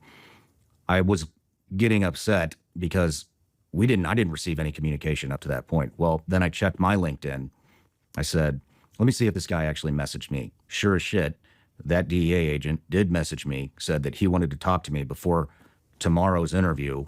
It was really important. Wow. We tried to contact him, not from my phone. I'm not calling any of these people, but from somebody else's phone. He didn't pick up, and we weren't going to send any text thread to show any communication between us any more than the LinkedIn message. And I didn't hit him on LinkedIn. So that also 100% checks out. Now, the weird thing is anonymous as this guy wants to remain, if I remember correctly, he posted something about the Green Beret that set the bomb off. Oh, yeah, wow. that was his latest post. Well, Jeremy, what was it? What did the post? It was just a report of the story.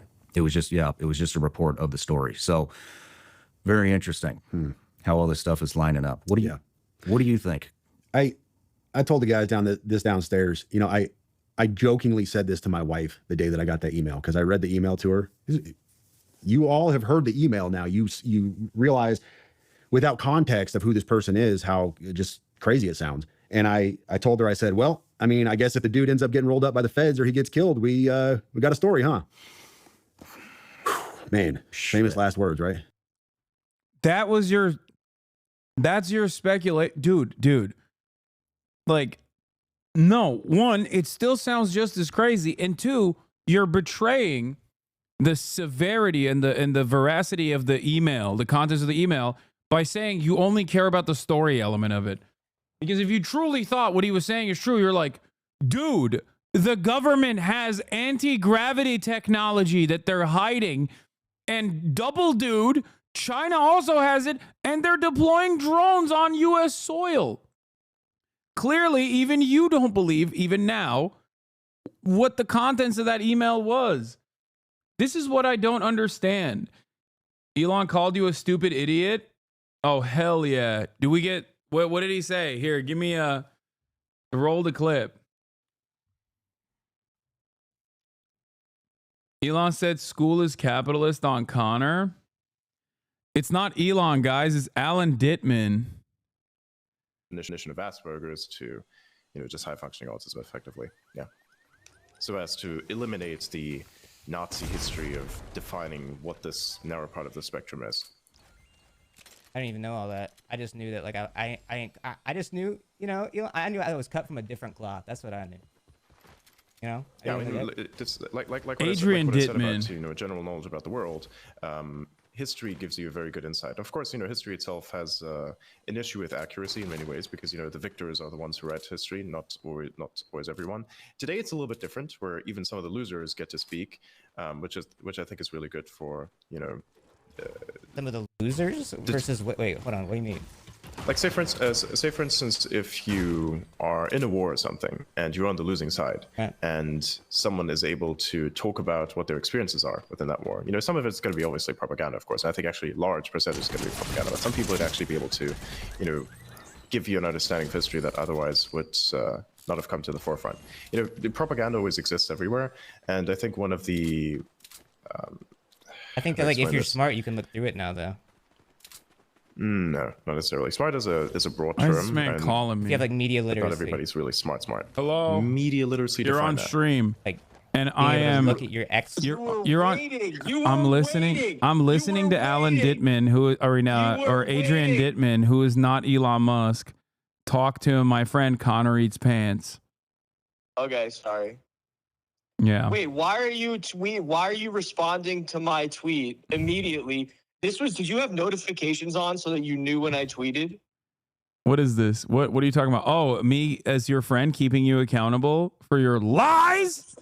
You fucking lying to my community, but most importantly, lying to yourself. I'm not lying. I saw the X payout and I was like, Daddy's got to eat. I'm not on the HasnAbi payroll. You're just trying to get fired, dude. That's what you're trying to do. You just like being unemployed. It's your most anarchist tendency. I do like being unemployed, but no, I like my job very much. It's good. I help gay people, unlike you. Yeah, no, I keep you employed by harming gay people every day with my commentary. Yeah, that's true. That's fair. It's a delicate ecosystem. Yeah. I ruined their lives and then they seek legal help from you. All right. I hate you. Goodbye. All right, bye. He said he hates me, chat, and then he doubled down on it. He was filming in his office yesterday. He has not learned his lessons, okay? He has not learned the lesson. Yeah, he did. How? He was like, all right, we're going to march down. And then he like got his people to go there. He like had like his fucking assistants or whatever. What's his name? Giuliani was helping out a little bit. You had helping how? He was like, we got to fucking save the country. You know what I mean? America's mayor, dude. You know Rudy? Did you, but how exactly did this person try to overthrow the government? I'd like you to define that specifically. Bro, we were just talking about media literacy. If I have to explain that to you, I don't know what I even, like, okay. I will try to explain this to you because you sound genuine. So give me a second to collect my thoughts here. If he knew he lost the election and he tried to overturn the result of the election, then that is, like, not good. I think there was just a protest, realistically, and got way out of hand because some people were egging people on. But, like, he like let the protest happen with the intention of it hopefully overturning the election. No. Yeah, but like, he didn't call it off on purpose because he wanted people to, like, you know, do as much as they could. No, he didn't. He called you an idiot?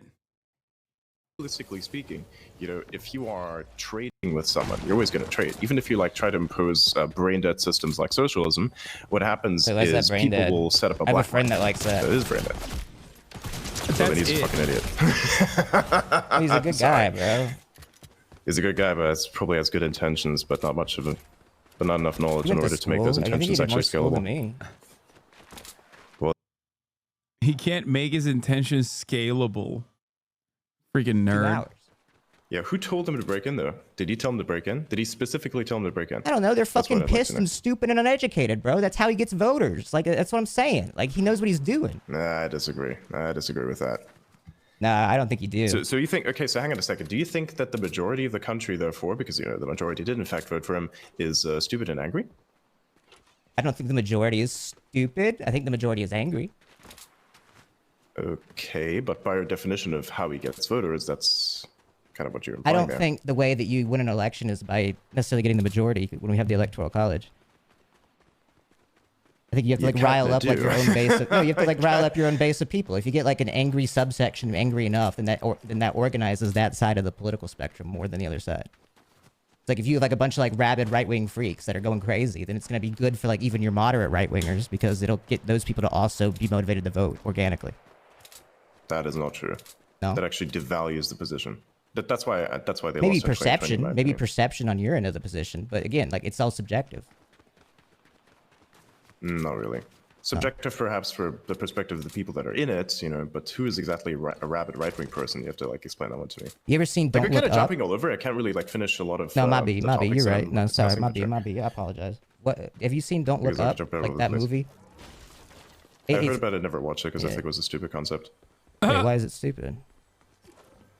It's supposed to be an allegory for climate change. I mean, not exactly, not just climate change. Anyone who tries to make like an allegory for climate change doesn't understand. But it's not just climate change. You can like project different things onto it than just climate change.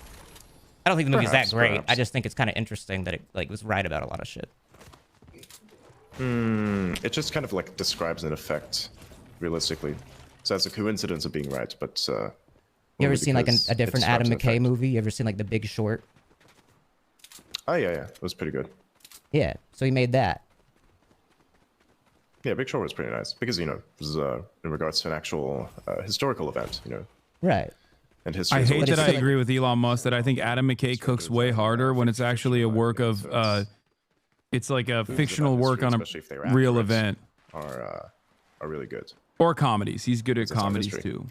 I saw the Bob Dylan movie last night. I don't know how accurate it was. I don't know shit about Bob Dylan, but I like Timothy Chalamet. I didn't see that yet. I haven't watched any movies. I just kind of saw it as like Timothy Chalamet acting weird and awkward for like 2 hours, and I loved it.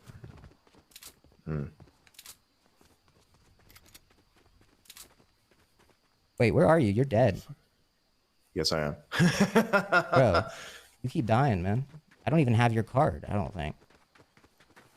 No, I think that expired a while ago. Did you see I'm Mr. Beast? Yeah, it's kind of funny. Do you know Mr. Beast? Know of him, yes. He's sick. I think he might be like top 5 guys. That's so stupid. He has had a lot of impact. I think this guy definitely understands how to work systems that manage information and the people that interact with them. I think he's like he's good at like understanding like the culture and how to like play into like algorithms. That's got to like, be a bot. internet culture. That person that he just killed has to be a bot. Yeah, that's what like you're trying to do. To an extent, but realistically speaking, I just want to get my point across. That's what I do. Like, for instance, with something like the show that I have, what we do is we take apart various What is things. his And we have a job? discussion around What them. is Sometimes Adrian's I supposed approach things from job? a little bit of an abrasive perspective, because that often gets people to reveal their positions. Because when they're angry, they actually reveal a lot of the truths that guide them. You know, truths, their own personal truths, even to a certain extent. It could be ideology, it could be anything, but they tend to reveal what their position is. You know, Why do you I'm feel you pretty need sure to may like have seen get a your few point clips. across as like Adrian Ditterman online? Why not? Well, like, I have a good understanding like of the why do you world use that and, instead of like your real name? Wait, What do you his job? Oh, you said it's not a real name, right? I never said that. Yeah, you did. It was like you said like, what does my name mean on that? You tweeted it. Like my name No, is I like. said I'm the most. Yeah. No, I said that there are many people that have my name, you know, but it's the name is independent from. I've never whoever heard your bears name it. before. There's multiple Really? Adrian Dittermans. Dittermans, Connor, there's yes. a There are moving. many, many. There's a moving. Look at, for shrubbery. instance, Academia. Oh my God. Snipers, Damn. bro. They fucking tracked your ass. That was great. Wait, do that again. Do that. Damn. Do that. Why?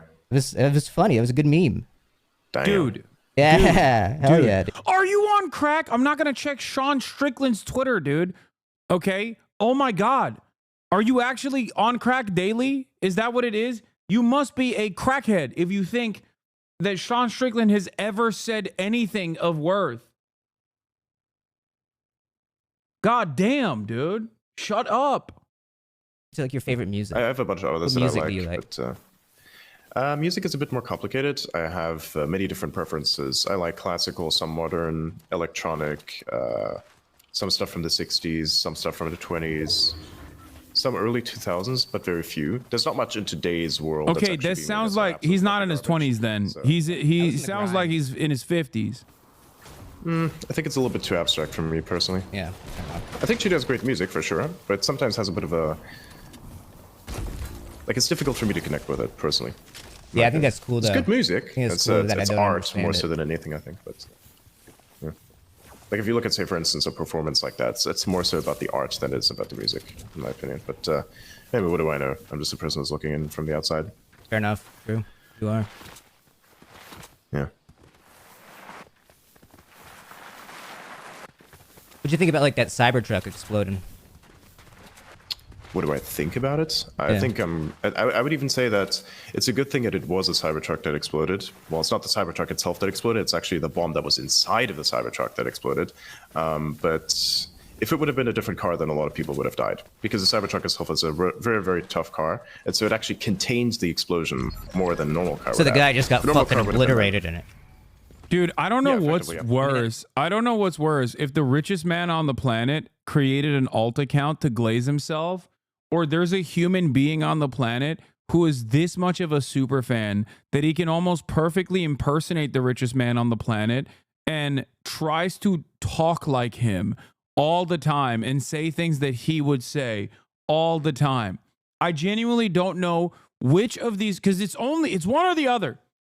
There is no secret third thing here. It's either Adrian Dittman is Elon Musk, the richest man on the planet, who has created yet another alter ego / fake account for himself where he can, interact with groypers and defend Elon Musk.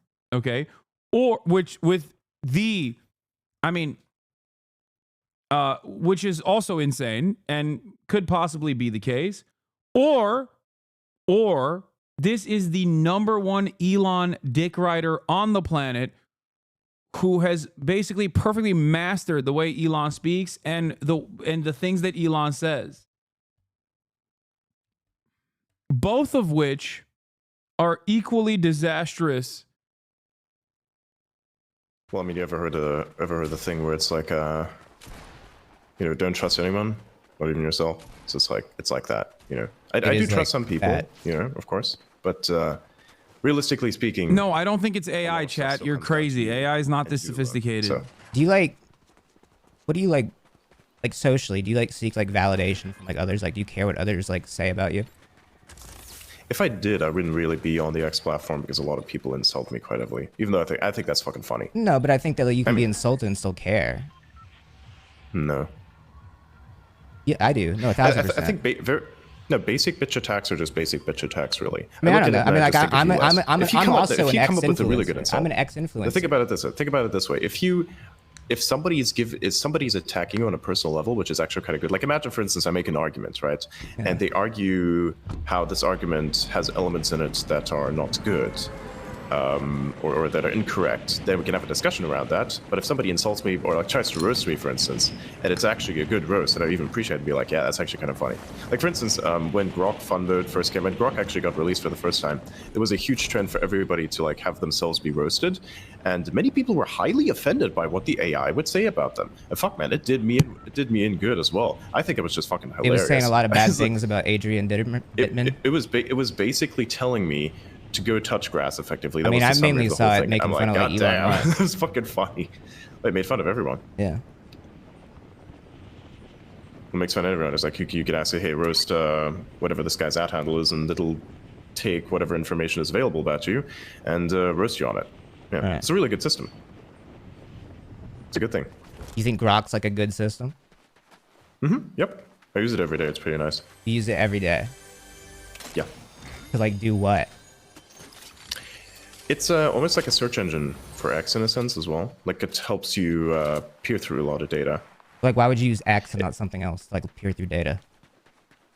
Because a lot of the best real-time data is all in X, and Chrome, for instance, and I don't think Google that, in general just censor stuff. How so?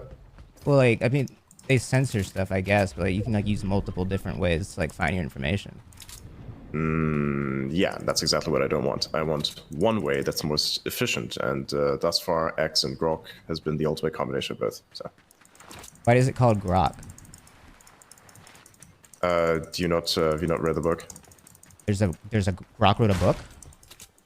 That's AI in the book. There's what? It's Hitchhiker's Guide to the Galaxy. Oh, no, that's for old people, bro. What? I haven't read that. What do you mean? You gotta be 30 to read that. I haven't read that book. What's wrong with it being old? What's wrong with old people in general?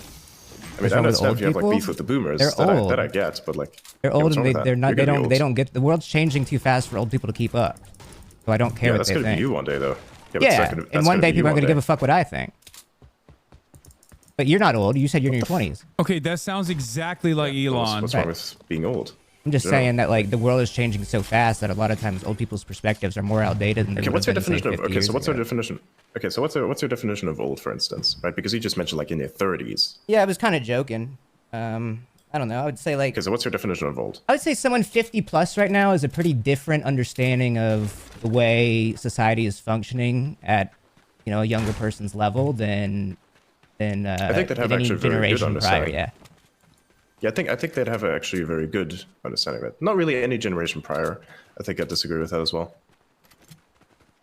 No, I disagree. I think that the world has changed so rapidly, and you would agree with that.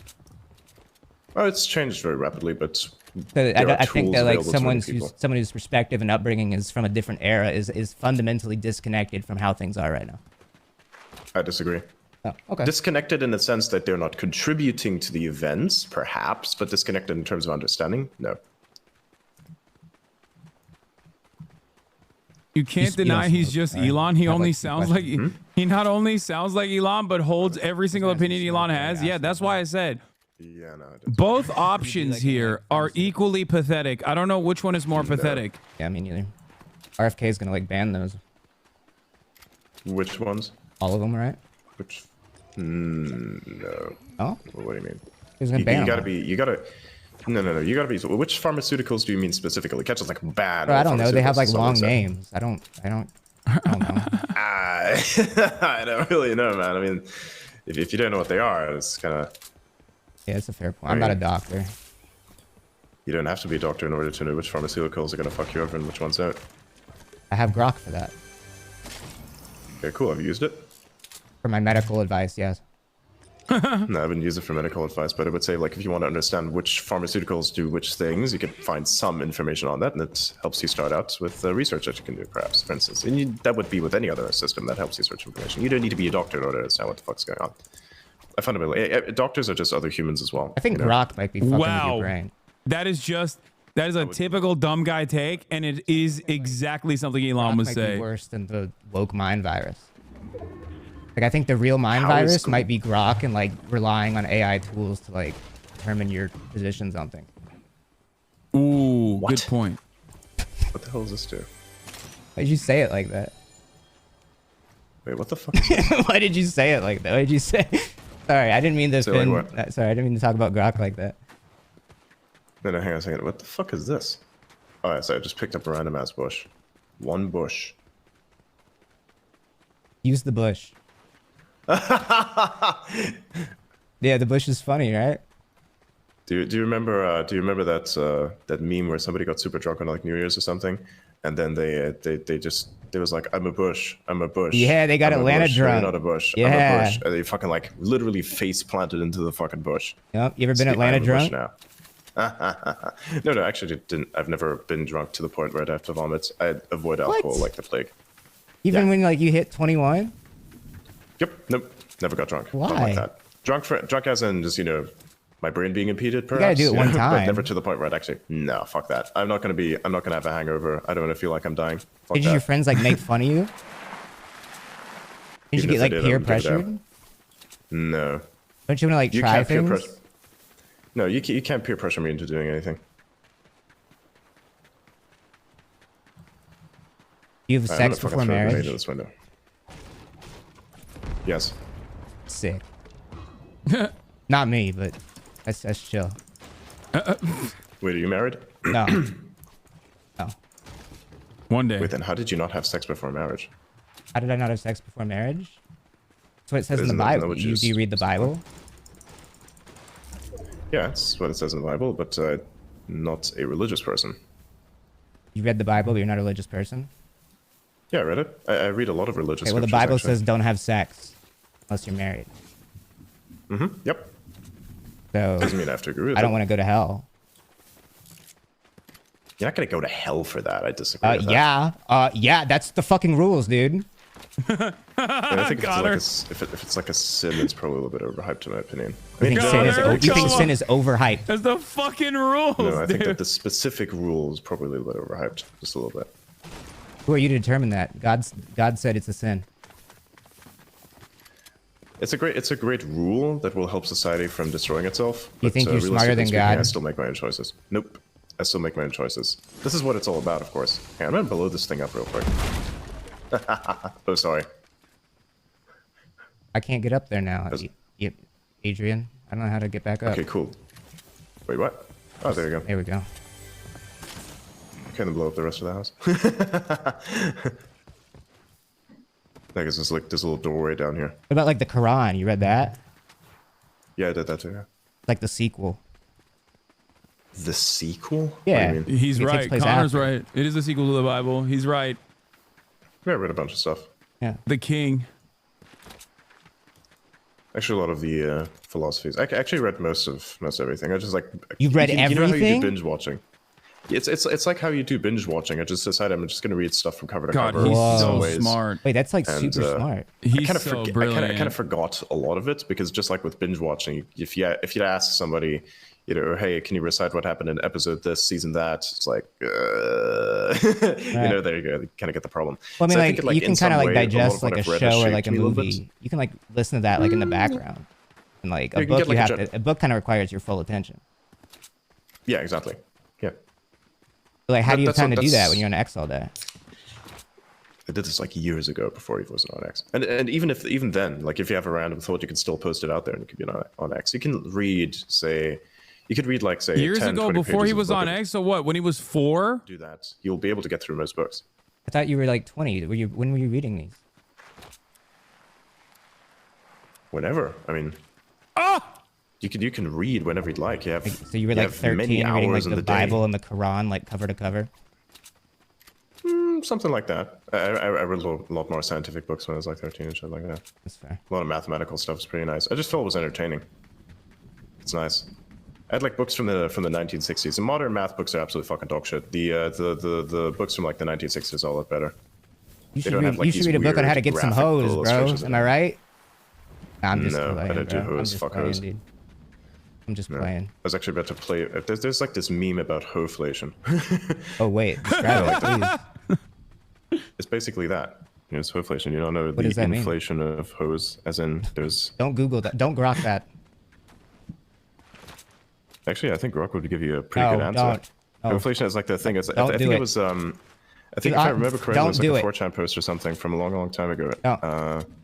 I think it was like from 2022, where it's like it says modern men have to work 5x harder than their grandfathers did for women, 20 times worse than what their grandmothers were. I think my like ancestors like went through a good bit. I found out recently that like a good bit of my ancestors were like hung for being witches. God damn. Yeah. Well, you also had a lot more kids back then, so there was a lot of death happening. Either you'd like, have like, for they instance, weren't they were like. No, of course not. Of course not. You had a lot of kids, so you had to have a lot of family. Yep. Like they weren't. I doubt they were witches. They were probably just like women that were like how today like people are like mean to like girls because like they're women and there's like underlying misogyny. Enemies. You get what I'm saying, Adrian? Yeah, I suppose. But, like they would like hang. They would hang girls they don't like because they could just call them witches. I think they're shooting at me now. I don't care. They're not good at the game. They really like me. What if I did this? Adrian, come this way, bro. Nah, fuck that. I guess them seeing a random bush moving around is not really convincing. I was trying to talk about like witch trials with you, and you changed the subject. No, because I'm seeing enemies. They're not gonna shoot you, bro. They suck. What the fuck are they doing? We're literally doing good here. It's better to be in the. You know what, Adrian? If you sit in the bush, it's better because then you look like a bush that's not fucking moving. Bushes don't move. Crouch. Press control. Which button is crouch again? Press control. Oh, that's crouch. There you go. Gotcha. And just stay there. Honestly, that's your best move. Okay, let's see. Yeah, they're definitely sniping each other down there. Interesting. So we're like waiting for them to do something? Like, what is Elon doing right now? What is Elon Musk doing right now? Technically. I wish I knew what his calendar looked like today. You know what I mean? Because we could address whether or not this is Elon Musk or Adrian Dittman very quickly. You know Hawk Tua and you know Grok, and I just literally replaced one word with the other. You get it? Kinda. Stop moving. It is a spectrum, bro. Did I actually hit this guy? No, no. Did you? I don't know. Maybe I did. I might have. There's a lot of people up there. It's gotta be. There's probably people up there, bro. I'm gonna text Connor they're just camping something. So what made you want to come on my show? What made you want to do Fortnite Friday? I thought it was gonna be funny. It's been pretty funny. It's been a good time. I've laughed a good bit. Yeah. Relatively, yeah. Did you not find it funny? Who did you vote for? Who did I vote for? I voted for Kamala Harris. Yeah, I explained a lot. I didn't like her though. I thought she was kind of stupid, but I thought she was better than the other guy. What did you vote for? Better than the other guy. How so? The other guy is like stupid and evil and old. How so? How's he stupid and evil? Okay, well he's stupid because he just. Fuck's sake. He shouldn't be the president. I don't know. I mean, there's so many different ways I could go. Yeah, but Yeah, why shouldn't you be the president, though? Bro, Like, I'm not what's the guy makes to him debate stupid? this with you. I'm going to say you shouldn't be the president because he tried to overthrow the election. I will say that will be my lock-in on that. Say that is disqualifying. He didn't overthrow. He tried overthrow to. the election. I think that's He a tried to. misconception. No, he tried to. We talked about this earlier. Like a lot of people say, a lot of people He's a say various rapist things, too. including like insurrection, for instance. He's like a little rapist in a court. Was he convicted though? He's about to be. I thought it was innocent until. Well, actually, he was convicted. Yeah, no, he literally was convicted. I don't know. Hang on a second.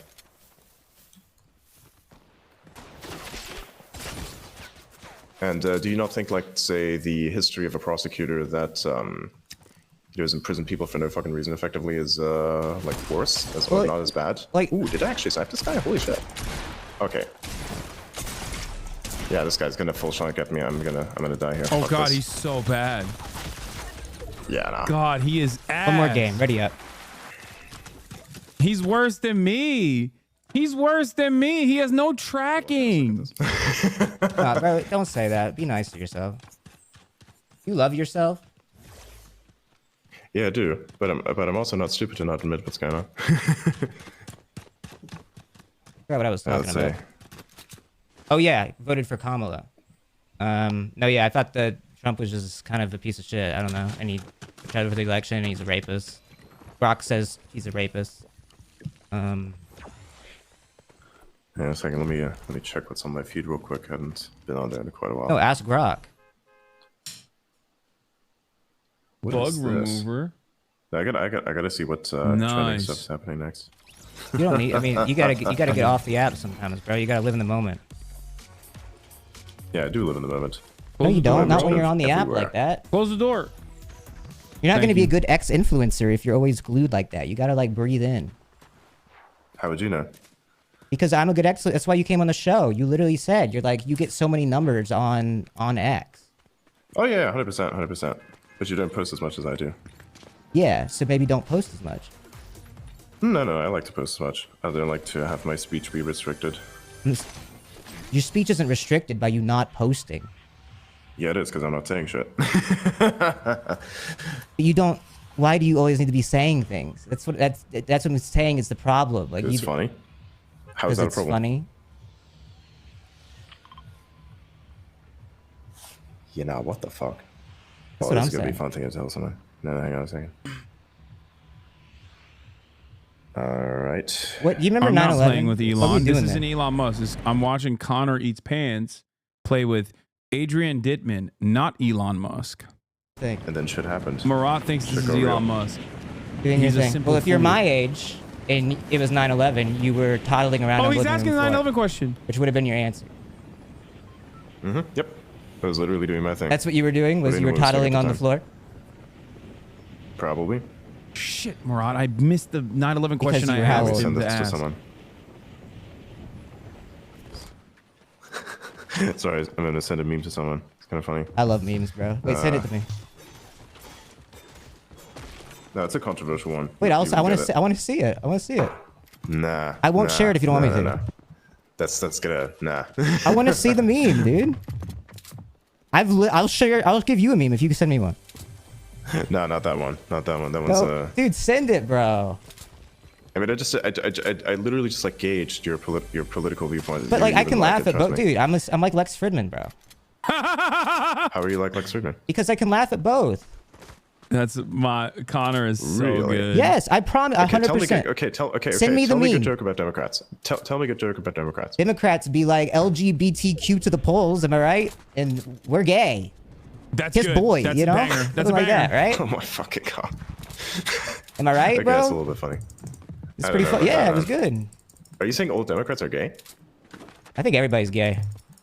Are you gay? No. I told you, I'm Okay, from then a how different is that cloth. Alright, so then if everybody's gay, how are you not gay? I'm cut Would from you a even different know that you're cloth. gay if you were? The not gay cloth? Yeah. So some cloths are gay and others Send are me not? the meme.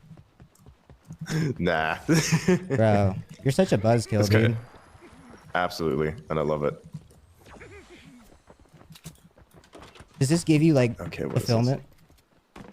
No, it doesn't. Like, What the fuck is this? okay. Well, there's an answer, I guess. What is this do? Oh shit, that's you can.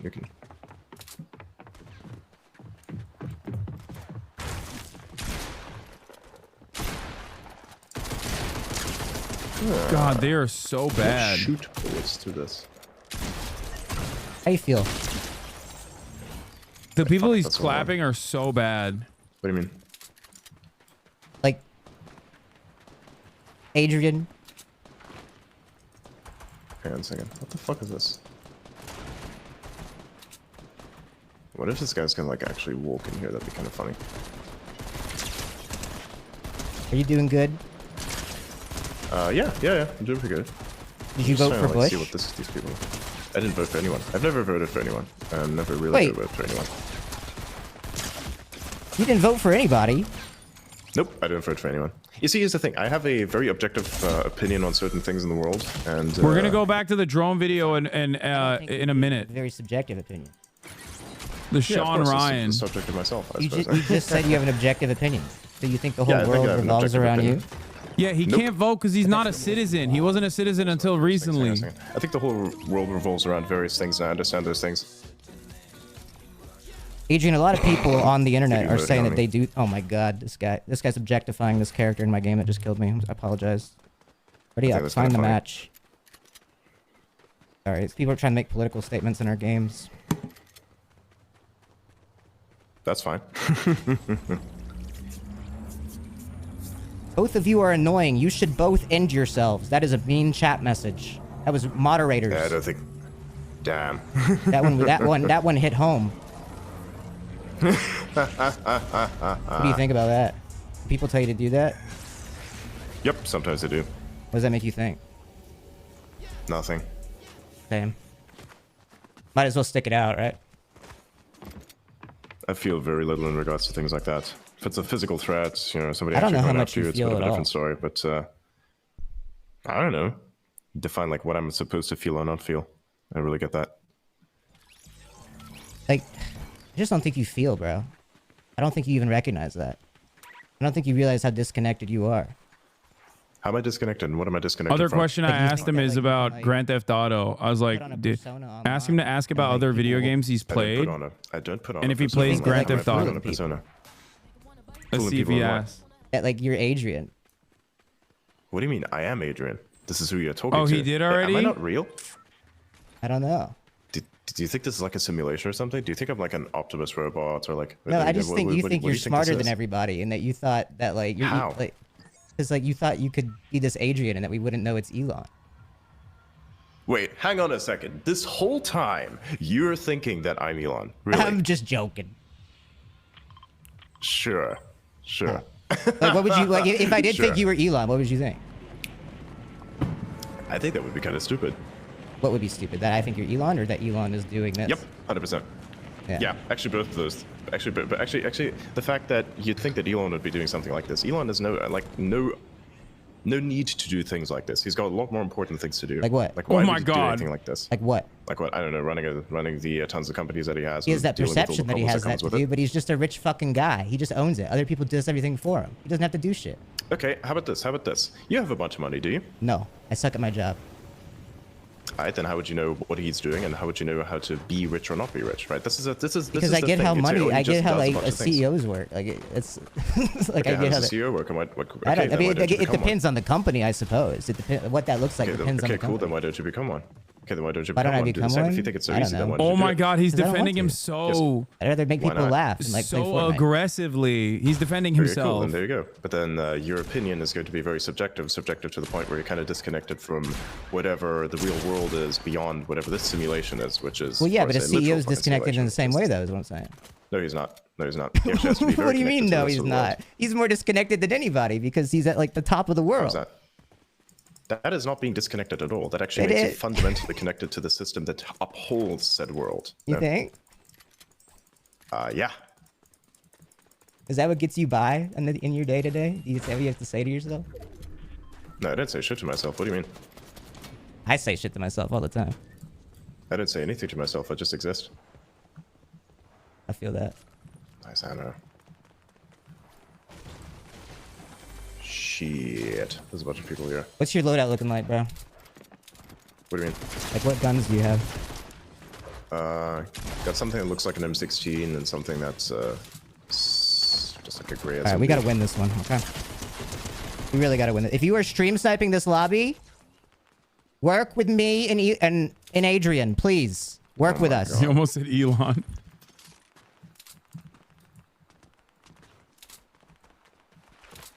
I'm sorry. That was actually genuinely a mistake.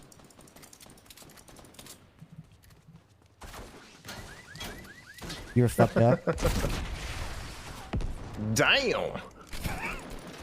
You were fucked up before, bro? Wait, what? You were fucked up. Find that. Fucked up from what? Have you ever fucked up?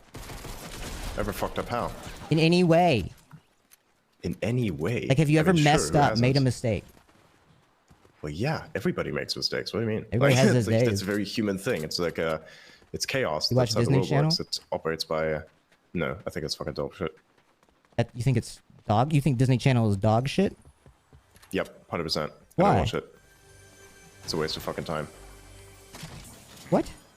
It's for kids. Yeah, and kids shouldn't watch it either. What should kids watch? Not that. What should they something watch? That's actually educational. What did you watch when you were a kid? They can watch things like that. What did you watch? A lot of documentaries about how nature works and You how watched science nature works, yes. documentaries as a kid. Also, I would ask him All about of those, China yes. too. Like, That's how the did you other watch 'em? thing. You know, discs. Disc? DVDs. Like what? Like which documentaries? Which nature documentaries? So anything by David Attenborough is pretty good. The BBC back then did a lot of good work, especially some of the older stuff that they've made. It's actually pretty decent. That's a Because they good used to do a answer. lot of exploration, as a matter of fact. So, yeah. If someone asked me what if I gun to my head, someone's like, "What documentaries did you watch as a kid?" I would have said BBC nature documentaries or like National Geographic.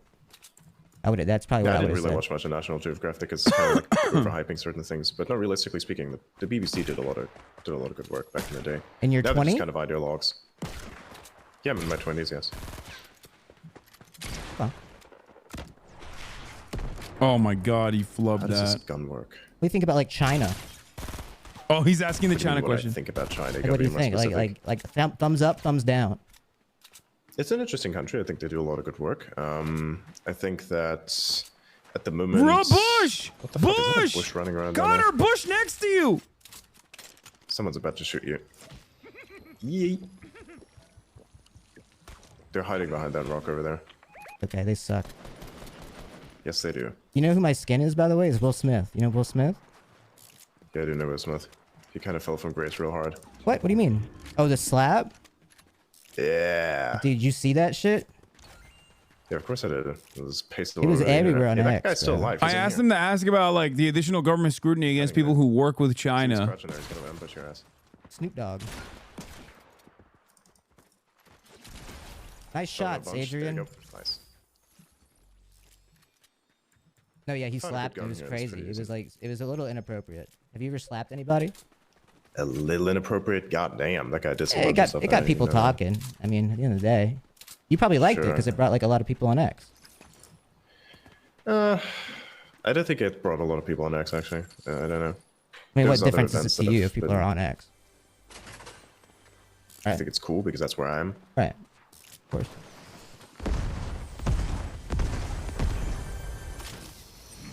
Do you think that like the Republicans like Elon? The Republicans? Yeah. It's a very broad term. I think there's You a think few Trump Republicans and that his dislike him and a friends lot like- of Republicans that like him. Do you think they like him? I think so, yes. He works in the interests of America, I believe. Elon I think definitely operates I with think the they interests probably of talk about him behind his back and make fun of him. Some of them might, perhaps. Perhaps, I mean, I wouldn't know. I bet they How all would I know? think that he's just like the biggest like just loser. Nope, I don't think so. Like, well, they just took all his money to like advance their own beliefs in politics and like to like justify his own like self-worth. Of, like, I'm important, I can fund this election. It was not about that. Well, he doesn't think it was about that, but he can't psychoanalyze himself and he doesn't do any introspection. So I think, yeah. Oh. How would you know? And we can tell. We can see him on X the entire day. Yeah, but how would you know? I mean, like, what is your I understanding mean, you of the can world? psychoanalyze somebody when they're on an application like 48 hours a day. Are you a psychologist? Could be. No, you're not. No, I am a psychologist. Cool, sure. Dude, he gets so defensive. You didn't even know you could have kind of cooked me there. You didn't pick that one up? That's kind of funny. Wait, what could I have done? Wait, actually, tell me the bit. Nah, you're gonna have to figure that one out. Wait, tell me the joke, bro. If I missed one, I gotta know. Nah, somebody's gonna probably clip it together if they remember.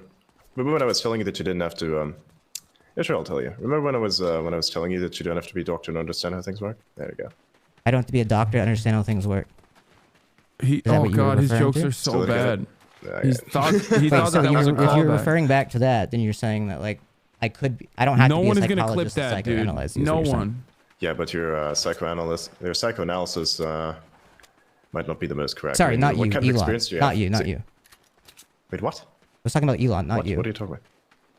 Yeah, I know. Oh. Sorry. You're saying a lot of confusing things. Hang on, what the fuck is that shooting that's going on down here? Is this guy shooting at me or is he shooting at somebody else? Oh no, he is shooting at somebody. You're probably shooting at somebody else. Bonk, bonk, bonk, bonk, bonk. What do you think about like Blue Sky? It's a stupid app full of pedophiles. Full of pedophiles? Oh yeah, 100%, man. There's a bunch on X too, though. Not that I would be. Like Elon, like unbanned one of them. Elon restored the account. Who's supposedly pedophile? It's a very who? It was like the guy. There was like these conservative like commentator or something. Dom Lucre. Which conservative commentator? Someone messaged me and told me. I mean, that's a very serious allegation. If you want to have like a someone messaged me. I am messaging him. Someone messaged me.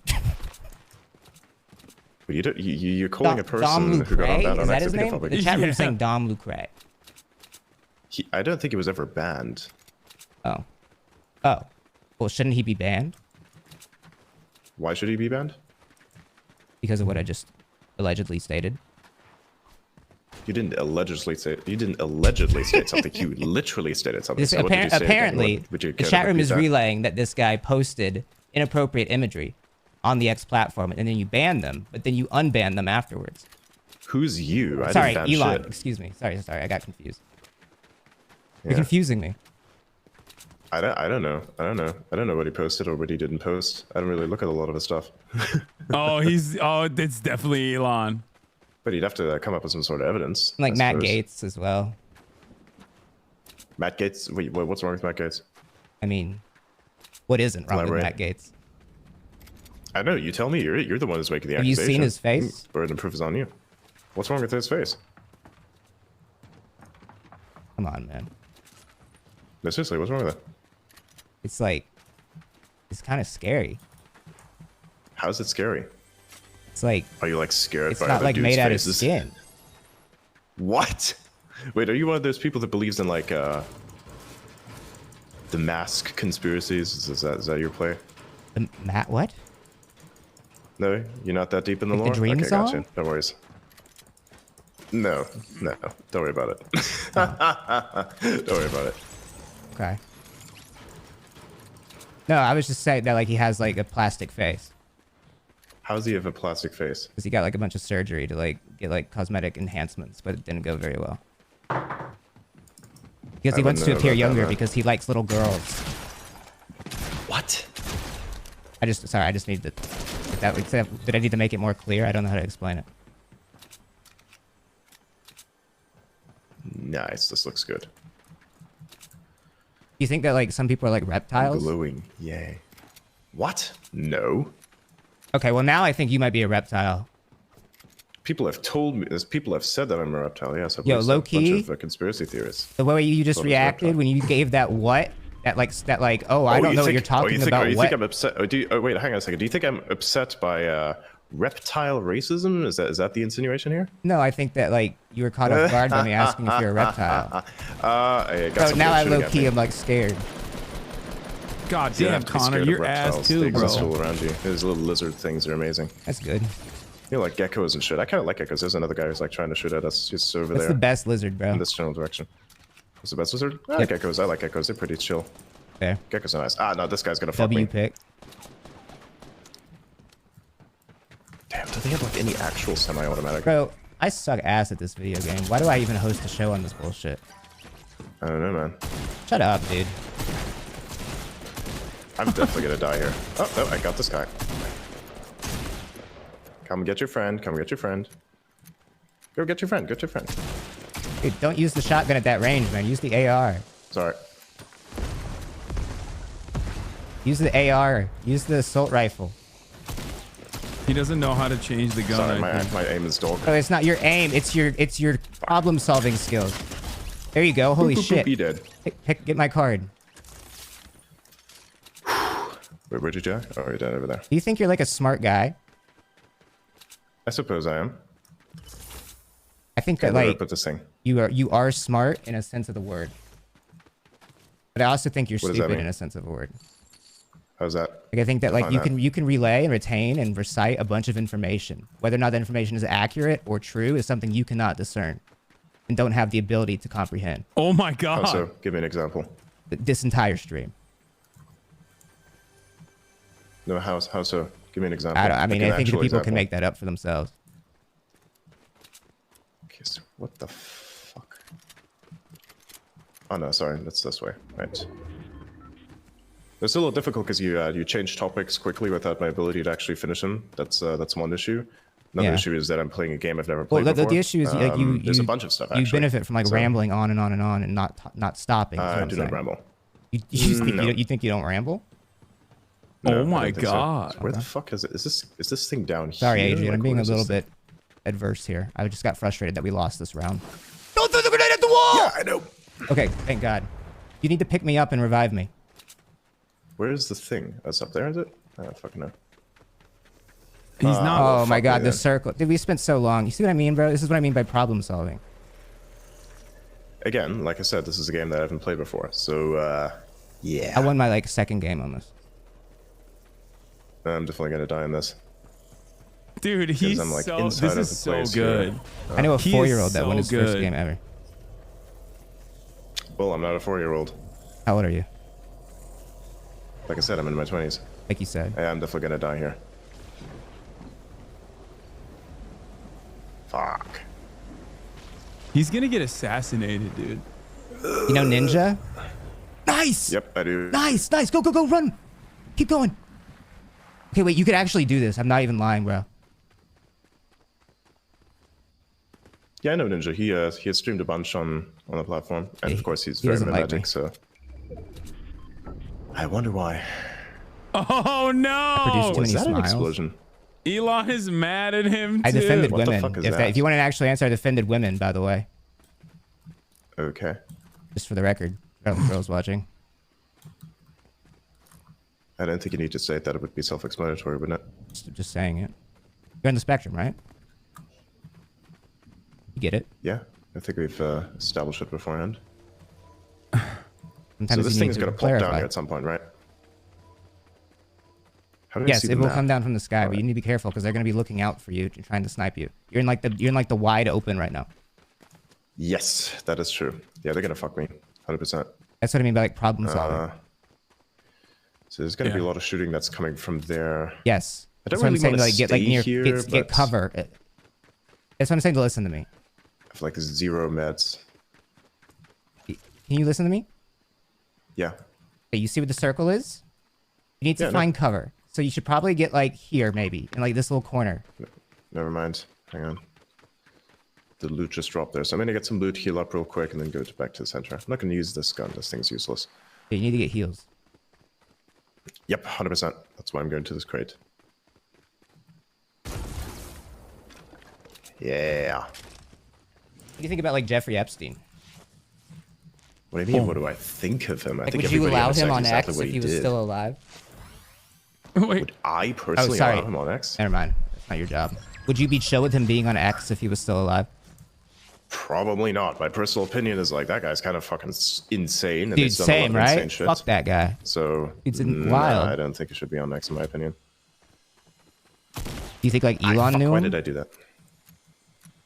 No. Knew of him perhaps because he was very. What? There he goes. They tried to sign me just now. Woo! Wait, can I actually grab this thing? Nice. There's definitely a guy there on that hill. He's trying to snipe me. 100%. Yep. Oh fuck. Bro, you gotta stop throwing the grenades. We just gotta stop using that. Done. Nice. Let's go. Oh. Sorry. It's okay. Almost top got two, it. top Almost two. got it. It was a loadout problem there. It was a loadout problem. You needed shotguns. Yeah. Yep. Again, problem solving. That's what I'm talking about. You want to keep going, or are you done? We can do one I'm more. not familiar with. Yeah, we can keep going. Okay. It's not fun. All right, we'll keep I going. still don't understand what's going on. It's kind of fun. We got to get you a win. You listen to like rap music? Rap music? Yeah. You don't. No, not really. Do you know any like rappers? Except for very mainstream ones, no. I think Eminem, for instance, is a very mainstream. True. So anyone's like extremely mainstream that I know. Because I don't really get into it because, yeah, it's not really my type of music. Fair. No net spin? Net spin? Net spin? None of that? No. Yeah. Again, not sure who that is. Sabrina Carpenter? Fuck it, this guy. You don't know Sabrina Carpenter? Over here. Lol. You don't know Sabrina? Yeah, you know Espresso? Yeah, know of. No. That's that me Espresso. You've heard that. No, I haven't. Yes, you have, bro. Hold on. No, I haven't. Give me a sec. He's gonna play it. I'm not into modern music, not by a long shot. You've heard this, bro. You've heard this. You've heard that, right? Guess so. Heard what? Say you can't sleep, baby. I know. You've heard this. No, I can barely hear anything that's coming through your mic right now. You've got good noise cancelling going on, so I can't hear it. Yeah, I can't hear it through the mic. He asked about Grimes earlier. You've never heard that? Nope. How? Never heard that. There's no way you're on X all the time, all day, and you haven't heard that one time. Again, the X algorithm is really good at sorting things. So No, it's bad at it. It's bad at it. It's bad at it. It's bad at it. It's bad at it. No, whoever you're following and whoever's interacting with stuff. I'm following the same people I was following before it became X. Yeah, well, I don't know, man. Whatever you see is going to be wildly different. It was good before it from what became somebody else X, sees. and then it became For bad. instance, how did it become bad? Because apparently I see espresso and you don't. Yeah, what's wrong with that? Nobody needs to listen That's to what that I'm type of music. asking, bro. Who cares? Like, seriously, who cares? True. What I see is completely different than from that what you would see, right? Because we don't care about the same things. You get like Mozart on your timeline? No, I don't get any music on my timeline. I got a lot of stuff about technology and things such as that. Like, name new technology. Anything. Any that's Whoa. it's a Chills. It's a very how do I explain it? It's a very broad thing. I can't like pick one technology specifically, except for like say AI, for instance, which of course is taking over everyone's timeline in robotics. There are a few that are quite good at developing that, so I kind of keep up with that. And then anyone who tries to develop anything that is going to utilize that technology, of which there are many different companies, and specifically the types of people. That Okay, post all I'm the less teapots. autistic Do you know than what teapot Elon, is? by the way, because I know espresso and I love Sabrina Carpenter. I'm one of the girly pops. I just want to point that out, okay? As someone who's a notorious not music listener, I do listen to music to the, you know. It's left 4chan, like the and then founding went fathers. on to X. Wait, I thought you didn't know went 4chan. to X. You didn't know 4chan until I do yesterday. know. What do you mean? I didn't What do know you mean? until That's yesterday. wrong. That isn't correct. Where did I say that? I thought you said that. No, I didn't. Okay. Oh, I know exactly what I've said, and I haven't said that. You know exactly what you've said? Yep. Is that and what I you have to haven't tell said that. yourself to like reassure yourself you're not making a mistake here? No, I definitely know I'm not making a mistake here. Okay. I know 4chan very well. I even recited to you a post from memory. So you want to tell me that I don't know it, and that post. I think that's really impressive that you have a photographic memory. But I don't think it makes you Lame-ass, smart. dude. I don't have photographic memory. Oh. Well, then how did you remember it? That's how the brain works. People have it. Some people know how to utilize it. I mean, I don't know. Yeah, got me. Do you not know how to use your brain? He's so The shotgun lame. this dog. That's a point in your book.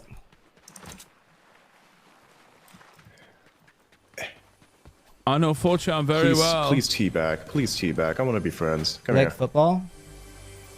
I don't really like sports in general. I'm not a sports type of person. No sports? No, I don't do sports. You don't know any ball? Nope, I don't play any sports. Zero ball, none.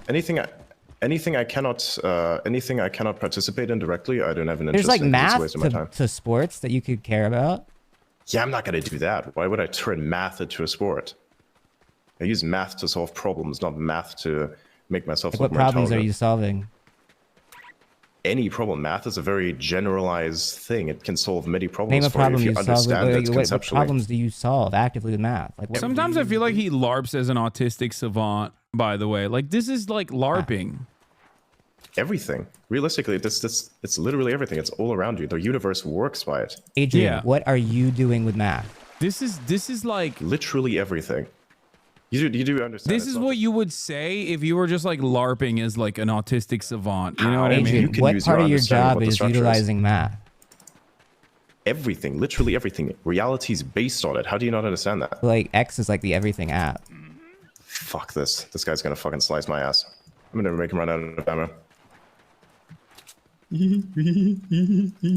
Gotcha. That was a fun little giggle. Come here, boy. Like do you understand what I'm saying? Like this is like This guy's so difficult to kill. Why is these it are like, some like there you go, stereotypes of autism, and chasing this guy you know, like the type of person who's like, oh, I use math for everything. Like fucking beat this guy to death. What like the fuck? I'm just like Rain Man. You're Like an that's what he's interesting guy, doing when he for says sure. stuff like that.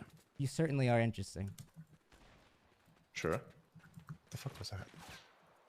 Oh yeah, someone's definitely gonna fucking kill us. You on him? Yep. Looks like you are. I have like 5 shots. Oh my god. Hey, that's me on Saturday night. Am I right, Adrian? But oh, you don't drink. I don't know what that Never means. mind. Sorry, I was trying to like be boys, but Yeah. I guess, yeah. trying to be Oh, chill. yeah, I need this thing. Break the ice. I need to exchange this thing. Okay, let's get the Yo, shield on someone so I pour don't me down die a double instantly. shot of whiskey. Heard that? Yeah. Jelly roll? Or Post Malone, one of them? Jelly Boozy? roll. One of those? No, it's the black It's dude that interesting, you read by raps a lot of, country. Well, he celebrity sings country. Doesn't references, even but, like, rap. why does it matter? Isn't Why does that who matter the to guy you? is? Because they're Shabuzi. popular. It's like, it's pop culture. Why does Culture that matter? matters. Culture matters. Pop culture and actual culture are very different things. I think pop culture, to a certain extent, you can have like an opinion on its utility, that's for sure. I mean, I think there's some elements of popular culture that are good, but not all of them. Yeah, but I think that like, it's fine to be interested in really pop so. culture and like enjoy things that people enjoy. Yeah, 100%. But I don't need to. I don't need that. Yeah, but I think it's strange to like question my understanding or knowledge of it or seeming interest. Like, it's just like I a don't normal question thing. it. You asked why? I'm not questioning it. You know the Rizzler? Oh my fucking god. Yeah, I know some of the brain rot. It's The everywhere. Rizzler is not brain rot. What? Everything's brain rot. I wonder whose fault that is. Not mine. Not mine. Yeah. Would you I'm say not it's the one Elon's? who's making it, am I? No, definitely not. He's not the one who's making it either. He's the one who makes cars, robots, and rockets. He's not the one who makes internet I don't think brain he rot. makes a car, a robot, or a rocket. How's that? He I've never literally seen him does, build though. one. You've never seen him build one. He should like post a video of him building one. Are you stupid? You do realize it's like a national security problem if you were to post things directly about how these systems I mean, work. he could, You like- do realize I mean, that's a also one of car. the He could reasons- be- you know, like, that's also one of the he could make a reasons why you car. can literally Oh my not God. He should make a car. many, say, immigrants work on the rocket. I think not just immigrants. I'm not themselves, talking but you about. actually- This is actually what I have mean to by be you going on EU citizens. tangents, Adrian. I'm talking. This is what you're No, doing. I'm it. literally trying to tell you why he cannot post anything about how he's constructing a rocket. Besides, he's I'm not telling the you, person he that can directly post builds them. himself showing how to make a vehicle. Why? Because you just said he does it. Yeah, he does. Okay, I want to see him do it But why should he post it? because I don't Why? believe he does it.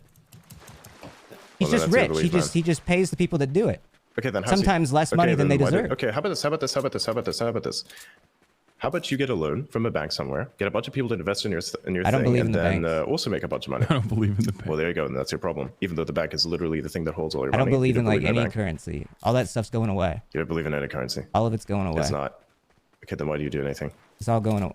Why am I doing anything? Because my life doesn't revolve around Exactly. the capital I accrue. like my family, the people I care about, people I love. It literally No, I care does. about If my you have no family, money, like you the have people nothing. around me, and like putting a smile on people's faces, getting a little. Yeah, 100%. Because even if you were to run out of money, then probably they will. Yeah, because then they would probably support you with their money, even if you didn't care about your own money. I don't give a fuck. Because But money like is that's what I'm still a saying. thing that Like you money need. is more like a problem. It is not. Yeah, you like it, don't you? I don't like money. It's a Little thing that bit. you need in order to do more things. I get a That's little it. bit. No. It's I mean, how do you, I just explained to you what I think about money, that I think it's a, wait, what the fuck? I'm just gonna throw this grenade at him and see what he does with it. Do it. Nice! Wait, I don't Random hit. You got him? Oh, there's a guy Good there. job. Well, it wasn't a Yeah, I random think I hit. You yeah. did throw it right at him, but yeah. I'll give you that still. Yeah, something like that, yeah. Fuck, I'm an idiot. Die. Yep, you did. Okay, there we You go. gotta stop laughing, bro. Why? What's wrong with that? It Why gives can't I it- laugh? I thought it was about It gives it putting, away, you bro. know, It smiles gives on it people's like if faces. you're trying to keep this up, like it. Okay. It gives it away. What gives what away? I'm very confused, man. I don't want to be the one to tell you. Super machine gun. Nice. Okay, I'm keeping that thing. Okay, what else? Do we have anything else here that's pretty useful? Let's see if that ammo over there. This shotgun's pretty useful. I'm probably keeping that. This thing has only got like 3 bullets in it, which is kind of You're kind of killing it this game, Adrian. Good for you. I'm kind of letting you run this show now, and you're kind of doing pretty well. All right, if you say so. You play chess, bro? A little bit, yep. I play checkers. Yeah. There's a guy that's coming around. Yep, two of them. They're squatting. Let me link. Good job. Nice. What is he Nice shooting shots, at? bro. Flanked him. Yeah. Okay, this works. What is this thing? You gonna get married someday? Yeah, that thing.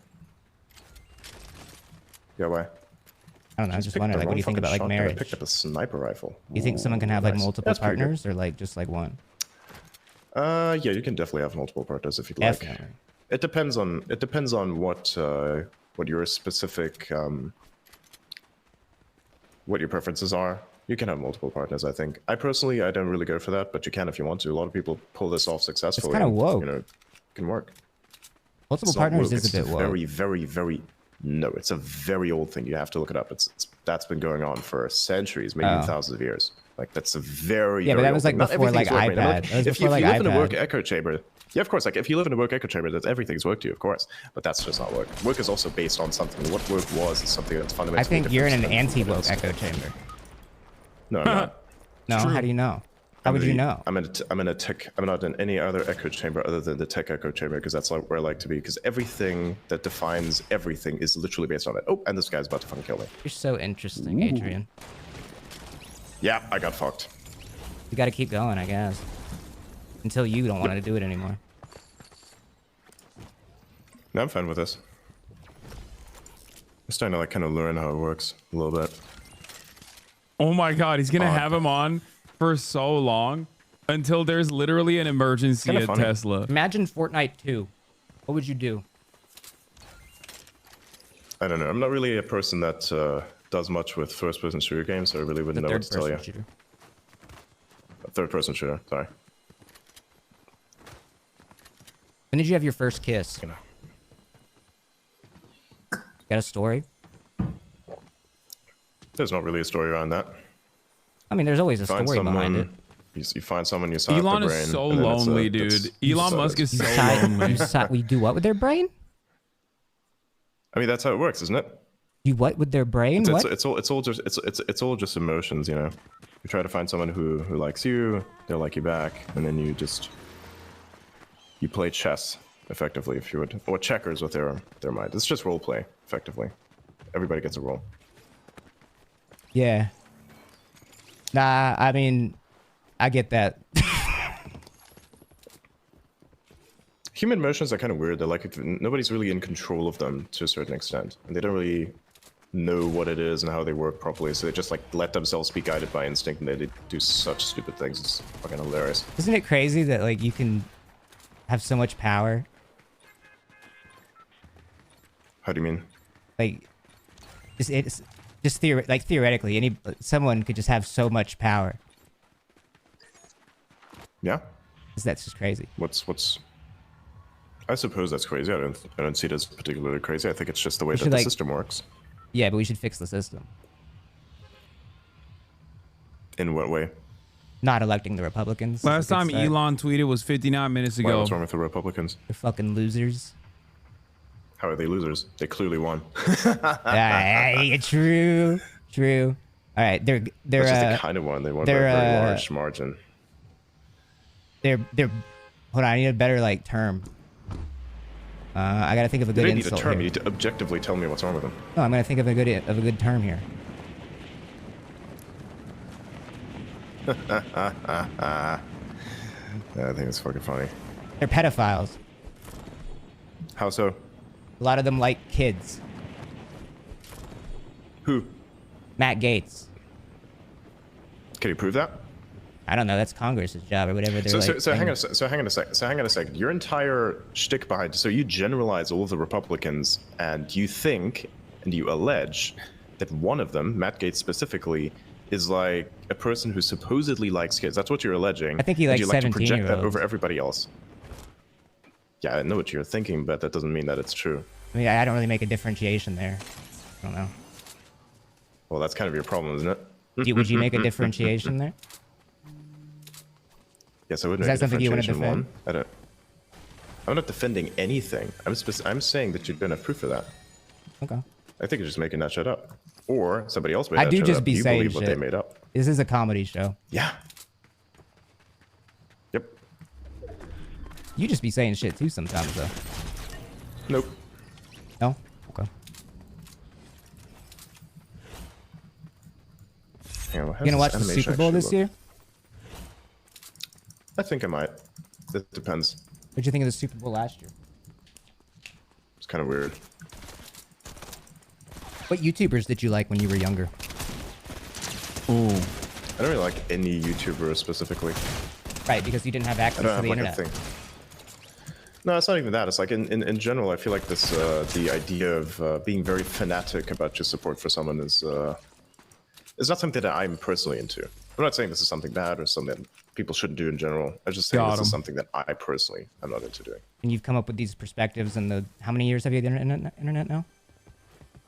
I don't just come up with these perspectives. You just kind of discover them.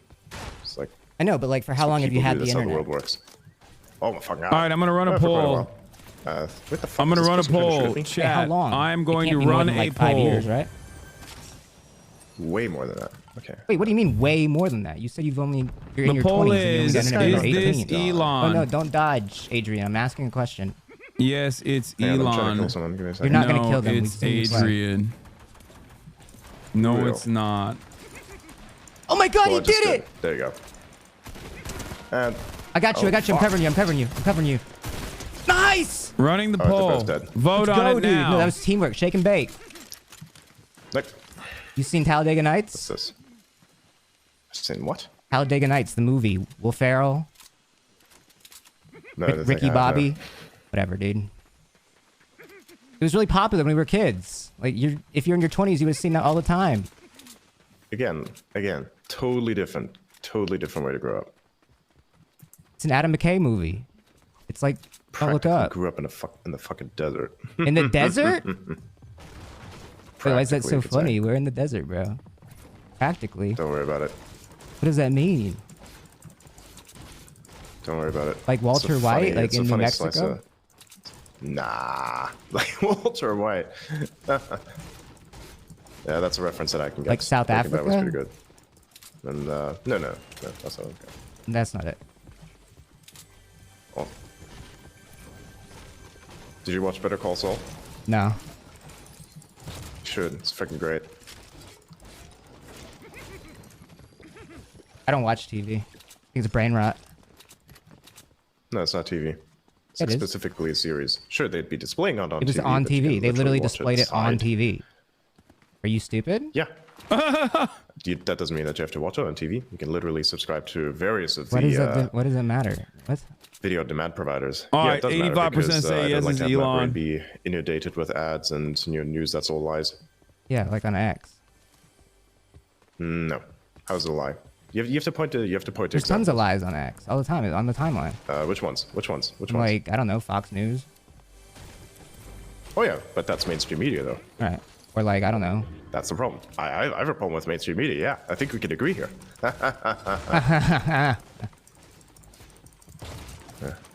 Yeah.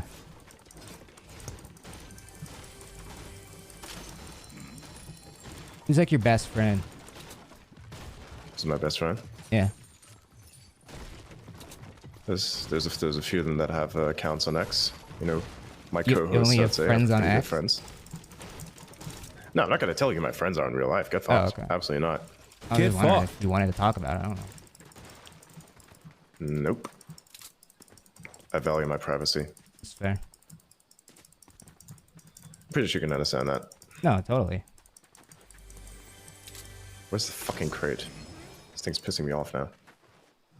It's this staircase. Good. I'm gonna have to tear it down. How could Connor afford interviewing Elon for that long, bro? Because he's jobless. You build a house. How like Connor has more of a fucking job than Elon does. Understand that he is a friendless, holeless, Twitter addicted, pathetic individual. And he also happens to be the richest man on the planet. Like if you need to like build shelter right now. He is the most unemployed man, dude. He's a CEO of like 3, 4, 5 companies. That's all he does is tweet all day. To kind of throw shit together. If you are in the wilderness, you are in the wilderness, how do you make shelter? What resources do I have? And You're which in the wilderness woods. specifically? You're like in like a forest. I don't know, like a generic forest. Okay, so generic forest. You read Hatchet? North America. What? Surely you've read Hatchet. Disposal? You read about all these books when you were younger. That's like what everybody reads. You've read Hatchet, right? No. There's no way that you have not read Hatchet, and you read all these books, and you're in your early 20s. Nope, I haven't read that. Okay. Nope. Well, basically, you're in the middle of like the Canadian wilderness. Okay. A plane crashes. Okay. You need to survive. How do you build shelter? Dude, Megaphonics, you need to dial it back, okay? You need to dial it back, Megaphonics. God damn, we're watching Not Elon, and you're freaking the fuck out in the chat. Yeah. Okay. Cool. Then I can't use that. Okay. That's a good definition right there. That's like saying asking. It's from the book Hatchet. Right. Yeah. It's good. Well, I would know because I hadn't read it. Right. Of course. Like this very specific. I mean, it's a funny little trap. It's only like a question, book because I would that's be in every asking, single curriculum. Like, how about this? How of about this? people your How about this? How about this? Yeah. Yeah. Exactly. That's why the curriculum was dog shit. Anyways, think about it this way. But you took the. Okay. Let me ask you a question. No, I want you to answer this one. No. Let me ask you a question. No. I want to ask you a question. You were in the Canadian wilderness and you need to make shelter. How do you make shelter? You don't have tools. Your plane crashed. It's in the water. It's from Hatchet. It's the book. What do you do? Cut down a few trees. Cut down a few trees. How are you going to chop down the trees? Ooh, nice. Well, chopping down, not necessarily. How are you going to do that? But you can find some somewhat. You couldn't do it. You couldn't do wood, it. I think. You couldn't do it. Yes, you could. Yes, you could. I don't think you'd make it. No, you couldn't. This is Adrian, so let's funny. do it. I'll stream it. We'll put you in the wilderness. Go into the wilderness. We'll I'm do not it. gonna go into the fucking wilderness just like that. No, why should I? I got way too much stuff to do. Oh, we'll pay you. We'll get someone to sponsor it. You know Ludwig? You couldn't afford it. He's rich. Not that Mr. rich. Beast? You know Mr. Beast? It's not going to be valuable enough for him. Yes, I guarantee. No. Adrian. He has the money, but it wouldn't bring it. Let me tell you, Mr. Beast would be the first one to be completely down to put you in the wilderness and then record it and see what happens. I promise you, if I know Jimmy Beast, he would be on that in an instant if he could get permission to do that. Sure. So you should do it. Do I get to choose? Wait, hold up. Do I get to choose which forest? Probably not. That doesn't seem fair. There Then you can like prep. No. Yes, that is what you could do if you knew. You could prep. So we're not letting you know. What's this button? Wait, why aren't you answering the question? How much of an explosion does this make? Let me. I'm sorry. Am I making you uncomfortable? No, you're not. I'm getting like a vibe. This thing that I'm kind of sucks. making you- I thought this Use was the shield. I thought it was gonna blow up the whole fucking building. Use the shield. We have to go to the circle. We need to win this. You're pissing me off. Not funny. Oh no, it is absolutely funny for me. No, it's not funny, dude. This is a serious fucking show. Hilarious. Serious I shit. bet it is. What is a porta bunker? What does that thing do? I don't give a fuck. Fuck you. Sorry, I'm just joking. Just joking. Just putting on smiles. Oh, that's what this thing does. Okay. Oh, that's actually kind of nice. You got this, Adrian. They don't have the porta bunker in Hatchet, but it'd be cool if they did. Yeah. It's like infinity spam.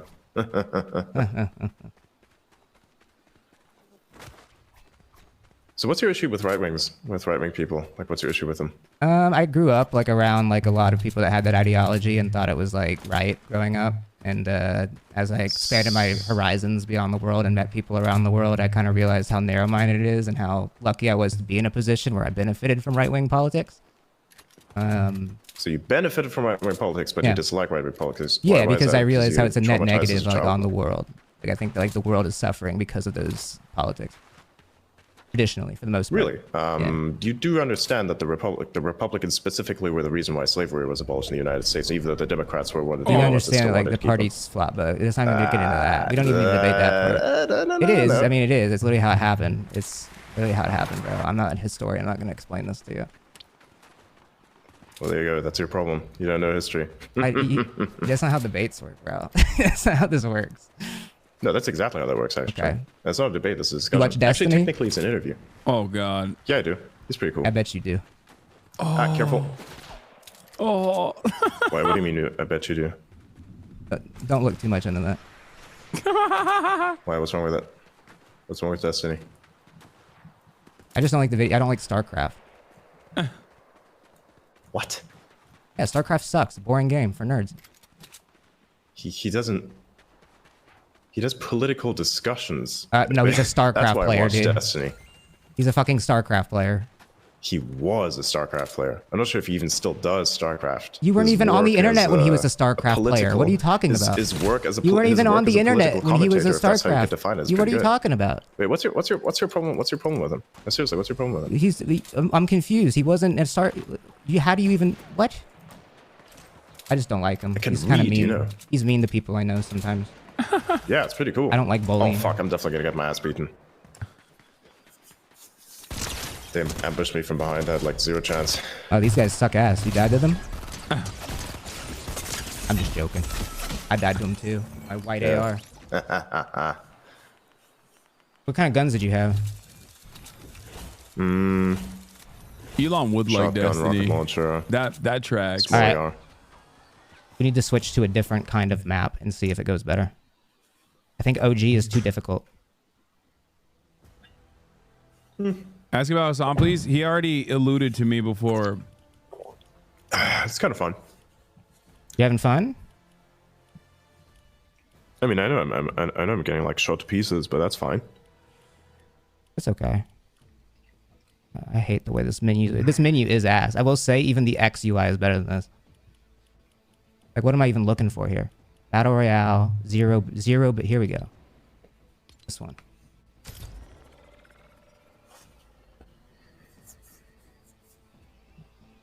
Are you ready? I need you to click return to lobby if you can. No, I already read it up. How do you return to lobby? Like, press B? I don't know. Oh, there we go. There we go. You got any questions for me? Not in particular. So what's your goal? What's your goal with this? And I'll ask you another question afterwards when it comes to like the with like survival thing, Fortnite because the way Friday you were or asking like me about- interviewing like you. No. Which one? No, Wait, what's the actually, I'll question? ask you the first one that I wanted to ask you. While we're still like on the Hatchet book. Oh. I was like, you kind of asked a trick question there, and the trick question was almost like I would ask you this question right now. It's like, imagine it like this. You know, if you had a plane that crashed between Canada and the United States, where would you bury the survivors? A plane crash between Canada and the United States. Where would you bury the survivors? Wherever their family wants to bury them. What?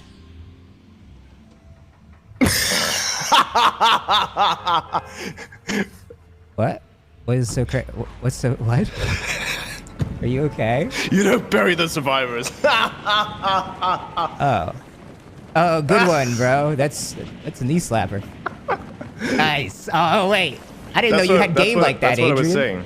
I didn't know that you were that funny, You were bro. asking me a question like that. You were giving me like a bunch of stuff, but it didn't really make that much sense. That's you see what such I was a doing dad there? joke, dude. That's what I want to do. Oh my god. Yeah, 100%. Well, it worked, didn't it? That's the joke. That's the type of joke you make after your 11th next of kin is born. What else? That's were you gonna not just ask a me? What was the dad second joke. question? That's an omega dad joke. That's the father of 12 children. At this point. Actually, no, I do 12 remember. children, one of which you've disowned. Like interviewing you specifically. With interviewing me specifically. What was your intent with this? Well, I thought it'd be interesting because I didn't know if like you were Elon or if you were Adrian or what that even meant or what that looked like. And honestly, I'm still not 100% either direction. But you know, once What I do you started, mean? It's like very obvious that I'm not. I think that Like, you there think is you're a lot no way smart. that you have time for this. Your ego is very, very big, and you think that you are a lot How's my ego smarter than you actually come across to anybody with a brain. And now that you've put yourself on such a scale that you can be perceived by so many and not just in private locations with other rich billionaires, that now it's so easy for people Okay, to wait, like, hang on. Are you see how stupid you hold are. up? Are you insinuating? Hold up. Are you insinuating that I'm a billionaire? Are you insinuating No. that I'm a billionaire? No. That's literally what you just did. It's kind of ironic. I don't know what you that. just What said, does by the way. insinuating mean? You don't know English? What? No, you're confusing me. It's the language you fucking speak. You want me to finish What's my this, by the thought? way? Twin fire auto shotgun? You don't want me to finish my thought. Oh, nice. Now go ahead. Explain some more. That's what I was think you saying. have like the beef. I think you have like beef with some billionaires. Which billionaires do you like? All of them. Let's go that Every one. single billionaire. Every single one. No one should be You a like billionaire. all of them. Wait, so you don't like Being all of them, or you a like some of them? billionaire is morally corrupt inherently. Nice. Yeah, that's bullshit. It is because it's literally too much money to comprehend. You do not need that much money. Yeah, you do. It's fine. If you have that much money, you should have that much money. What's No. wrong with it? Oh, fuck, I'm gonna get swarmed. Because it should be going to other people that are not as fortunate to be given that money. Do you not understand how business works? You have to I have do. a business be profitable, and you are hiring people within that I business. do, but which I'm is not the way defending that how you provide businesses people work either. with money. I'm not defending how businesses work. That. Oh my god. I know you're like obsessed with like capitalism and like business, but corporate structure. But like I don't care, bro. I care about vibes, bro. I care You about the should. Super Bowl. I care about the Super Bowl in sports and like Fortnite, and like which Pokemon are The going to Super be in the Bowl next is literally game. the Super Bowl. The Super Bowl And, is like, literally my one of the beautiful most wife. capitalistic events. And like my I future told you and we're my married. family. That's what I Oh, care fuck. about. I don't care about businesses. You should. It's literally everything around you. Oh, maybe to Oh, you. Fuck this thing. Hang on, sorry. I'm like reloading Wow, my shotgun fart and it's not really working out princess. too much.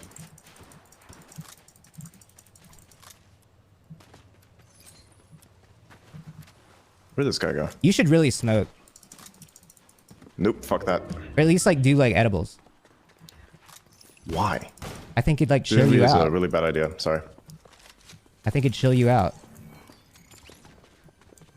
Nah, I wouldn't. I think it would genuinely help you. You should do ayahuasca. Nope. Fuck that. That can melt Nope, not doing people. that either. I actually think it would fix you. It doesn't fix anyone.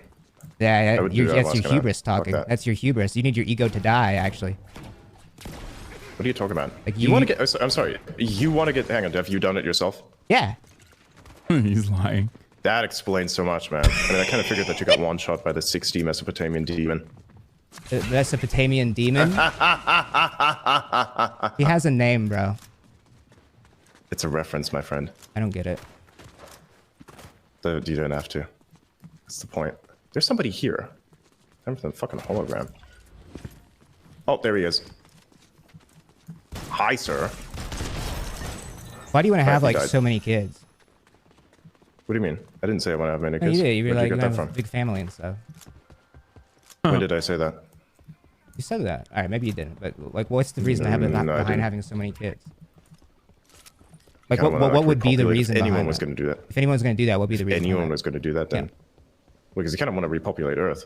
Okay, so Nope. there's a Come there's the on, justification for it. dude! Stop! Yeah, of course. You want to repopulate the But Earth. why do you because otherwise- specifically come on, bro, that's- need people. But don't you My think you need direct to like? ancestors, what do you mean? Don't you need Wait, to wait, like? You think wait, it's wait, what do just you mean? he Wait, might wait, be wait, wait, what do he you might mean? be What do you mean? impersonating What do you him. mean? I No, don't what do you mean? know. What do you I mean my don't direct know. ancestors? How? Like, why do you need Huh? to What are you like? talking about? Because like, if you have so many, why do you need to like like it's kind of tough to parent if you have like so many. How would you know? How would I know? I mean, People I have just been doing math. it in. You know math. We were talking about earlier. Well, you don't know math. The so more, you the more, no, I can count to like 10, 12, 11, maybe 13. I can't tell if you're trolling or if you're generally being this stupid. Honestly, I can't either sometimes, bro. That's part of the show. But that answers the point so I'm many making questions is that I that haven't even like, asked yet. if you have so many kids, you can't give as much attention to each of them. That is a very strange talking point made by people who themselves don't even have any kids. I think there's people with kids that make that talking point. Yeah. Yeah, I don't think they're very good parents either. I mean, I'd have to see them. You'd have to. They're show not them to good me. parents because they have less number of kids. It's not like they're That's not putting what I up stated. chart numbers, Nope, dude. that's It's not not what I like stated. it's not a Nope, baseball that's not game. what I stated. Okay, well, Nope, that's not what I stated. Okay, well, can you state something? I keep stating things, but you're not paying attention to any Well, they're of the not things that I relevant stated, things. even I'm though I've asking a done. different question. I mean, that's a subjective opinion, isn't it? Your mom's a subjective opinion. I don't think she's a subjective opinion. She's an individual. She Wouldn't was that last be an night. individual? Up top. Nah. If somebody would be in her, then that wouldn't be like that, would it? Now? Whoa, because I'm I didn't assuming say that you're going that. to do a bit of a mom joke. That. Nah, Dude, you did you when you took were it about too to. far, bro. You can't Nah, take dude, the I take it insinuation and very then far. say it, bro. That makes it not actually, funny. No, hang on a second. You want to talk about video games, right? It sounds You wanna talk about video games? misogynistic. I got one for you. I want to. No. If you're going to say that, your mom is a subjective opinion, I think you're the person here to start with the, misogyny. But we're not going to talk about that. I don't believe in such That's what I'm things. I think saying. that's You overhyped pointed it by out. leftist people who are It fucking became insane. misogynistic. How's it wait, hold up. What's misogynistic? Explain it. I'm What's lost, bro. misogynistic? You confused the fuck out of me. I'm not even gonna lie. No, no. I completely what forgot. specifically is misogynistic? I think, Okay, then making probably a wasn't joke that bad. about someone's mother maybe is like, imply that maybe. You think it's that's a little bit you don't think it's a little bit I think there's like misogynistic? some Just a little inherent bit? stuff there, but I don't think entirely. Like it's also just like, oh, like you want to defend your mother. Like it's not that deep. Is there friendly fire in this game? I don't give a fuck. I wish, bro. He's gonna shoot you. Why, you don't like your teammates? Sometimes. Or do you not just like me? Ah, nice. I got cars in here. It's pretty cool. Okay, how does this work? Can I drift this thing?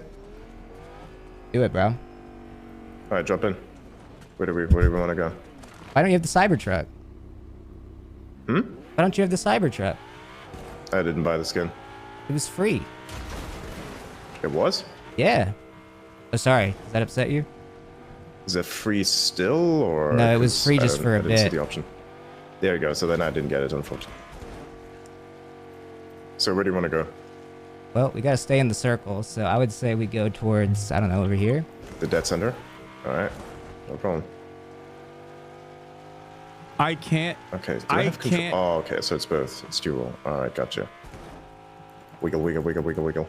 Okay. What? I'm wiggling the car. How do you turn on the radio? Don't worry about it. I don't know. It's not working. I can't figure it out. I was once driving a car and then I had like a bunch of people who were drinking at I the don't time. think it's fucking him. funny as I shit. don't think it's So I was him. like driving I them home. And while I was I don't- driving, somebody like reached over and Like fucking I pulled said, the it's car just pathetic. Whether it's him or it's not him, it's equally pathetic. If it's him, it's pathetic. If it's not him, it's still pathetic because there's a dick rider to that degree. But If you're like having a I good don't know, time so- and like somebody like tries to demean that, or like make you feel lesser, like a loser for having fun, does that make you feel bad? I don't feel anything in regards to like people's. You don't feel- strange well, I know you don't opinions. feel any- I just also don't think he's No, that's not true. Like, I don't when, care about those things. I saw that like you like. Like, I- You can make that. You've had like, I don't know. I just Elon hasn't tweeted in 3 hours, like X 2 jump hours. or whatever, like one of the rallies, and like people were making fun of his jump.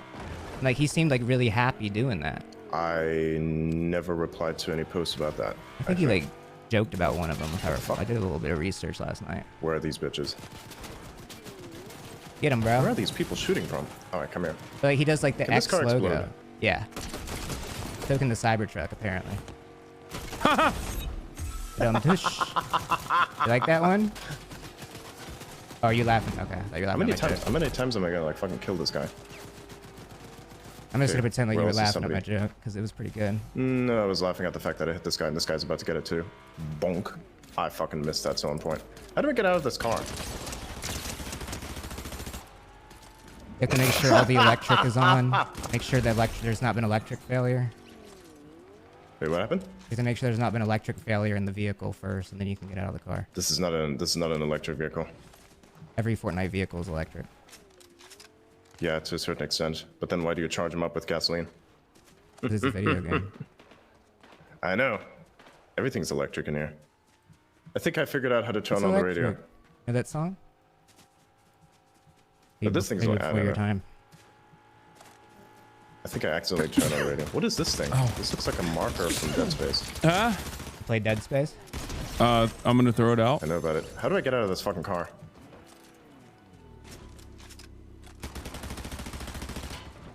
You're out. You did it. Oh God. What we did need, I we even need to do get to a that fucking guy? win. hit my face bro. on the- We need to get a win. on the I'm tired mic. of this game. He tweeted when he was I dead. like Fortnite, don't get me wrong, but like you can only do so much.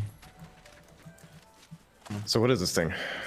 What am I looking at here? What do you think about like Vivek Ramaswamy or Emmy? What do you think about him? Wait, hang on. Before Stop we doing do that. that, what is this thing and how does it work and what does it I don't do? know what it. I literally don't know what it does. I don't know shit. Reveal nearby spirits. I literally don't know what it does. Talk about Vivek What is this? Ramaswamy. Why? What's up with him? Like, what do you Why? think about him? I think he cool. He cool? Huh? Yeah, he cool. You like his vibe? I didn't see anything wrong. Yeah, he's an alright dude. He's okay. He cool. Yeah. I think he's kind of funny. Why? What do you think of him? I think he's just a funny guy. He knows how stupid his Like any of voters his- are, and he kind of just plays into it. It's kind of I kind of respect that. What do you mean? Like he knows exactly what he's What do you doing. You can tell in his face and his eyes. He knows exactly what he's doing. Huh?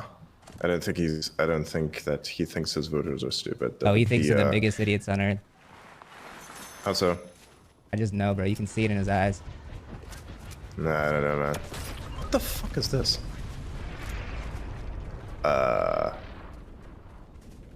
Okay. Islands floating in the sky. Did you see when Great. Vivek played GTA? What are these fucking things? Whatever, that, like, dude. I'm run just trying to. around Like, here? you What is don't that even shit? like engage with me. You don't even like care. No, it's not. I'm like trying to figure out what this weird shit is that's like walking around here. What is this thing? Come here. It's a rock, bro. What is this? You played Breath of the Wild? Zelda It's a very on the cute, Switch? cuddly rock. You played Zelda Breath of the Wild on Switch? Oh my god! That yeets you. Holy shit. Oh, I thought it was a walking That's rock. pretty cool. Never mind. Ooh, damn, that yeets you quite high. You like Nintendo games? Yeah, they're pretty decent, yeah. Name I of- think you need to pick up like one. I think you need to pick up one of these things if you want to get on. I that don't island care. I up want to there. talk about Nintendo games, please, please, please, please. What about them? What's your favorite Nintendo game? I don't particularly have a favorite. Pick I've a really favorite gone Nintendo very game. hard There's into- so many franchises. You surely have one, I didn't know about the Cybertruck in No. Fortnite. bro. Come Not Oh on. my particularly. God. What does this thing do? Mario, Zelda, Smash Bros, Pokemon. Oh my God. He literally tweeted about it. Yeah, those are good. But I haven't Oh my actively God, played bro. them. You're the worst conversational. You're never gonna get married like this, honestly, bro. If you can't even carry a Sure, conversation with me, like sure, I don't know how you're sure. gonna do this. Sure. I mean, you're into hoes. I'm into different things. I am not into hoes, bro. Don't say that, man. Okay, then what are you I'm into? into broads. Right. Well, you're not gonna get Just any bras making with a that kind of classic like conversational tone. 70s misogyny joke. No, but seriously though, bro. Like I think that like you need to reevaluate your entire How's that? position. on How's that a reality. 70s? How does that a? No, I don't. How does that a 70s do. misogyny joke? I Explain don't that. know. It was just a joke. I called women broads. That was the joke. Oh my It's like god. it's like okay. what they called them in the 50s to like be demeaning. That was the joke. The absurdity of that was the joke.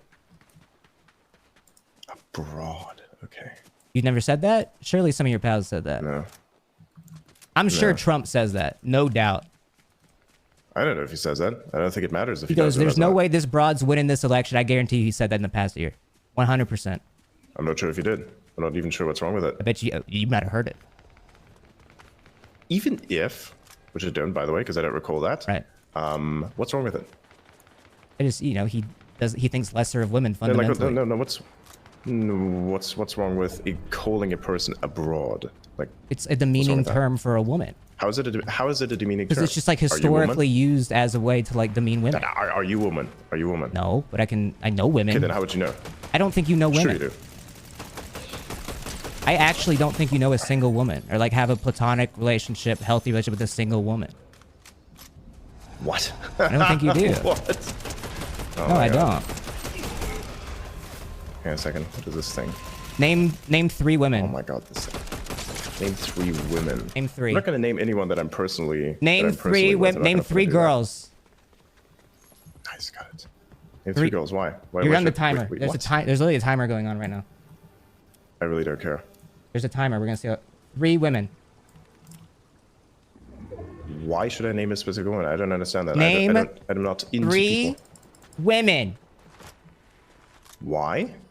I'll name 3. Britney Spears, Miranda Cosgrove, Sabrina Carpenter. Boom. Oh yeah, she's such a yeah, sure. Britney Spears is a major inspiration. I didn't say she was inspiration. I just named a woman, which you can't do.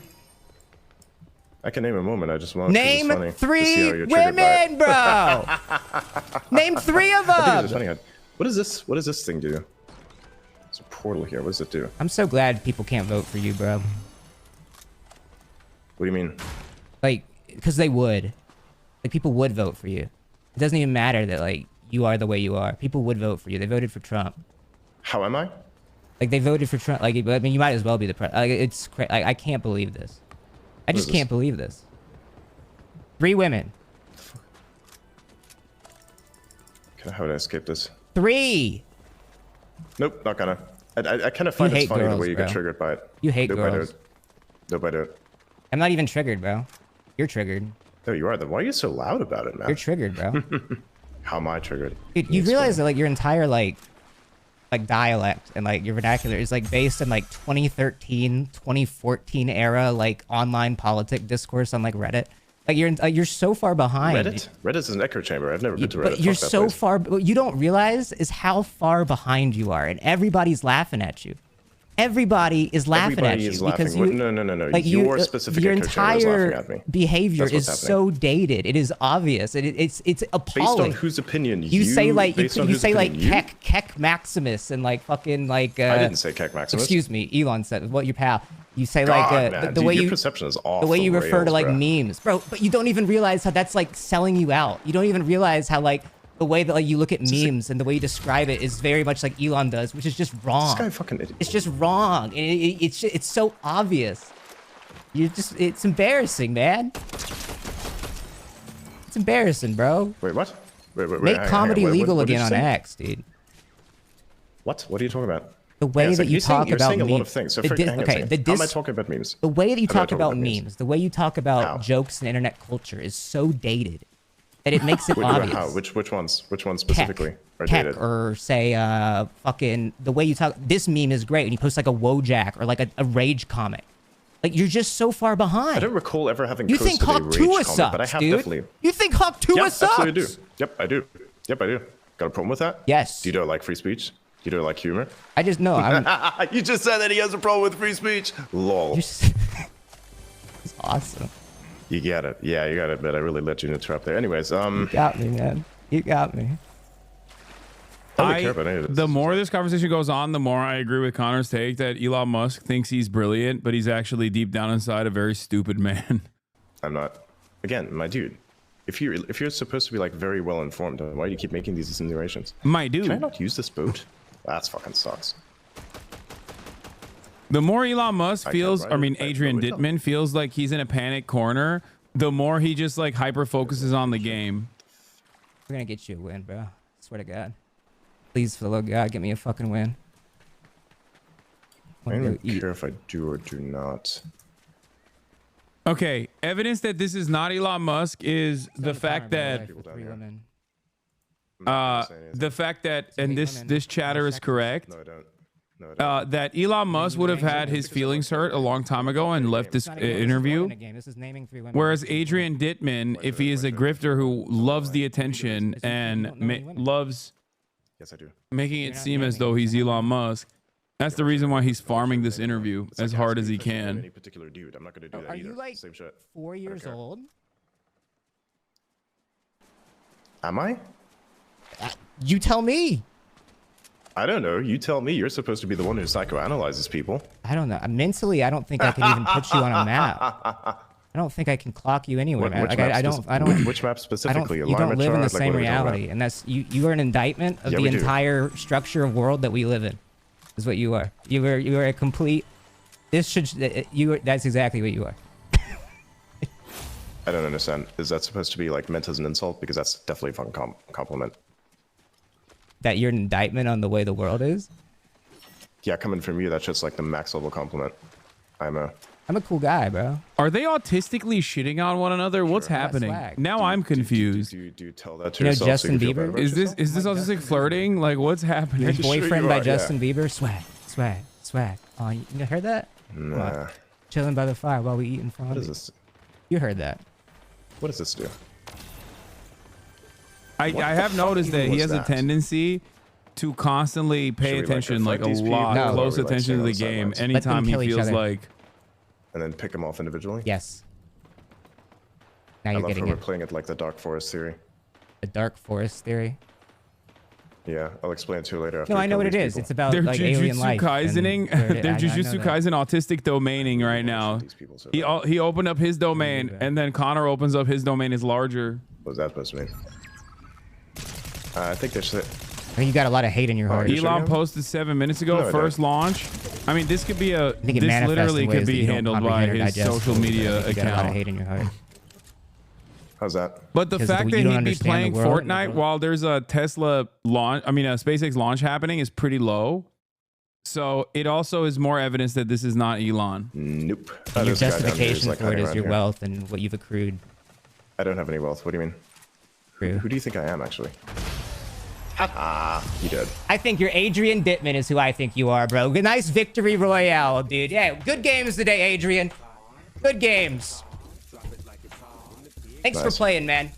Yo, thanks for coming on the show. You know what? All the discourse aside, I genuinely do appreciate you having an open dialogue today. Yeah, yeah. I thought it was badass, and I think it's cool that you do that. Now, I do think, again, that I do think you are Elon Musk, and I do think that it's really embarrassing that you do this. Definitely not. I'm definitely not. No, dude, one day, here's the thing. The way that the world works, one day, there will come a time where everybody will know exactly who I am. And the claims such as those will appear as Are you the remarkably Antichrist? stupid. What? The Antichrist. That's Mr. Beast. Okay, so that's a new one. Okay. Wait, what? I'm just joking. Cool. Who do you think I am? Elon Musk. Do you think I'm the Antichrist? Okay, cool. Yeah, sure. Why specifically Antichrist? What How do you about me sleep? makes me? How do I sleep? Like do everybody you else think does? that You like close you're your gonna eyes be and then like you want your memory to be like good? Like I can tell that like you want to be go down in history books as like this guy got us to Mars, did all this. Like you're only gonna be remembered as like a negative stain. I am not gonna be remembered as that. That's what Elon's gonna be remembered as. That's what Elon's gonna be no remembered matter as. how many people. Right, is Yep, a that's negative stain. Nope. That he's gonna be the person who brings people to Mars. Or he at least facilitates That's what he it, because wants. That's, exactly what he wants, and SpaceX he's is. realized recently that it's not going to happen like that, and so he has to influence more than he was before. And now What he are you just talking keeps about? digging Are himself you a hole. aware? Okay, hang on a second. What do you think SpaceX is? Define it for me. Gay? You think space exploration is gay? Is gay, really? No, I said SpaceX was. Because that's exactly what it is. Okay, so how is that? Okay, so hang on a second. You want to say that some things are misogynistic, but at the same time you're willing to do things that are definitely homophobic. What's wrong with being gay? There's nothing wrong with that. Okay, then what is wrong with SpaceX being gay? Because you There's said that nothing wrong SpaceX with it is being gay. but I you're just saying said it as was if was gay. negative. Okay, what's wrong? What's wrong I with didn't that? say it was a negative. You insinuated it was a negative. No, I didn't. You did. You did. You You did. just simply said it was gay. Because you internet didn't. culture literally stipulates that if you say that something is gay, No. then you're referring to it in a sense No, of you took it something that being way. negative. You took it that way. I didn't say that. Nope. No, I got That's you. not I how that turned it works. around on you, bro. Nope, you did You've not. gone woke. I have gone woke? Yep. I thought, okay, so hang on a second. Isn't that a good thing then? Because you like woke, don't you? No. No, you said, you earlier you did say that woke is kind of badass. Woke's, I mean, sometimes. So then what's wrong with that? Am I becoming I guess better? there's like. Is that what you're trying to say? I guess there's like nuance You're to saying a it lot like of a things. negative. What's wrong with it? There's like nuance to so much in this world. Okay, that so you were- hang on a second. Are you saying that there's parts of woke that's bad? Yeah. Which parts? That like maybe you can be too woke sometimes and like alienate people from like learning about like how they can actually progress their view of the world and social systems around them. Like DEI, for instance, that would be pretty bad, wouldn't it? No, DEI was awesome. Twitter was so much better with DEI. No, it wasn't. Yeah, it was. A lot of less censorship. bots. A lot of censorship. Nope. Yeah, sometimes Not you the need words. censorship though. So like Nazis don't like run the site. No, Nazis run 4chan. Yeah, the 4chan came There's to no X. Nazis. There's no because it was There's no free Nazis speech. that run X.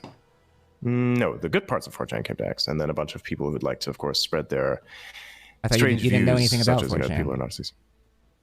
Again, you keep saying that, but it's not true. When did I say that? You said you don't know anything about 4chan earlier. I did not. When did They're I say having that? an autism. They're going ban for ban. We do. We do. Yeah, we do. Okay, then find that moment for me. Okay. I'd like to. Well, I'm sure that I'm trying to. I've got to end the show, bro. I got plans. Gotcha. You free next week? Hmm? You free next week? Perhaps. We'll see. Yeah. I'll try Deadlock. I'll Let me know. It's the Depends on next what big I'm gonna do. thing. Perhaps. Like, Yeah. if also Adrian Dittman wasn't Elon Musk, though, I feel like Elon Musk would stamp it down. You know what I mean? Because he speaks for him, and enough people think he is Talking Elon. about girls, or you're talking about women specifically? Because I Either. don't know any girls, but women specifically. I don't know. I'm literally like, it's not hard. But why do you want to know it so bad? It's kind of Because funny. it's weird that you can't name 3 girls. Oh, I can definitely name them. I'm just not gonna. Because it's Okay. funny, the way it makes you feel. The way it makes you feel is funny. That you can't name 3 girls. Yeah. Okay. This is just funny entirely. I think this is funny. I get it. It's like, you just name him, just name him. I get it. I'll name 3. by Grimes, which, Vivian, Ghislaine. Huh? Just name 3 girls. Don't do the other. Don't know the other 2. No. You want me to name women specifically? That's not a problem for me. I can do it. I'm just like pushing you because I know that you're trying to push some sort of thing, and I would like to figure that out. And I just discovered it, I believe. What'd you discover? Don't worry about it.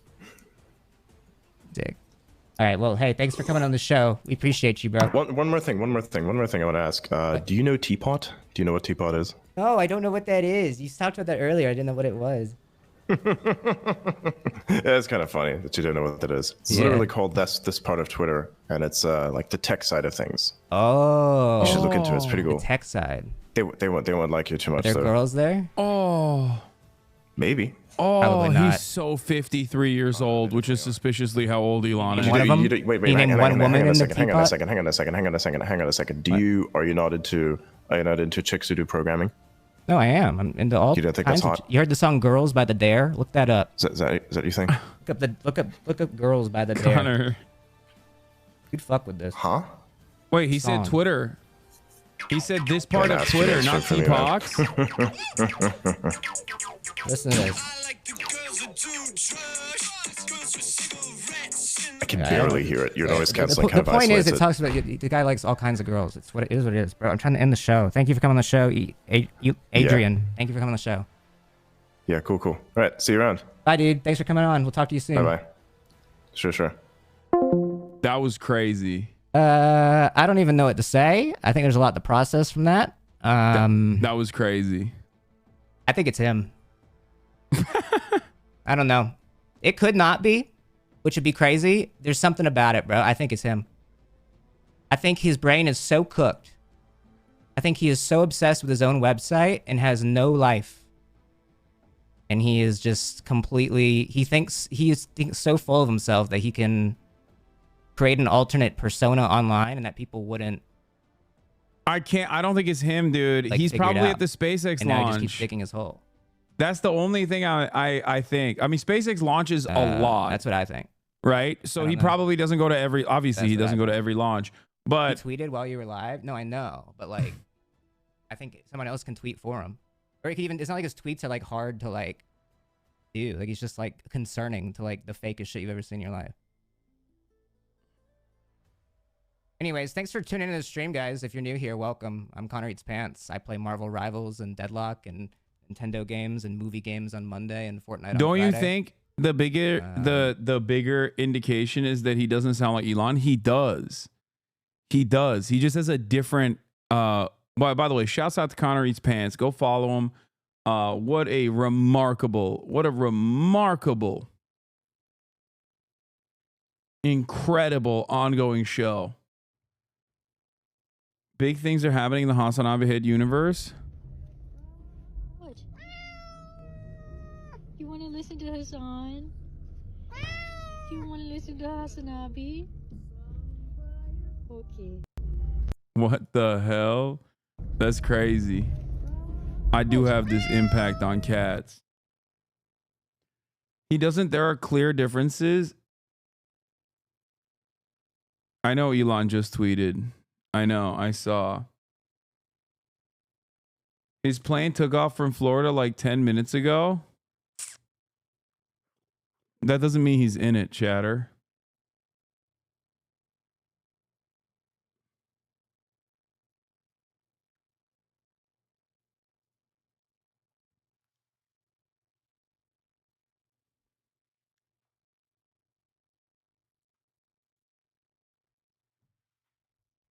Tweeting doesn't even necessarily indicate anything, really.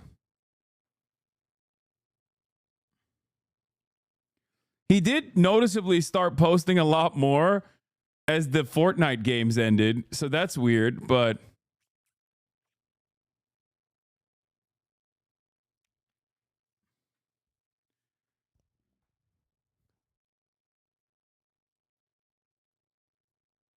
also Starlink is a thing he'd be playing on his PJ. That's no. No, he would not be able to uninterruptedly play video games, be on Discord. Like, he would have had to be in the PJ the entire time.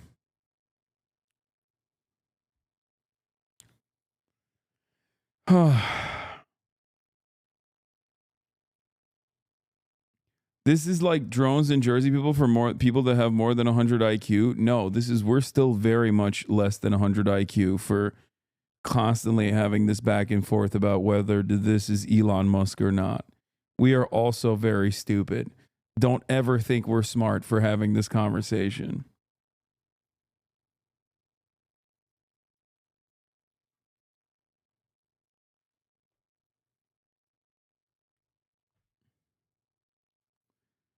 Algorithm tweet coming soon to promote more informational, entertaining content. We will post it. Oh my God, that's literally what he was just talking about. No! What? Okay, I'm losing my mind. Oh my God. Oh my God. Come on, dude. They just talked about it. Dude. Stop!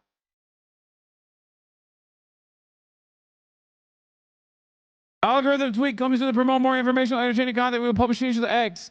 Our goal is to maximize unregretted user seconds. Too much negativity is being pushed that technically grows user time, but unregretted user time. We're also working on easy ways for you to adjust the content feed dynamically so you can have what you want at any given moment.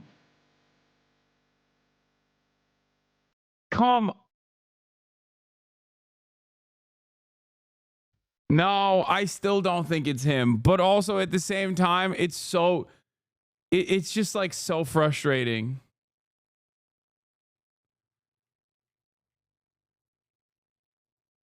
He's going to tweet about Sabrina Carpenter or something. As usual, Douglas K. Bro. He literally has started posting like crazy. He has started posting like crazy. What? He just started he was not posting that much for the past hour. 2 hours ago, worth doing. A couple of retweets. And then now he's just back to his crazy posting.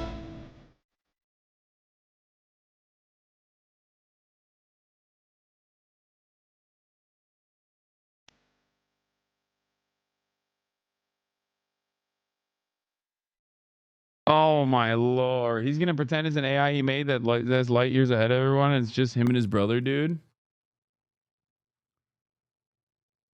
I don't care about hearing his Twitter space. I don't care. Why are you in denial? I'm in denial because the Nile is the name of a river in Egypt.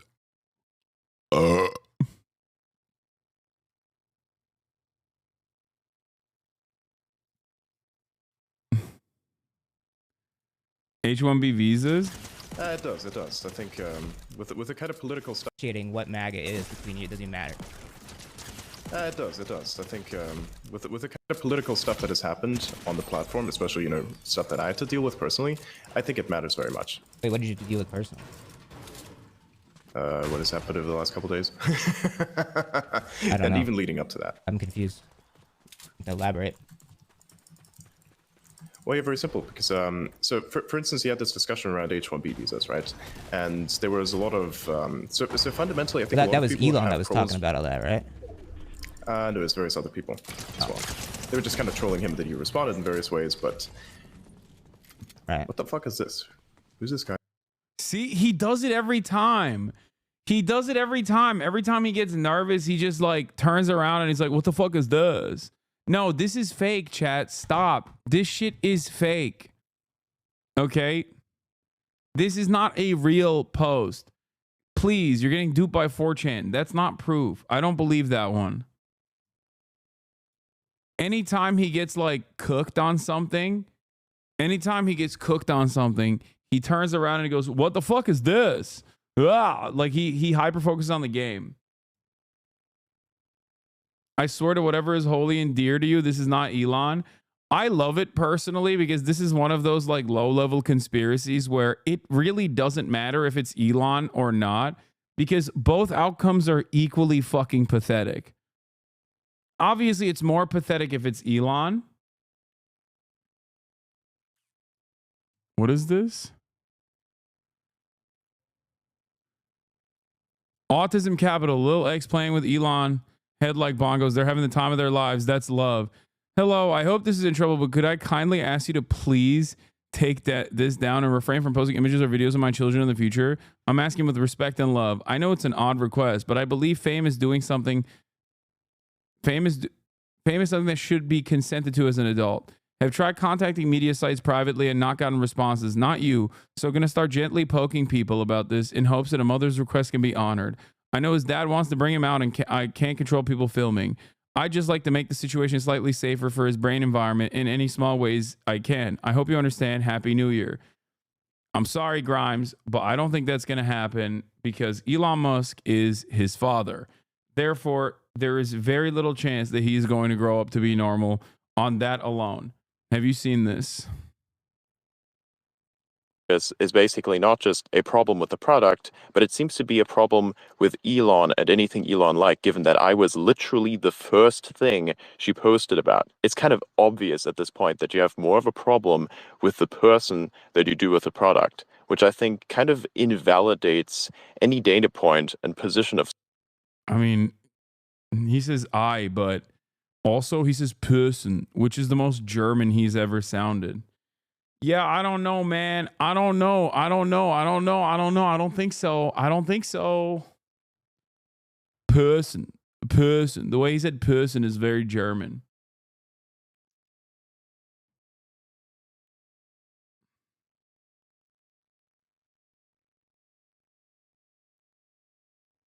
He uses I here too. When I was like small on the internet, I would like make smaller accounts of myself and like be a fan of like myself and like make myself seem cooler than I actually am. Oh my god. That was like what I would do. I'd be like Connor Eats Pants fan 32.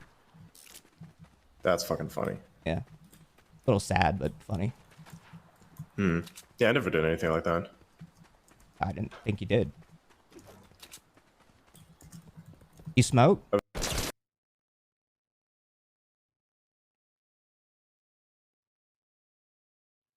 When Elon knows he's wrong, he responds with anger and defiance. When he believes he's right, he responds with derision. He definitely is not Adrian Dittman, but people should keep saying he is because it clearly annoys him to have to share attention with a random guy.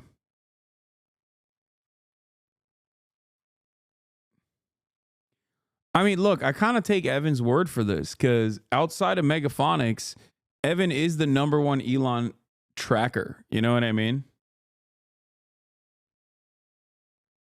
For the record, Fango Lives and I both think it's Elon.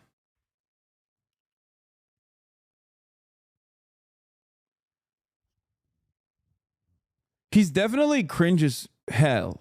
He is definitely cringe as hell. He's like cringe in the same way that Elon is. But I will say that he comes across as smarter than Elon Musk sometimes. And what I mean by that is that Elon Musk has like zero comprehension capabilities. He is very bad at communicating. Even like basic kinds of conversations, Elon has a hard time dealing with. Peter Thiel as well. Whereas Adrian Dittman, on the other hand, can keep a conversation uninterrupted with like relatively little stumbles.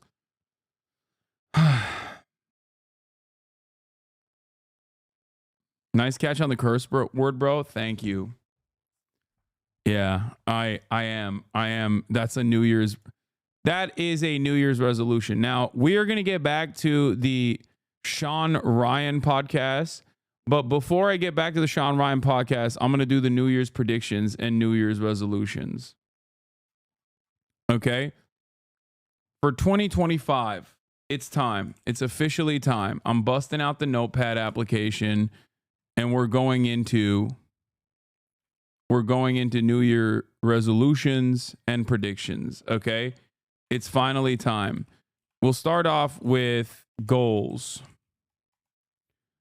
Okay, we'll start off with goals. Ladies and gentlemen, let's go. Okay.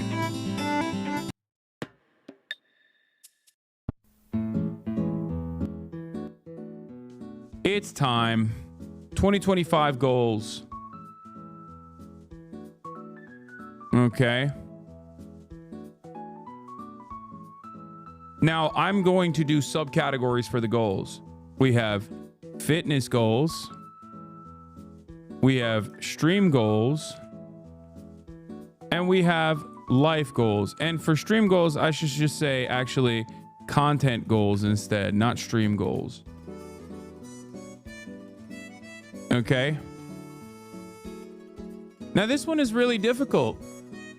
In terms of fitness goals, it's really difficult to have fitness goals this year because I nailed last year's goals. As you guys remember, perhaps if you were here, one of my fitness goals for last year was reaching 16% body fat, which I did, which I reached. So now I think it gets a lot harder from this point on. So I think midterm goals would probably be I think this year I'm probably gonna work on putting on more muscle mass, okay? But in the midterm, I would probably say maintain sub 15% body fat. How about that? And in the long term, put on more muscle mass. And under that umbrella of putting on more muscle mass, I'm planning on being able to, oops, wrong. That's greater than champ.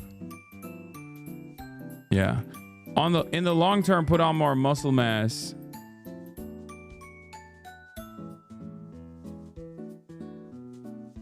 In terms of putting on more muscle mass, I'm planning on not compete. No, I'm planning on hitting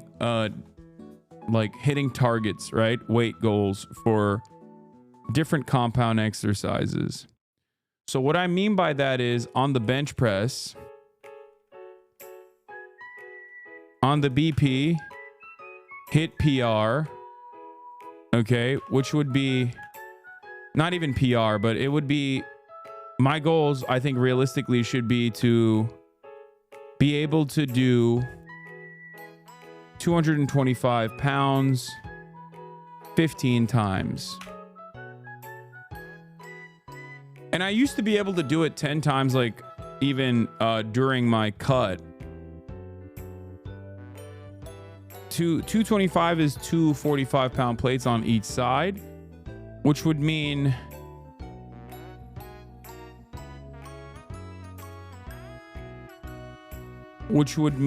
that I would probably, I don't know what the PR would look like if I could do 225 15 times.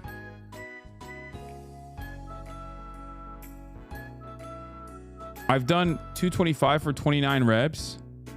What are you, an NFL linebacker? That's like an insane number for even you. You would have to be straight up the biggest roid head on the planet / one of the strongest athletes. That's like NFL combine. People can't do that. So it could just be an Islander. Nah, I've done it. Okay, good luck. I would have to see that to believe it. Okay. For deadlifts, let's say 315 for this PR. One rep max. Okay. For deadlifts.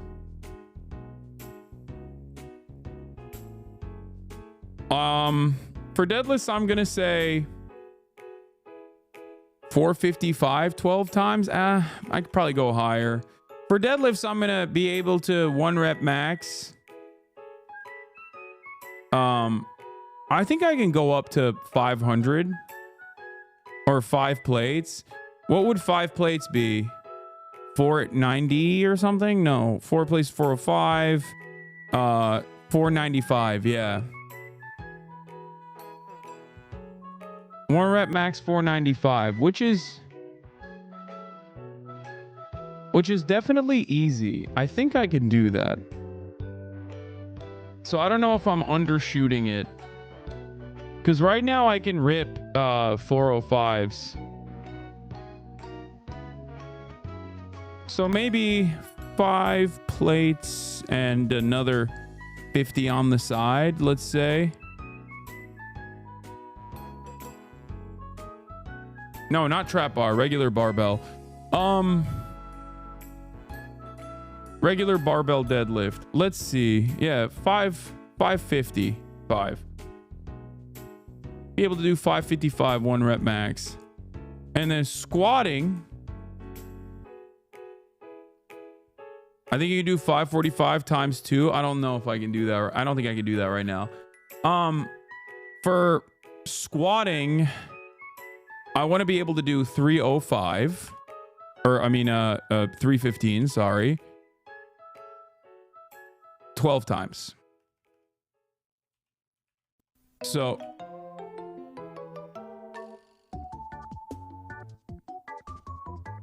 like I said, my squat is not great, and neither is my bench press. Boy, if you don't bring a 450 squat, I can't.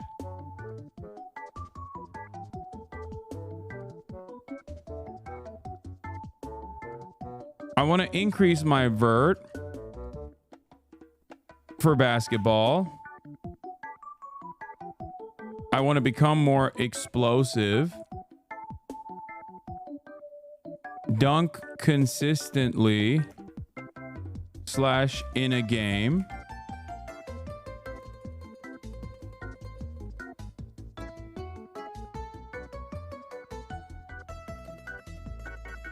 And also focus on recovery / strengthening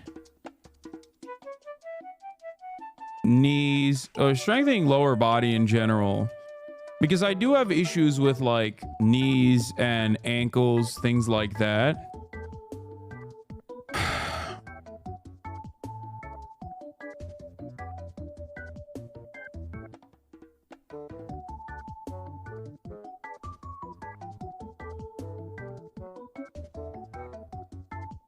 I will not be doing a marathon. No, I'm not interested in that at all. Any chin-up goals this year? Not really. Knee stuff can get tough in your 30s, so good idea, yeah.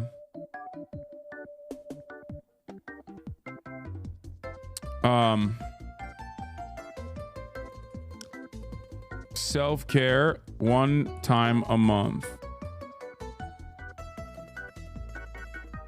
Actually, that's in the life goals category at that point.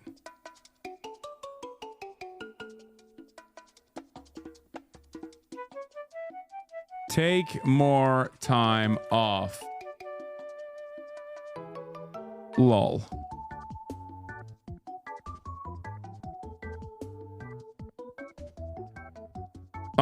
Other fitness goals I have. I'm a little all over the place because I've been so consistent.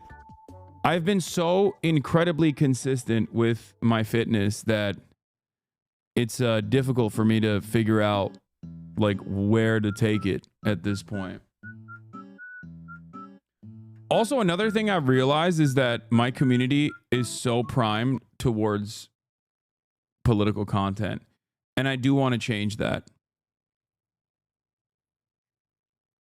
Because that definitely is a content goal. What I mean by that is, like, even after the Connor Fortnite thing, like back in the day when I used to swap from like politics to, you know, reacts or whatever, we wouldn't have this much of a massive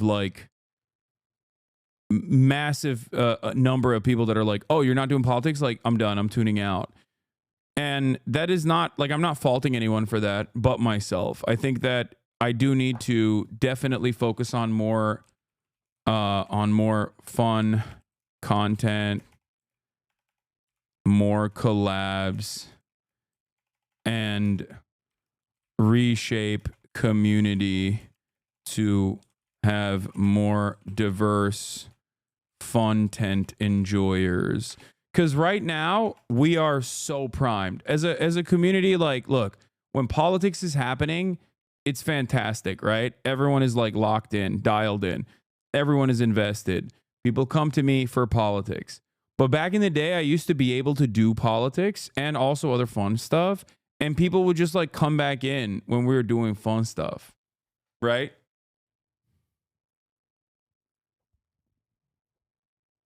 I only suggest not to replace it with drama stuff because that's always where politics frogs want to do if it's not politics. I know. We need to bring back that balance. And I think we're about to hit 7 hours. People are man, stop. If I literally went from the Connor stream directly into this, everyone would have stayed. Okay, stop. I know I'm the professional here. Please trust my opinion on this. Okay, please, I beg of you.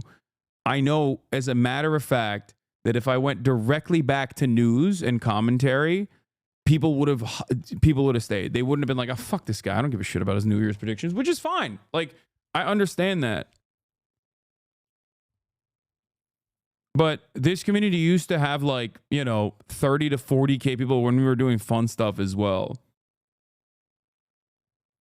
Yeah, ever since Russia invaded Ukraine, it's been a minimum of 6 hours of politics. Most chatters since 2022 don't know HasnAbi is a variety streamer, but entirely the news streamer and nothing else. Exactly.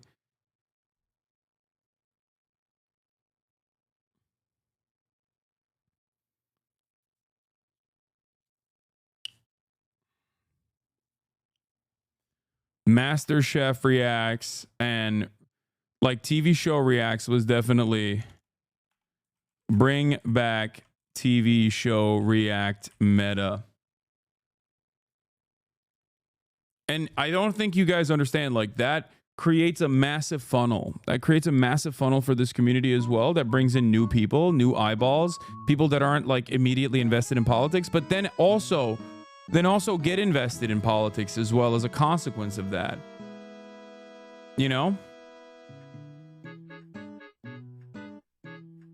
And there was a point in my career where I used to do that and more people would come in. They were like, oh, hell yeah. Finally, it's time for like MasterChef reacts or whatever. And now it's like, oh, if I know for a fact that if I swapped over from politics to MasterChef, people would be like, oh, dude, this sucks. I don't want this at all. I want politics. Get back politics. Bring back politics. Wouldn't you say that it's different because that was a platform-wide meta? Of course, you would have more people. The whole platform cared. Kind of. Yeah, see, it literally happened to me. You got me with reaction stuff, and now I know much more about politics than I had beforehand. Yeah, this is... Chuck dies! Thank you for the 25. Get the subs. That is a huge aspect of this. I think that...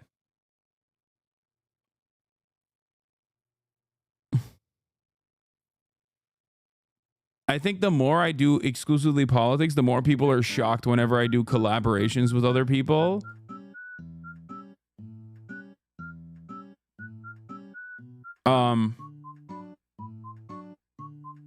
Jubilee is a major turnoff. First of all, you're not wrong. But also, secondly, I do not care about your opinion as a 68-month subscriber. No disrespect to you. But you are exactly the type of person I'm referencing when I say, like, you've been here throughout the years and you've probably become a rugged politics hardliner in general. like no disrespect to you, but you are the opposite of who I'm trying to target with this content shift in general. The content shift is exactly not you, but other people. No disrespect. Okay?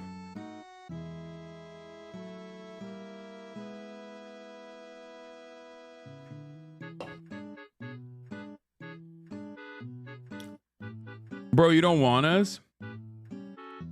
No, it's not that. I love the community that I have. I love the community that I've cultivated. This is, you know, something that I'm very open about. But also, we got to slowly but, you know, confidently edge in the direction of like more lighthearted stuff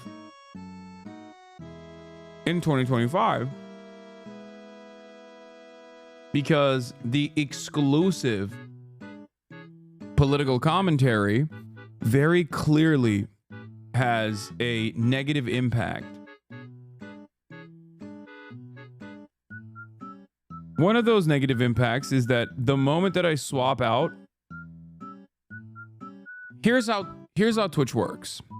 Okay? When you have 30,000 viewers, you are more likely to get 40,000 viewers. What do I mean by this? Twitch is a very top-heavy platform. So when people immediately trickle out, when I swap over to variety content, I'm no longer a variety content streamer, and I'm no longer at the top of just chatting. So more random people don't tune in for variety content. I also don't churn out variety content on YouTube and all the other platforms where people clip stuff. And therefore, people don't know me as a guy who reacts to random things or a guy that has fun. People only know me as a guy that does politics. So the expectation from my audience is only politics. Now that's normal and good. There's no issue with doing only politics. I love politics. I do it all the time. The only issue, on the other hand, is that exclusively sticking to politics ends up creating a community that exclusively wants politics, that leaves when there's no politics, and that has a tendency to whittle away at the audience. Fun shit, dumb shit, collabs, and the like cast a much wider net. But when you train your audience into only expecting political commentary from you, like I have done for quite some time, I, one, am very off-putting to most people that don't care about politics. And two, I end up losing people whenever I do something that is less political. And when I lose people, when I'm doing something less political, less people hear about it, and it might as well not exist. That's the unfortunate reality of content in this sphere, is that you could do something. There are probably streamers out there right now on this platform streaming absolute bangers to hundreds of people, just hundreds of people. And they're putting all of their effort, all their creativity into hundreds of people watching. But because of the way that Twitch works and because of the way that the directory works, it doesn't mean that their content isn't good.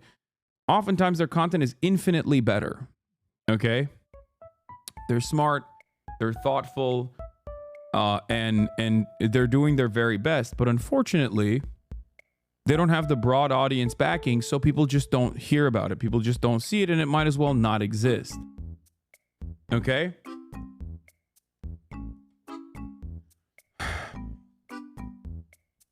That's it. That's the reality.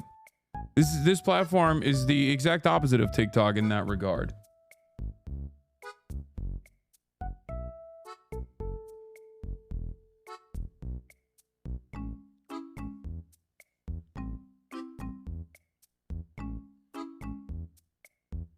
So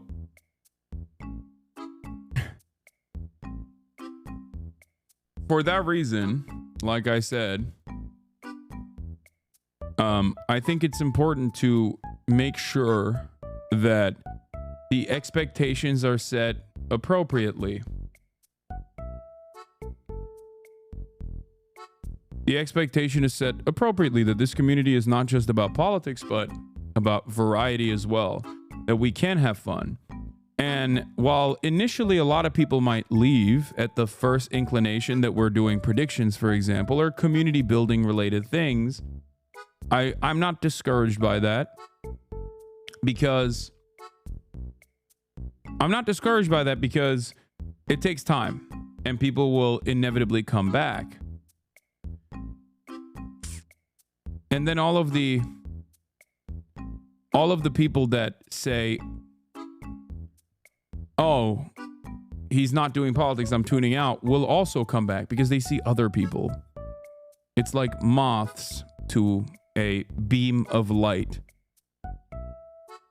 We are social animals, and I think we react to things like that we don't want to miss out. So we react to things that other people are reacting to.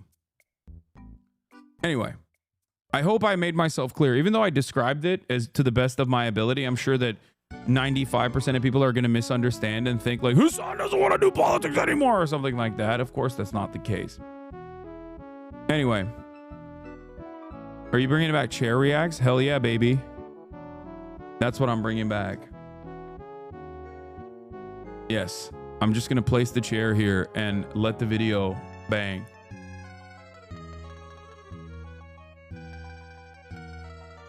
Can I give some good faith constructive criticism? I recommended you to an IRL friend one time and he tuned out after watching you only 1 hour since you were talking about some D drama for a portion of the stream and he was just so confused. Obviously, you understandably got to bite back when getting flamed by DG and haters, but perhaps maybe you did give too much stream attention to them sometimes.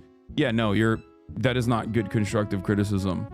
That's bad constructive criticism because in the process of doing 8 to 10 hour streams, I think the coverage that I've done on that issue is like so marginal and so minimal.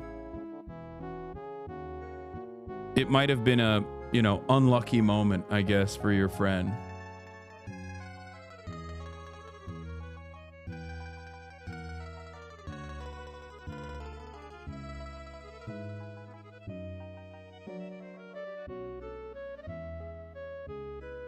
Some of your best political content isn't when you're covering politics 12 hours a day, and I wish some of the chatters who insta-leave will stick around to notice this. Yeah, it's fine.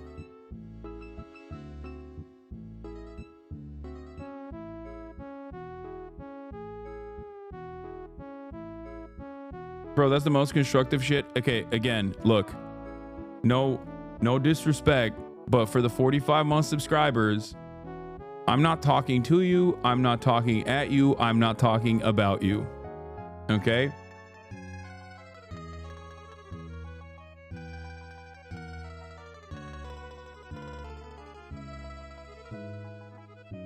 But the best thing to do would most likely be depending on their interests of like if they're a gym bro, show the Bradley Martin conversation.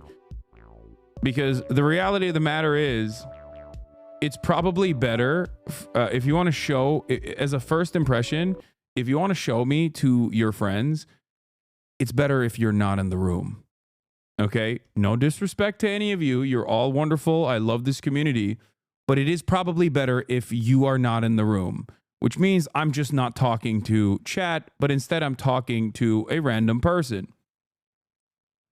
Okay? It's just true. Because many of you have probably recognized that when all of you are in the room in my ear, I am not at my very best. Okay?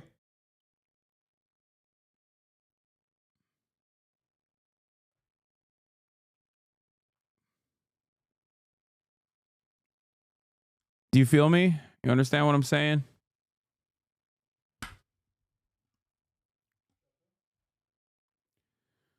But let's continue. My friend said you don't smile. It's true. I used to a lot more, which is, we're going to get back to that. Okay? Smile more. More travel content. Japan. Japanuary. It's happening already. China. Thailand. France.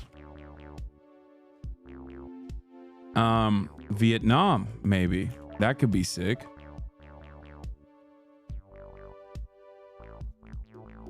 Korea.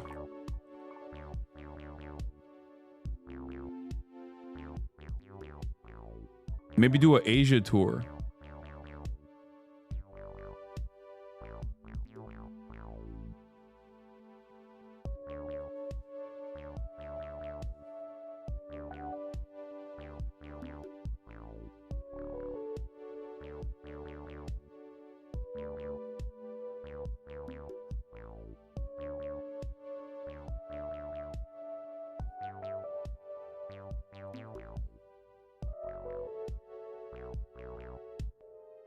So that's a option. Bingo. You take relative news and can apply materials and make a political conversation based on theory about anything current. You make it digestible for Zoomers who can't read. Like everything can be dialectical materialism. Yeah.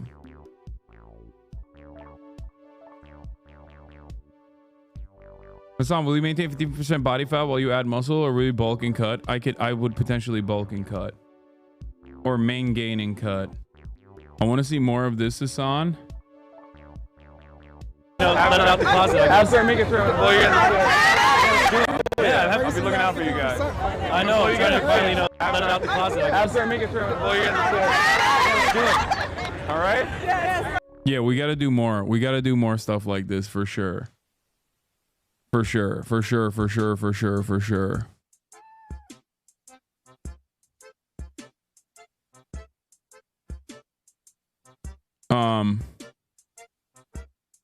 Be more in tune with viral things happening. TikTok. Yeah. Okay. Maras says throw a sick bachelor party. Okay. Take Kaya to experience snow for the first time. That's definitely going to happen this year.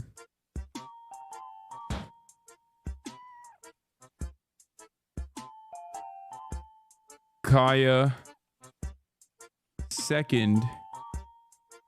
Well, I guess would it be third? No. Second B-Day party. Yeah. I guess she was first when she was born. So it would be the second ever birthday party, but she would be... Wait, how does that work? Oh my God, I'm literally having a brain fart. Kaya was born... Yeah, she's going to be 2 years old. That's so stupid. Yes, Kaya's going to be 2 years old.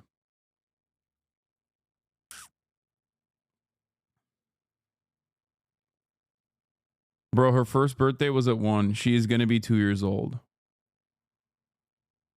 I need to take a break. Sorry.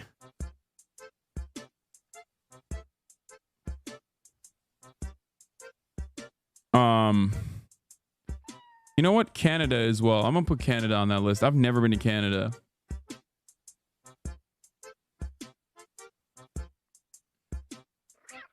Would you ever go to Russia? No.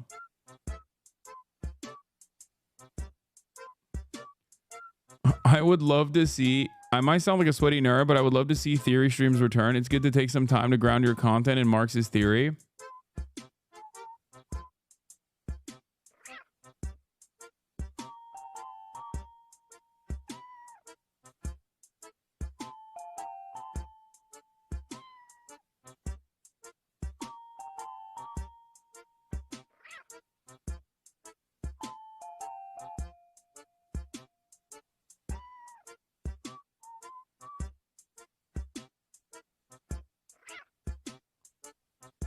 I like that the average chatter is in a permanent state of scaring the hoes. Like, they just can't stop. Your community hates you? No, they don't. It's okay. No, my community tries its best. Okay? My community is always trying its best. The problem is, if I were to listen to them when I had 35 viewers, I would have stayed at 35 viewers. If I listened to them at 300 viewers, I would have stayed at 300 viewers. If I listened to them at 3,000 viewers, I would have stayed at 3,000 viewers. This is something that has always been a back and forth with members of this community, some of the most outspoken members of this community. It's okay.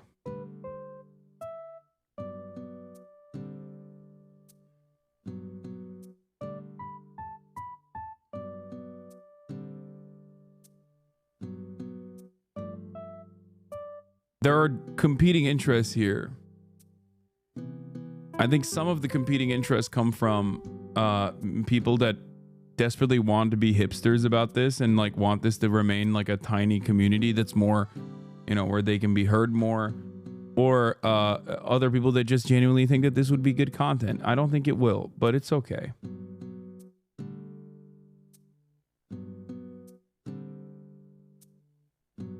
We are two alike. We need people who disagree with us. Exactly.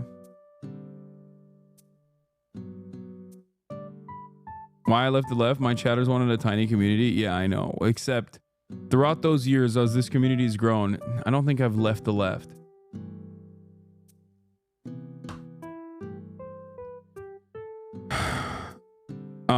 Oh yeah, DreamCon. More b-ball content. Fix shot with lethal shooter. Basketball coaching with other content creators.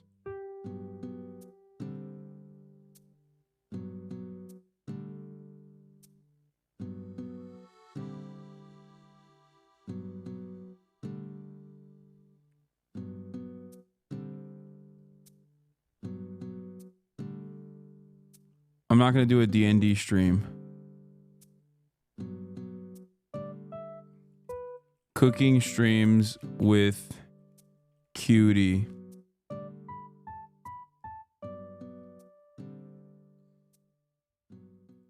Yeah, that's another one.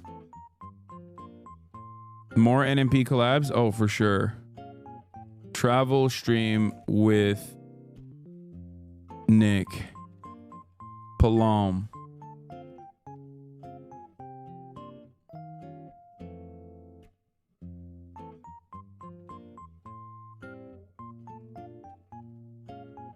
Okay. More community things.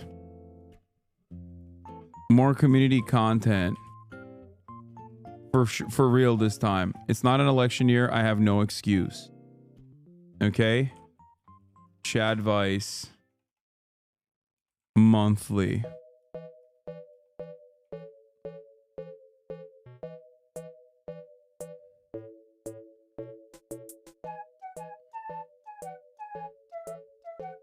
P.O. Box.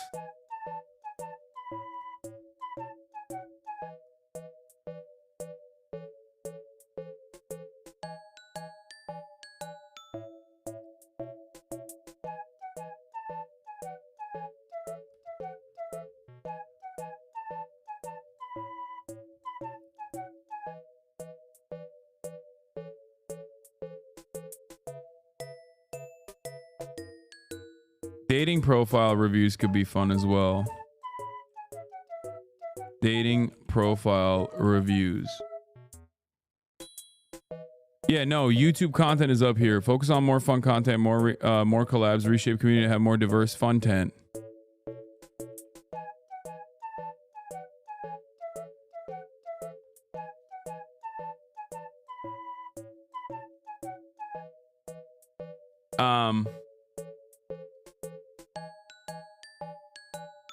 Life goals. Take more time off from streaming. Self-care 1 time a month.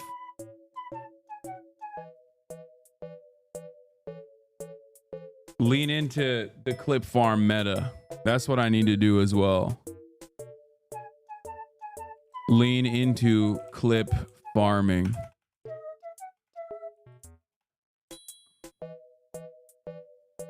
Okay, buddy, twice a month at least.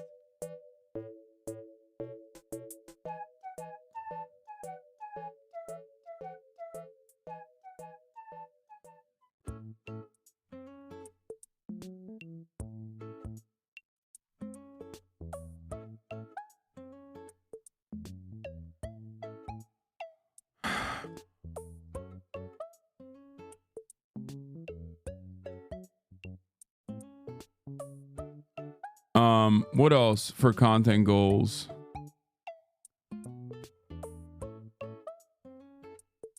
Oh, cosplay with Emaru. Yes. That's easy.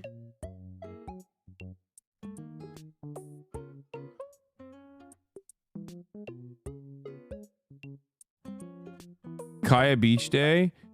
Sure. Kaya Beach Day. Why not?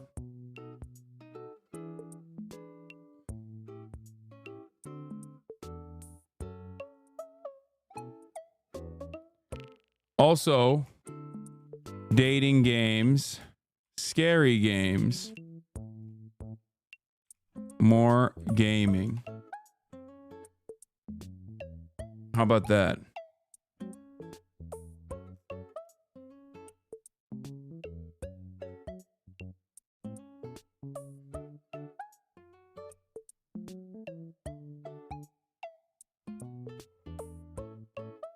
Return of leftovers? Yeah, no, that's probably not happening. Anyway. Finish Elden Ring DLC. Finish Elden Ring DLC.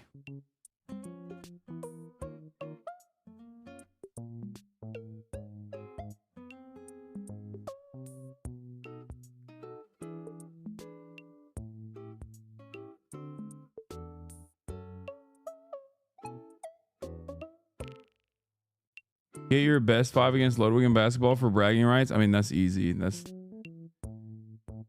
That one is not even a... Hasan, you should do a tour where you hook up low-level subscriber channels with high-level subscriber channels. There's a really good gaming group that have been in the video gaming reviewing industry for a long time. They're called Easy Allies. They've been overlooked on Twitch since Twitch started. Very nice people that just need people to notice them. This chatter has only posted this in the chat nonstop. In between... Go to Catalonia, Spain, or Vienna, Austria. Can you give girl advice on dating? You're hot. Please don't ban me. Yeah, we usually have girl guests on as well.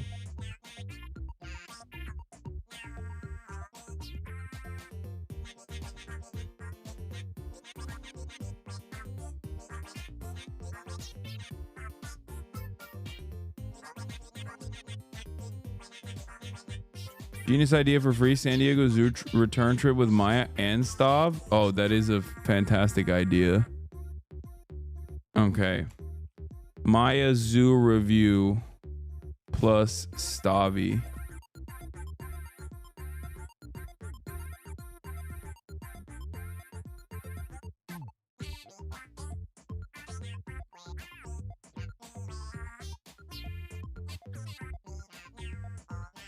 Bring back leftovers, but every week bring on a new guest co-host that your community dislikes. Maybe for the first week you could have Brett Cooper on. Okay, you said community dislikes, and then you mentioned Brett Cooper, and I feel like this community likes Brett Cooper more than me. So that would not backfire.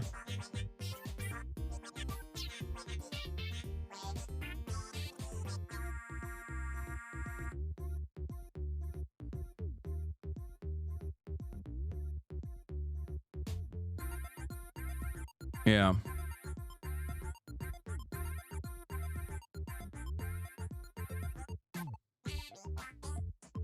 More Will Neff streams, am I right? Yes, you are right. But we're doing that already.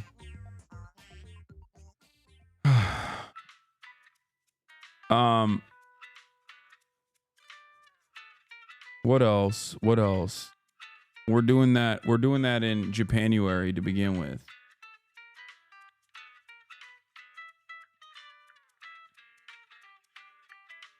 Oh yeah, collab with Keizo as well. This should just be a collab list, honestly. And then this should be travel.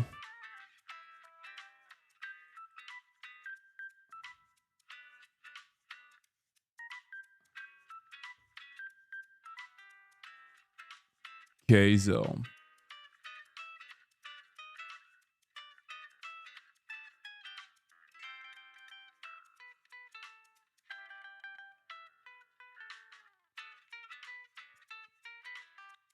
How about some dream guests for both the stream and the pod?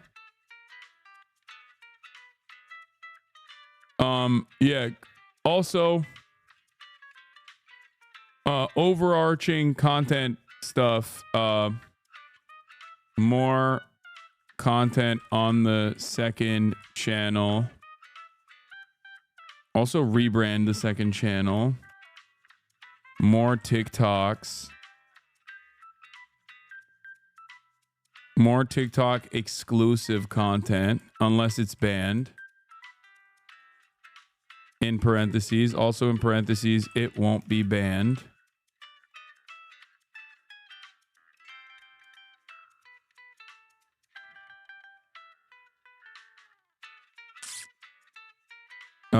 But yeah, collabs Jeff Nippard for sure.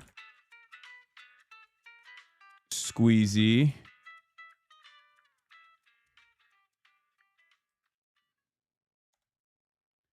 More shit like you and Will going to the Heart Attack Palace type shit, just hanging out will be fun. Yeah.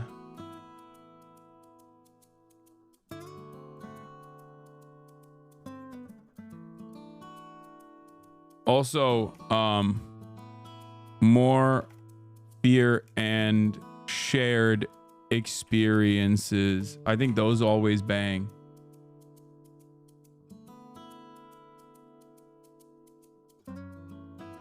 I want you to put me back on your chair to the left on one time as a New Year's resolution. Wow, the Connor Eats Pants in here. The Connor Eats Pants, Mr. Fortnite Friday. That's crazy. What the heck is the Heart Attack Palace? Oh, it was Heart Attack Grill. Here, this is what they're talking about. I used to do so much fun stuff, man.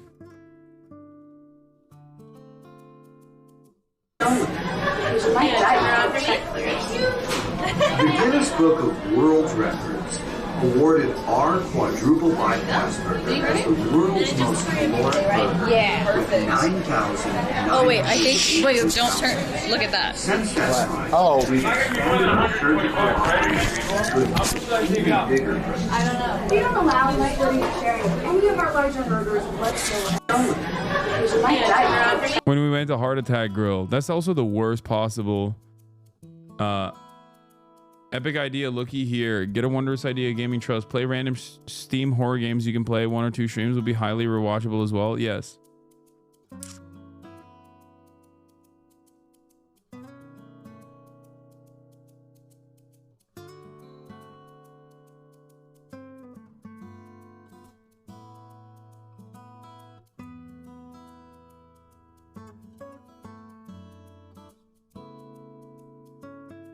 Meet Paramount leader Xi Jinping? Yeah, no. That's a stretch goal. It's not going to happen.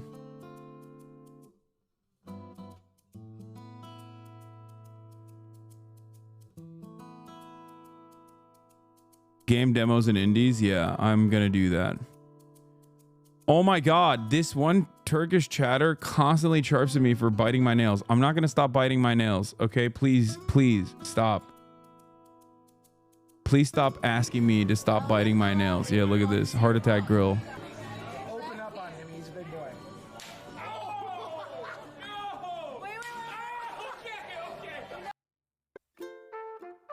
Yeah, we used to do fun stuff. Speed will meet G. Collab with Speed. Speed. You're more likely to... Wait, what? You're more likely to get a Presidential Medal of Freedom than get anywhere near CCP Politburo? I think CCP Politburo, yes. CPC Politburo, yes. But higher level CPC Politburo absolutely won't happen. It will never happen. I wish it could, but it will not. That would be amazing.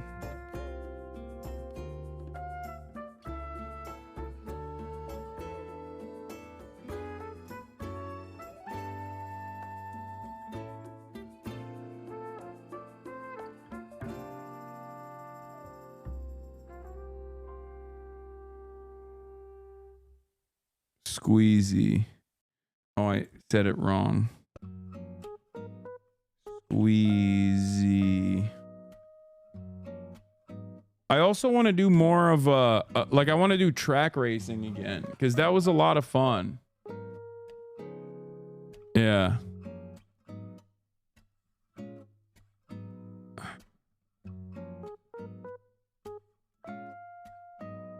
This is already so much of a, this is a massive list already. Track racing. Take Austin to a straight bar.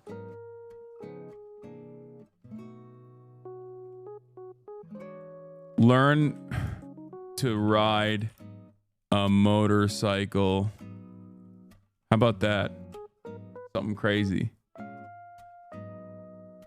Off-roading with Murat. I mean, that's so boring. Off-roading when you're in the car is not as fun.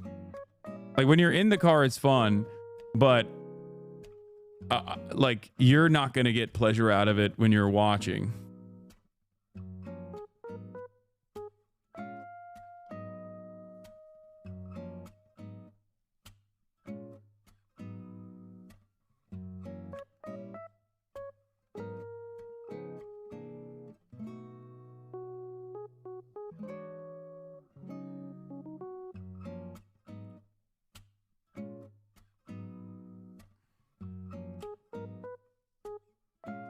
This is a massive list.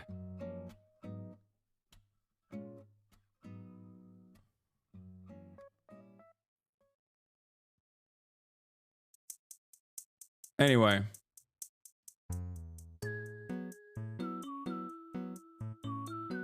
Get at least one high profile.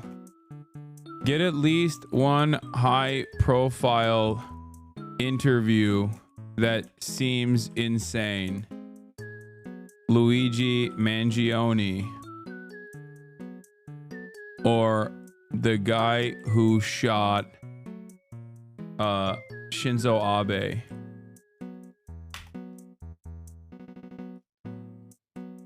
Something like that. Hideo Kojima.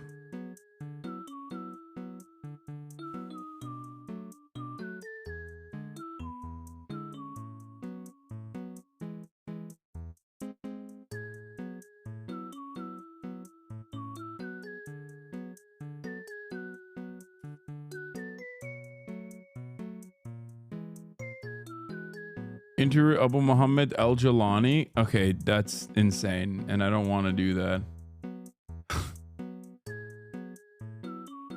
These are all more likely than Hasan finishing games. Is true, but not the finishing Elden Ring. I said I would do it, and I will do it. Visit the Italian Cultural Institute of Los Angeles to atone for your anti-Italian racism.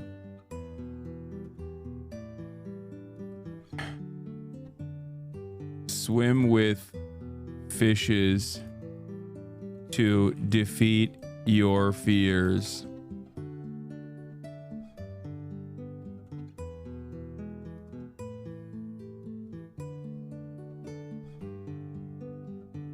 How about that?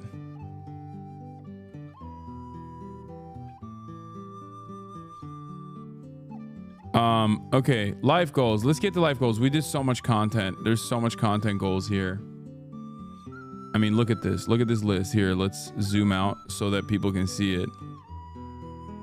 We got the fitness goals, pretty basic stuff. No more injuries. Let's just say avoid injuries. How about that? And then for other fitness stuff, do combat sport on stream.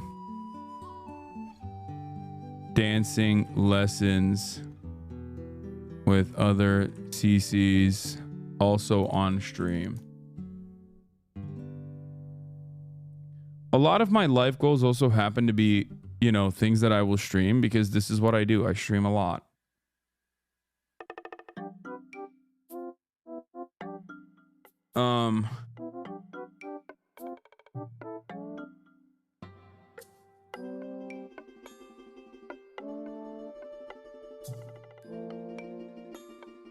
Okay, life goals. Take more time off from streaming. Self-care. Once a month.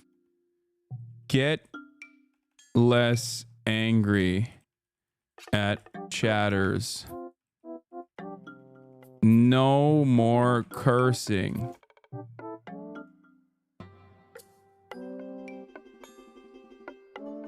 That's a good one. No more cursing. Get less angry at chatters. Generate more positive vibes / have people be more charitable to you. Hire a PA.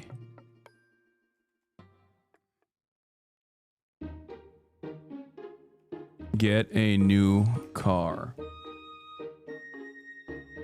Bro, perhaps do a Hajj or Umrah stream.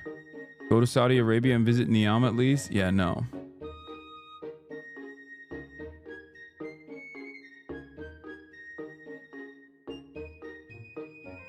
Generate more positive vibes that people will be more charitable to you. PR year continues.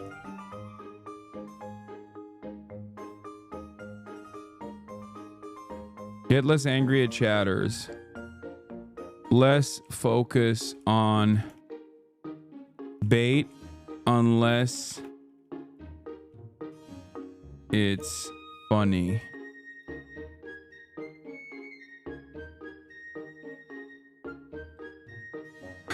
You not cursing is going to be creepy. For the past couple of days, I've already been doing that.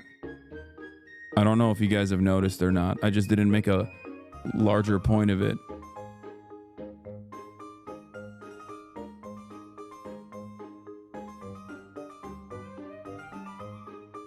Leak a dick pic this year. You won't. Yes, I won't.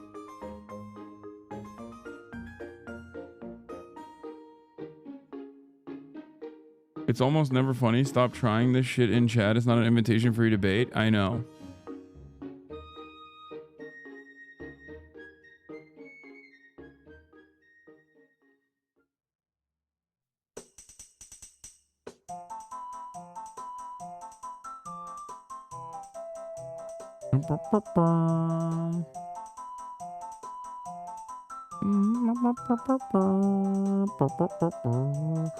I noticed it, and it caused me to examine how much I curse when I'm filling space, so I'm trying not to. There you go. Why less cursing? I think I curse too much. That's it. I don't care about like boomers enjoying my content or anything.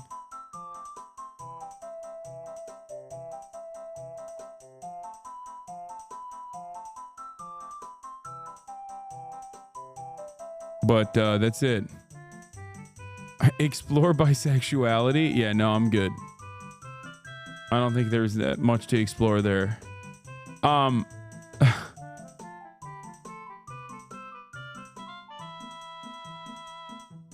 So yeah.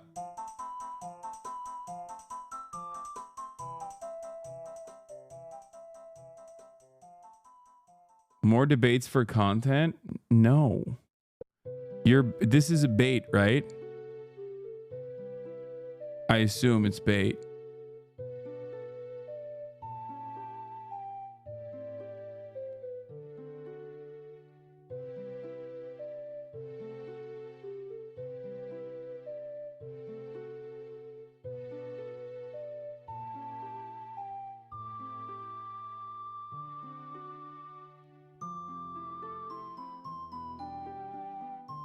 Did you see kids born this year are now generation beta? Now I'm definitely not having a kid. You underestimate the amount of drama perverts in here, Hasan? I think I do.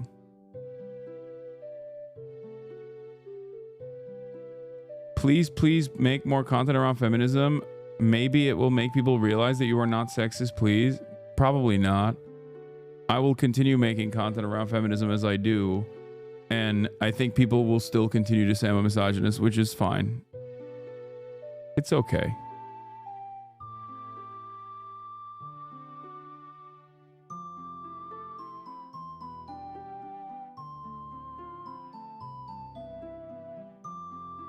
You got to get out of your rich socialist bubble and make a real wagey cage and stream from it for a month. Yeah, that'll certainly be viewed positively.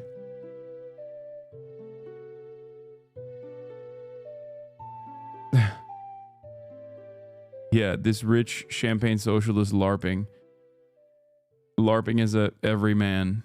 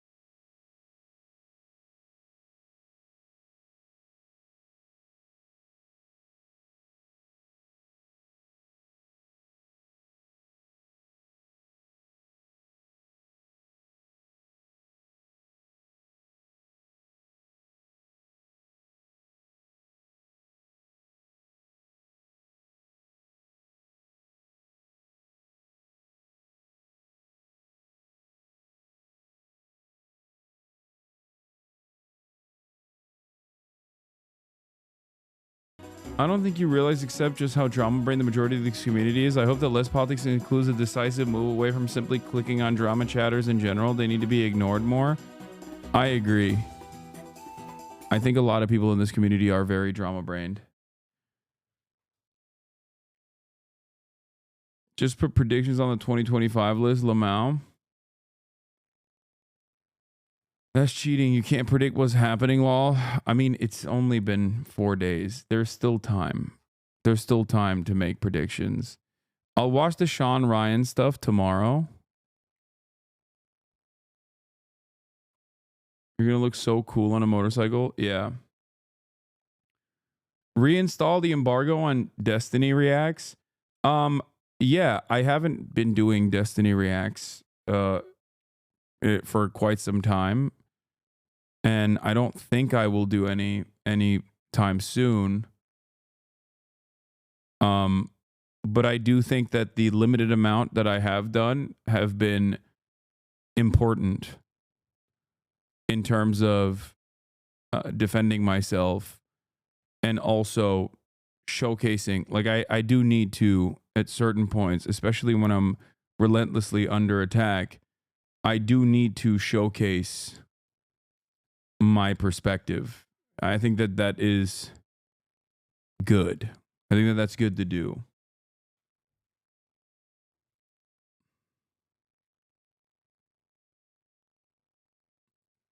And I think it's been relatively successful. So glad we stopped reading a terrorist manifesto to watch a twink and an Elon impersonator argue on Fortnite. I don't know if you're saying fuck you. Wait, what? You're mad about that? Because that was actually banger content.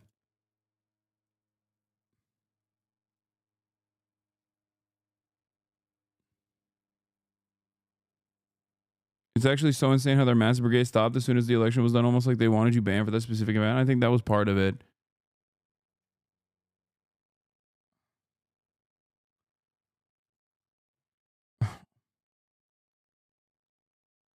I hope in 2025 you feel less forced to justify your content to every single chatter with a chip on their shoulder.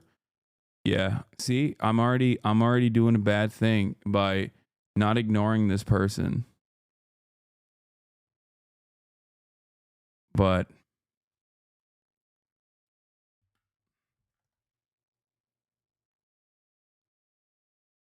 you know, it lasted 2 minutes. It didn't last for that long. But hey, listen, I said I'm going to get better at it. It's going to take time. We'll outline what your schedule definitely needs to be this year. 11 to 3 p.m., read Capital in a monotone voice. 3 to 6 p.m., debate random Discord trolls. 6 to 9 p.m., scold people for enjoying things. I failed to see how this could be anything but beneficial for your growth, honestly. Yeah. That's what I should be focusing on. Scolding people for enjoying content, I think. This will surely yield success in fostering a much larger community. and it won't make me look like a gross, unapproachable weirdo. Leftist final boss. Yeah.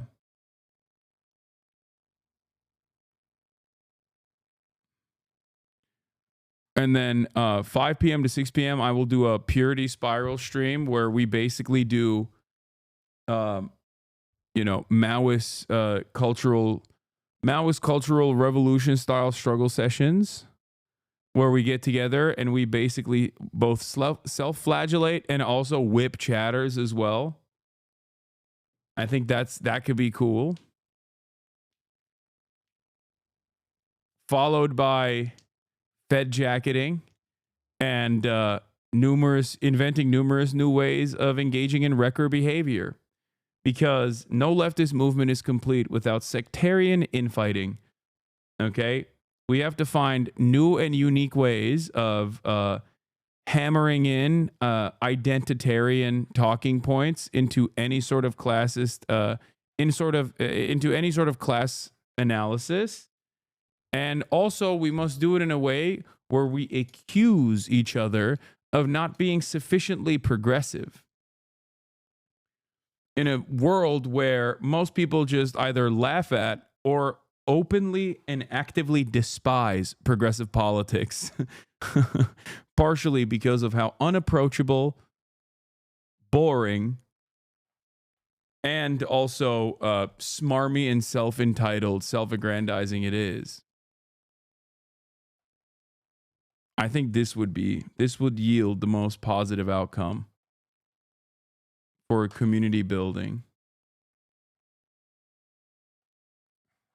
This way we will do some real praxis for once, which is not when you go out and do things, engage in mutual aid, but instead endlessly critique others who are trying to do good things. I believe this will work. This is how we become max left. Marginal differences become the most consequential alienating factors that absolutely rip apart the last remains of class consciousness and solidarity in this community. That's what I'll be doing.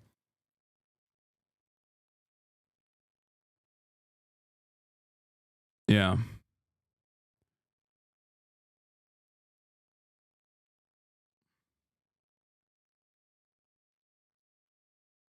Kaya knows it's time for her. Yeah, she's already up in arms.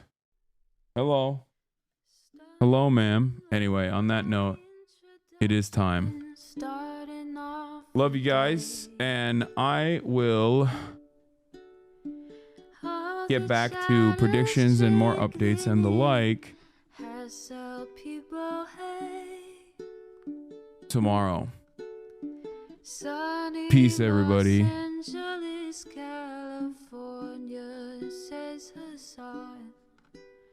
The starlock to the starlock to the topic just begun. There he is again, Hasan is streaming. Hasan is streaming. There he is again, Hasan is streaming. Hasan is streaming. Reviewing the P.O. box, Uncle Uger's face. Sudden Discord active prop, great names take embrace. Tiny Bernie Sanders, LGBTQ Air Force. The whole left at your fingertips, on at your door. H3 crowded debate, the Young Turks online show. 3 full fucking years of this, plenty more to go.